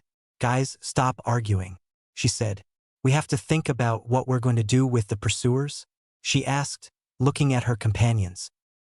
"Someone should stay behind and hold them off," Shino said as he stopped running. Immediately, the others stopped as well and looked back at the Aburame. "I'll stay," the black-haired genin stated with a serious tone. Shikamaru merely shook his head as he jumped to the branch Shino was standing on. "No, I'll stay," the Nara said. "After all, my abilities are made for stalling," he said. "What are you planning?" Shino asked silently without looking at his comrade. The Nara merely smirked. "Like I said, I'll stall," the boy stated before he set off. Naruto clenched his head as he struggled to stay up. "Baka, what were you thinking?" The fox raged inside the blonde's head. "Using that genjutsu in all of them at the same time, you know what its backlash causes," QB ranted. The blonde shook his head as he felt the immense strain on his eyes start to subside, and at the same time trying to ignore the angry Bijiu screaming inside his head. Suddenly, the genin's eyes widened and turned to look in direction of the forest. He had sensed when Sasuke started to chase after the Tsunagenins, and when Sakura and the others started off after the Uchiha, but now he could sense a new group of chakra signals after them, and the Sharingan user could bet all his ramen that they weren't from Konoha. Shaking the headache off, Naruto started towards the forest. Kiba ran through the deserted streets of Konoha with Hinata on his back. "I'm almost at the Hyuga estate, just a little longer," the boy thought as he picked up the pace. Suddenly, a kunai landed in front of the Inuzuka, stopping the black-haired genin on his tracks. Well, what do we have here?" A voice directed Kiba's attention to the road ahead where 3 Oto shinobi appeared. The boy immediately checked to make sure Hinata was secure on his bank, in case the situation turned into a chase. "Oh, and it seems he's carrying a girl too," the one in the middle commented. When the group of sound Nin stepped forward, Kiba took off. The only thoughts in the Inuzuka's mind were about keeping Hinata safe. "I love a chase," one of the Oto shinobis stated. Kiba kept on running. The brown-haired boy was about to turn the corner when a kick came flying towards the side of his face, sending him flying back. He could barely manage to make sure that Hinata wasn't injured by the fall. "You're too slow, kid," the third sound Nin stated. The Inuzuka stood up as he glared at the 3 shinobi in front of him. Taking a moment to briefly wish he had his soldier pills with him, the boy checked his hold on Hinata and got into battle stand. The group of Oto shinobi dashed through the woods. It was easy for them to follow the foot and paw prints left by their prey. "Down there," the leader stated as he pointed at a clearing up ahead. The whole group landed and started to look around. "There's no one here," one of them stated when they couldn't find their prey. "But their tracks lead this way," another one responded, still looking around. The leader shook his head. "Well, let's see if we can pick up their trail again," he ordered as he prepared to jump to a branch, just to find his body unable to move. What's going on here?" The sound Nin stated as he looked around and saw his comrades in the same situation. The sound of footsteps caused them to look at the edge of the clearing. "Never thought it would be so easy to trap you like this," Shikamaru said as he stepped into the clearing. His shadow was connected to the sound Nin's. The boy threw a series of kunais and shurikens he had in his hand. Surprising the genin, the Oto shinobi started laughing as all the blades were deflected by kunais before they reached them. "You're way in over your head, Nara," the leader said. "Did you really expect us to just come down without security measures?" The group continued to laugh. Shikamaru bit his lower lip as he looked in direction from where the kunais had come. "Damn, I didn't account for this," he thought as he looked at his shadow. "The jutsu won't hold on much longer." By now, the sound Nin's laugh had been reduced to a chuckle. "Well, what would it be, kid?" The leader begun again. "Should we have our guy kill you now? Or wait until your jutsu ends? After all, it's been a while since we hit the target as a group." The joke caused the sound Nins to start laughing again, while Shikamaru could only glare at them. "Face it, kid, the mighty leaf has crumbled down." Kiba hit the ground one again, face first as he moved his body to prevent any harm to come to the girl on his back. "How touching," one of the Oto shinobi said as he cracked his knuckles. "Haven't you realized yet, kid? Once you're dead, she'll be next. He mocked, causing the other two to start laughing. The Inuzuka struggled to stand up. Damn, if any of the guys see me like this, the boy took off towards the Odo shinobi with his clawed hand ready to attack. The moment the sound Nins brought their hands up for defense, Kiba jumped into the air, landing on the other side of the Odo ground, and resumed his running. Cute, kid, one of the sound Nin commented as he turned around and threw a kunai at the boy. The blade hit Kiba in his left leg, causing him to stumble in the ground. Why don't we finish this? It's already getting boring. Another one commented. The other two nodded and took out a kunai each. Kiba watched helplessly as the three of them dashed towards him. All he could do was move his body slightly to protect his teammate. I failed you, Kurinai-sensei, the brown-haired boy apologized in his mind as he closed his eyes. I'm sorry, Hinata. He could hear the sound of blade closing in on him. I could just give up now, Shikamaru pondered. It would save a couple of minutes of agonizing wait. He reasoned. Suddenly, Naruto's image flashed on the Nara's mind. Hey, I guess you won't let me give up twice in a day, the boy said softly with a dry laugh. What are you muttering, kid? The leader of the sound group asked. One of the others laughed. I think he finally lost it, he declared. The other Odo Nins joined him laughing. A sound above the laughter caught Shikamaru's attention. I guess you wanted me to hold long enough for this, the boy said softly with a smirk on his face. Even in the distance, he could hear the sound of a hawk flying over the village. The Leaf Genin started to laugh. The sound Nins immediately stopped laughing. What's so funny? One of them asked. Shikamaru shook his head. It's over, the boy said calmly. It's over for all of us, he announced serenely, looking at the Odo shinobi mockingly. The sound leader growled in anger at the look in the Genin's eyes. Stop talking nonsense, he roared before looking towards his comrade in the tree. Hey, just take him out now, the Odo Nin ordered. Shikamaru's eyes immediately shifted toward where the attack would surely come. The Inuzuka waited for the piercing pain to come, but instead, all he felt was a strong wind blowing past him and heard the sound of one of the Odo shinobi grunting in pain. The boy opened his eyes slightly, but the sight in front of him caused them to open up completely. One of the sound Nins was on the floor spitting blood while the other two were in fighting stance, but what surprised the brown-haired boy the most was the sight of Niji standing in front of him, also in a fighting stance as he faced the Odo shinobi. I'm sorry I'm late, the Hyuga said softly without looking at the Inuzuka. I'll take care of these guys, the prodigy declared as he finally turned his head to look at the brown-haired boy in the eyes. And Kiba, thanks for keeping Hinata-sama safe. The clearing remained in silence as the Nara waited for the attack to come. Hey, what's going on? The sound leader exclaimed, looking in direction of his comrades. Oh, you're talking to this guy? A voice was heard throughout the clearing. The next moment, the body of a sound Nin fell to the ground with a kunai impaled into his neck.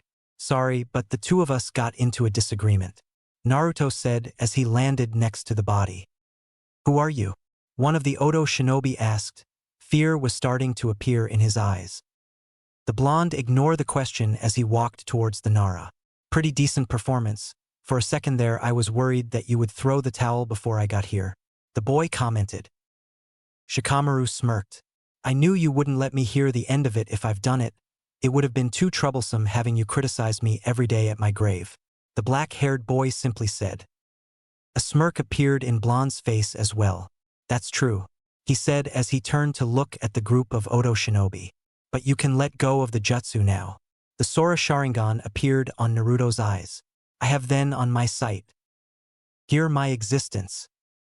The clearing remained silent as the Nara waited for the attack to come. Hey, what's going on? The sound leader exclaimed, looking in the direction of his comrades. Oh, you're talking to this guy? A voice was heard throughout the clearing. The next moment, the body of a sound Nin fell to the ground with a kunai impaled into his neck. Sorry, but the two of us got into a disagreement, Naruto said as he landed next to the body. Who are you? One of the Odo shinobi asked. Fear was starting to appear in his eyes. The blonde ignored the question as he walked towards the Nara. Pretty decent performance. For a second there I was worried that you would throw the towel before I got here, the boy commented. Shikamaru smirked. I knew you wouldn't let me hear the end of it if I've done it. It would have been too troublesome having you criticize me every day at my grave. The black-haired boy simply said. A smirk appeared in Blonde's face as well. That's true, he said as he turned to look at the group of Odo shinobi. But you can let go of the jutsu now. The Sora Sharingan appeared on Naruto's eyes. I have them in my sight, the boy announced. The Odo Nins felt fear overcome them as they saw their reflection on the blonde's Sharingan eyes. One by one, the sound shinobi dropped to the ground unconscious. What did you do to them? Shikamaru asked astonished as he looked at the unmoving bodies all over the clearing. Naruto rubbed his eyes due to the strain caused by his technique. I sent them to hell, the blonde genin simply said. The genin walked towards the leader of the Odo group and searched his pouch. Here the boy threw a soldier pill towards Shikamaru.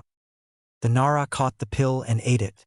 You said that you were worried that I might have given up, the black-haired boy said. For how long have you been here? He asked, already preparing the glare. The blonde simply shrugged. For a couple of minutes, he stated as he took another soldier pill from the sound nin's pouch and ate it. Long enough to hear your "it's over" speech. A smirk appeared on his face. Nice piece of work. If this whole shinobi deal doesn't work out, you could become a writer. I have some connections, I could get you a publisher. Naruto mocked his friends. Shikamaru glared at Naruto. He had expected something like this already. Well, we should get going, the blonde said as he started. We're in the middle of a chase after all, he said as he jumped on a tree branch. The black-haired boy sighed before jumping on another branch and resuming his pursuit while muttering, troublesome. Naruto turned around to follow the Nara, but looked back before starting on his run. The blonde's eyes regarded the Oto Nin's bodies with utter contempt. Amaterasu, the boy said with a whisper right before black flames appeared on the clearing and consumed the sound shinobi's bodies. We won't be ridiculed by a child, one of the Oto Nin exclaimed as he charged towards Niji with a kunai in his hand. The young Hyuga merely tilted his body forward, and with a fluid movement of his left arm, he deviated the attack away from him by simply pushing the sound shinobi's forearm. The Oto Nin tried to regain his composure by doing a roundhouse kick, but his leg was easily caught by Niji, who delivered a swift juken strike on the Oto Nin's chest, sending him flying backwards. Immediately, the third sound shinobi appeared behind the black-haired boy, a kunai traveling in direction of the Hyuga's neck. Right before the blade pierced the Konoha genin's skin, a chakra sphere formed around his body, repelling the Oto Nin back. Kiba, take Hinata-sama to the Hyuga household, Niji said without turning around. I'll hold them off. All Kiba could do was nod before making sure Hinata was secured on his back and turned around. Before the Inuzuka started off, the boy looked back to see the three sound Nin getting back on their feet and standing in front of the Hyuga. Good luck, Niji. Damn it, he's still following us, Kankuro complained as he jumped between branches with his younger brother's arm over his shoulder. The puppet user could clearly feel the Uchiha's chakra behind them. Temari gave a concerned look to her black-haired brother. If they didn't get out of this village soon enough, Gaara would. Suddenly, Kankuro gasped in surprise as the redhead started to stir. A small and low laugh could be heard from the younger sibling. He's coming to, Gaara said softly, not completely conscious yet. I can feel it, both the Uchiha and him, they're getting closer. Kankuro could feel his brother's demonic chakra leaking from the redhead's body. Him? The puppet user asked as he looked confused at his sister. The blonde girl bit her lower lip. He must be talking about the Uzumaki guy. Why him? Kankuro asked. She was pretty sure that she would soon draw blood from her lip. Didn't you feel it? Temari asked her brother. That thing awoke during that guy's fight, she explained.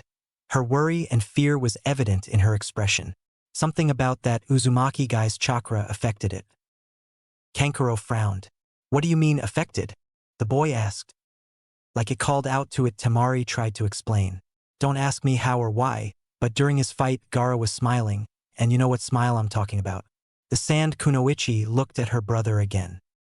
The puppet user looked down at the boy he was carrying. He knew that smile pretty well, an expression that was closely related with the crimson color of blood. The kunoichi sighed. The two of them are similar.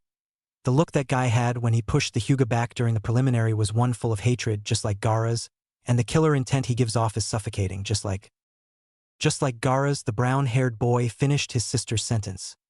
He stole another nervous glance at his brother. Suddenly, Temari stopped on his track. The girl looked down at her feet as one of her hands clenched the fan on her back. "What are you doing?" Kankuro exclaimed as he stopped as well. Temari looked at her brother straight in the eye, determination dawning on her expression. "I'll hold back that Uzumaki guy," she simply stated. Immediately, a bewildered look appeared on Kankuro's face as he prepared to argue his older sister's statement. "Listen," she started again, preventing the brown-haired boy from speaking. "The Uchiha we simply have to outrun, but that guy is affecting it directly. If he keeps getting closer, that thing might just completely wake up." Terror appeared on Kankuro's face with the mere thought of that. "You can get Gaara out of here faster. Meanwhile, I'll prevent that guy from getting closer to him," the blonde girl said as she turned around. Kankuro brought his free hand forward. But he desperately wanted to say something that would change his sister's mind. The kunoichi looked back at her brother. "Don't worry," she assured him. "Just leave everything to Nei-san," Temari said, giving her younger brother a broad smile before starting back the way they came. The Sand Genin could only stand there and watch his sister disappear among the trees, her smile engraved in his mind. He could not remember the last time they treated each other as siblings. An Odo Nin was thrown back with enough force to break the fence behind him. Niji stood panting in front of his opponent's unmoving body. The Hyuga had little time to recover before he jumped into the air to dodge a barrage of kunai thrown at him. The two remaining sound shinobi immediately appeared next to him, one on each side. Fudo Kaiten the boy as soon he saw their kunais traveling towards him. The chakra barrier repelled the two attackers. "Damn," Niji complained in his mind. "It's even harder in mid-air," the black-haired boy thought as he recalled how his defense had gone from a dome to a sphere due to his previously airborne status. "He's getting tired," one of the sound shinobi eagerly announced. The Hyuga prodigy wished he was wrong. He wasn't 100% from his battle with the blonde genin, and the successive US of Fudo Kaiten had taken a toll on his body and chakra supply. The two Odo Nins rushed forwards to attack. Niji was able to dodge their assault and deliver a couple of juken strikes to their arms. The boy knew that no number of strikes to limbs would help since his opponents were only using taijutsu. Cutting the chakra flow to their extremities would not hinder their physical strength much. The leaf genin needed an opening to strike their vital organs, and he needed it fast. In a gamble, Niji jumped over one of the sound Nin's shoulder. Landing behind the shinobi, the Hyuga immediately ducked, right before the Odo Nin's hand swiped through where he had been with a kunai in hand. Seeing his opening, the black-haired boy gathered chakra in his right palm before driving it into his opponent's chest as the man finished turning around. The juken strike was strong enough to send the Odo shinobi flying back as blood sputtered out of his mouth. Niji had made sure to add enough chakra in the strike to send the sound nin's heart into shock. "Bastard!" the remaining Odo shinobi shouted as he tried to kick the boy. Niji moved his body back to dodge the roundhouse kick that was directed his way. The sound nin followed with a forward kick with his left leg, but missed as the black-haired boy ducked under it. Immediately, the Hyuga rose slightly, capturing the Odo nin's leg with his arm and shoulder, and delivering a powerful juken strike to the back of the man's leg before releasing it and moving back. The sound shinobi dropped to his knees as he grabbed his left leg in pain. The strike had severed several ligaments along the upper part of his leg, rendering him immobile. The man looked up. Immediately his eyes were covered by fear as he found himself staring directly at the leaf nin's Byakugan eyes. This Niji begun as he gathered chakra in his pointer and middle finger. "It's the end for you," the boy declared before he drove a swift strike on his opponent's neck. The Odo Nin fell on his back as blood overflowed in his brains. The Hyuga simply turned around, leaving his enemy to drown on his own blood. Panting out of exhaustion, Niji looked towards the end of the street. Kiba should have gotten to the Hyuga household by now, the black-haired boy thought. It was hard for him to think of something.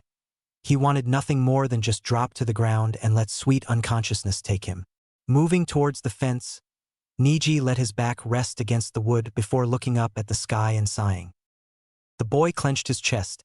Ever since his fight with Uzumaki, his pulse had been erratic, a sign that the side effects of the blonde's jutsu still hadn't worn out.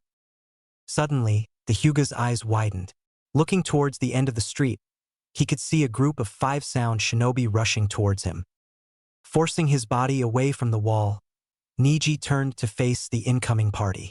"Hinata-sama, I doubt that I will be able to apologize to you in person," the boy thought. He could hardly keep his eyes open now. I was blinded by my hatred for the main house. The Odo group was getting near now. Even if his eyes were tired, the black-haired genin could clearly see the kunais in their hands. I still hate the main house, but now I want to. One of the sound nin's kunais was traveling directly towards the Hyuga, and the boy was too tired to do anything about it. Suddenly it felt like a gust of wind went tunneling through the street. The Odo shinobi were all blown away by a powerful force before they reached him. "How dare you raise your weapons against my nephew?" Hayashi's voice thundered. Niji's eyes widened again as his uncle appeared in front of him, Byakugan blazing with cold fury. "You did an excellent job, Niji," the man said as he turned around. Instead of using the Byakugan's ability, his voice was surprisingly calm, completely opposite to the killer intent he was giving off. "Just rest now, I'll take care of this vermin," Hayashi declared as he turned around to look at the terror-stricken face of the sound nins. Niji could only stare at his uncle's back as the man prepared to attack.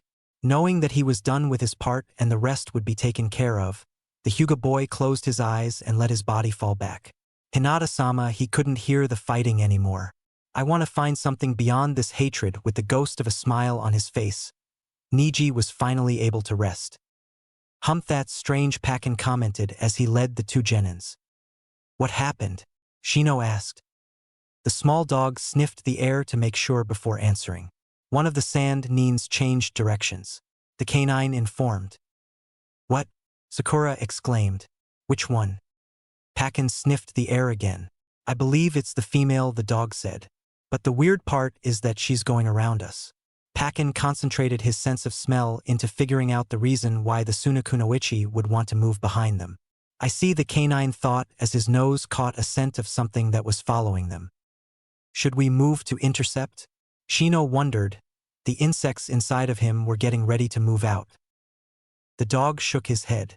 "Our mission is not to engage the sand. We're here to prevent the Uchiha from confronting them," Pakin said with an air of authority. The 2 Konoha genins couldn't do anything besides nod. They were still far away.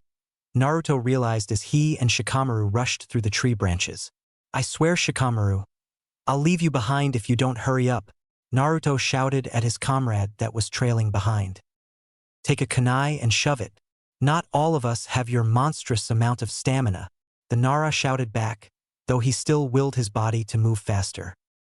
Naruto prepared a retort when something caught his attention. "Look out," the blonde warned as he moved out of the way. Catching the warning, Shikamaru jumped to the side. A second after, a powerful gust of wind swept through where they had been standing. "What was that?" the black-haired genin asked as he hid behind a tree, just in case another attack might be directed their way. "I think she might have a crush on you, Shikamaru." At Naruto's comments, the Nara stepped out of his hiding place, his eyes widening at the sight of the fan-wielding Temari. "I have to say, I'm a little jealous." The blonde looked back at his friend, a small smirk playing on his face. Shikamaru glared at the blonde. "Shut up," he simply said. The Nara's gaze fell on the new arrival.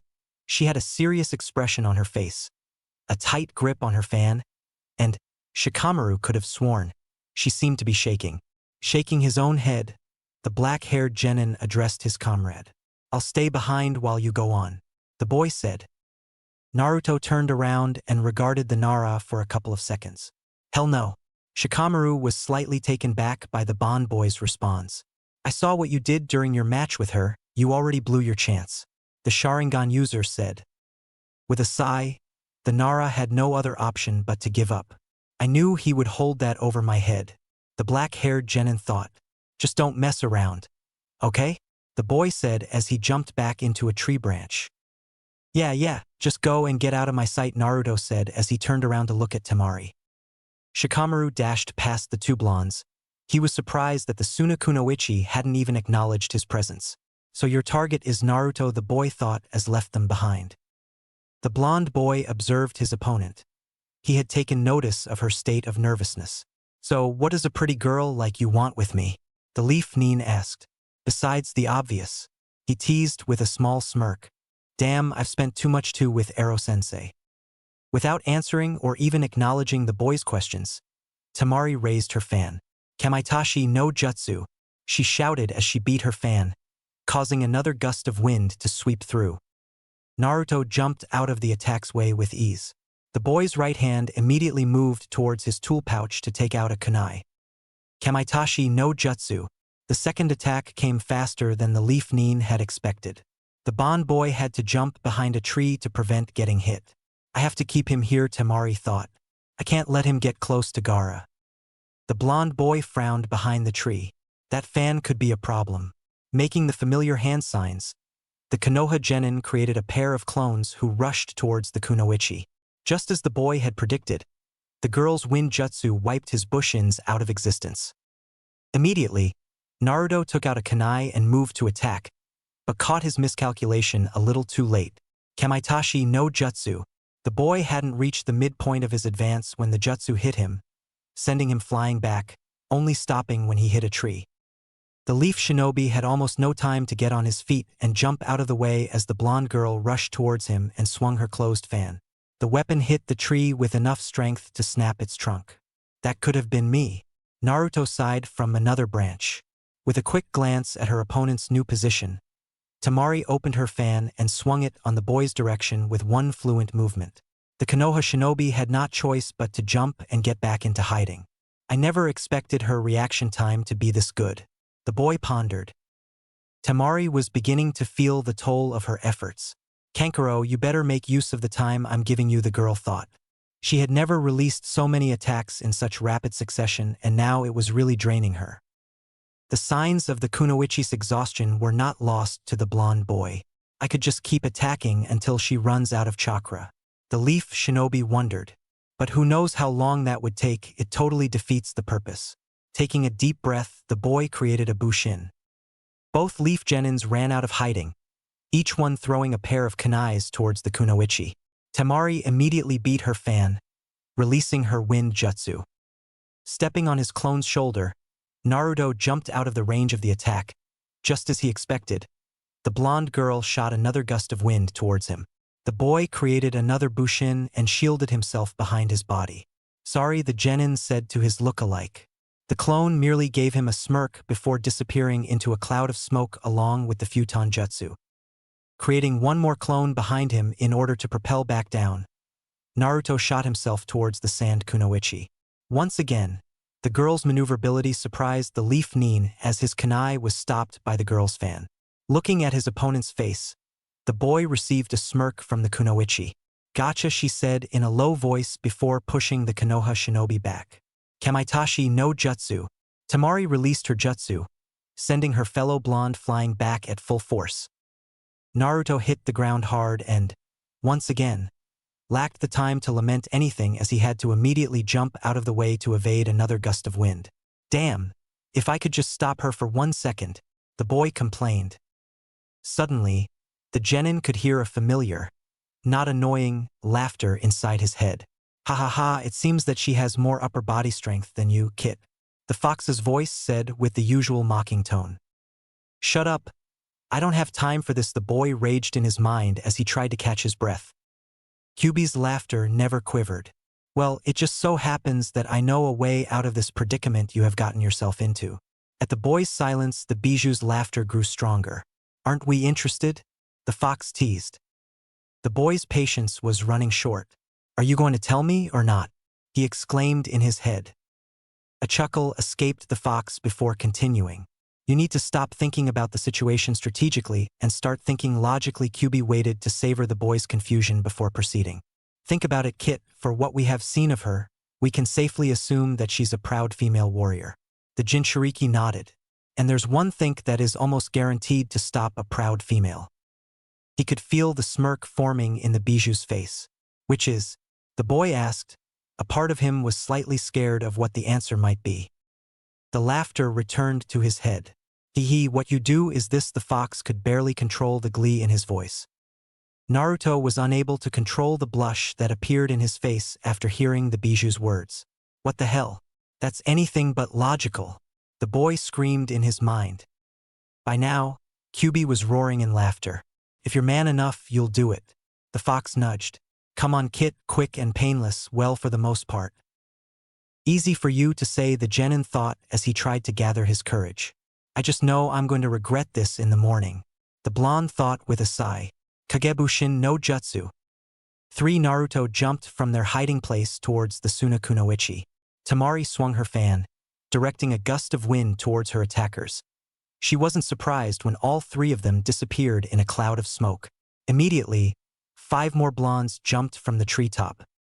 Without thinking twice, the girl beat her fan once again, wiping the group of Bushin out of existence. Before the cloud of the clones disappeared completely, the girl became aware of 8 more Konoha nins falling from above. Kamaitachi no jutsu, the powerful blast of wind shot upwards, taking out all 8 attackers. Tamari watched the cloud dissipate. Suddenly her eyes widened as her gaze dropped down. Having taken advantage of the distraction caused by his clones, the Leaf Genin had made a dash directly towards the girl. Acting on instinct, Tamari blocked the incoming attack with her fan. Naruto gulped. He could see the blonde girl's body preparing to push him back again to launch another attack. It was now or never.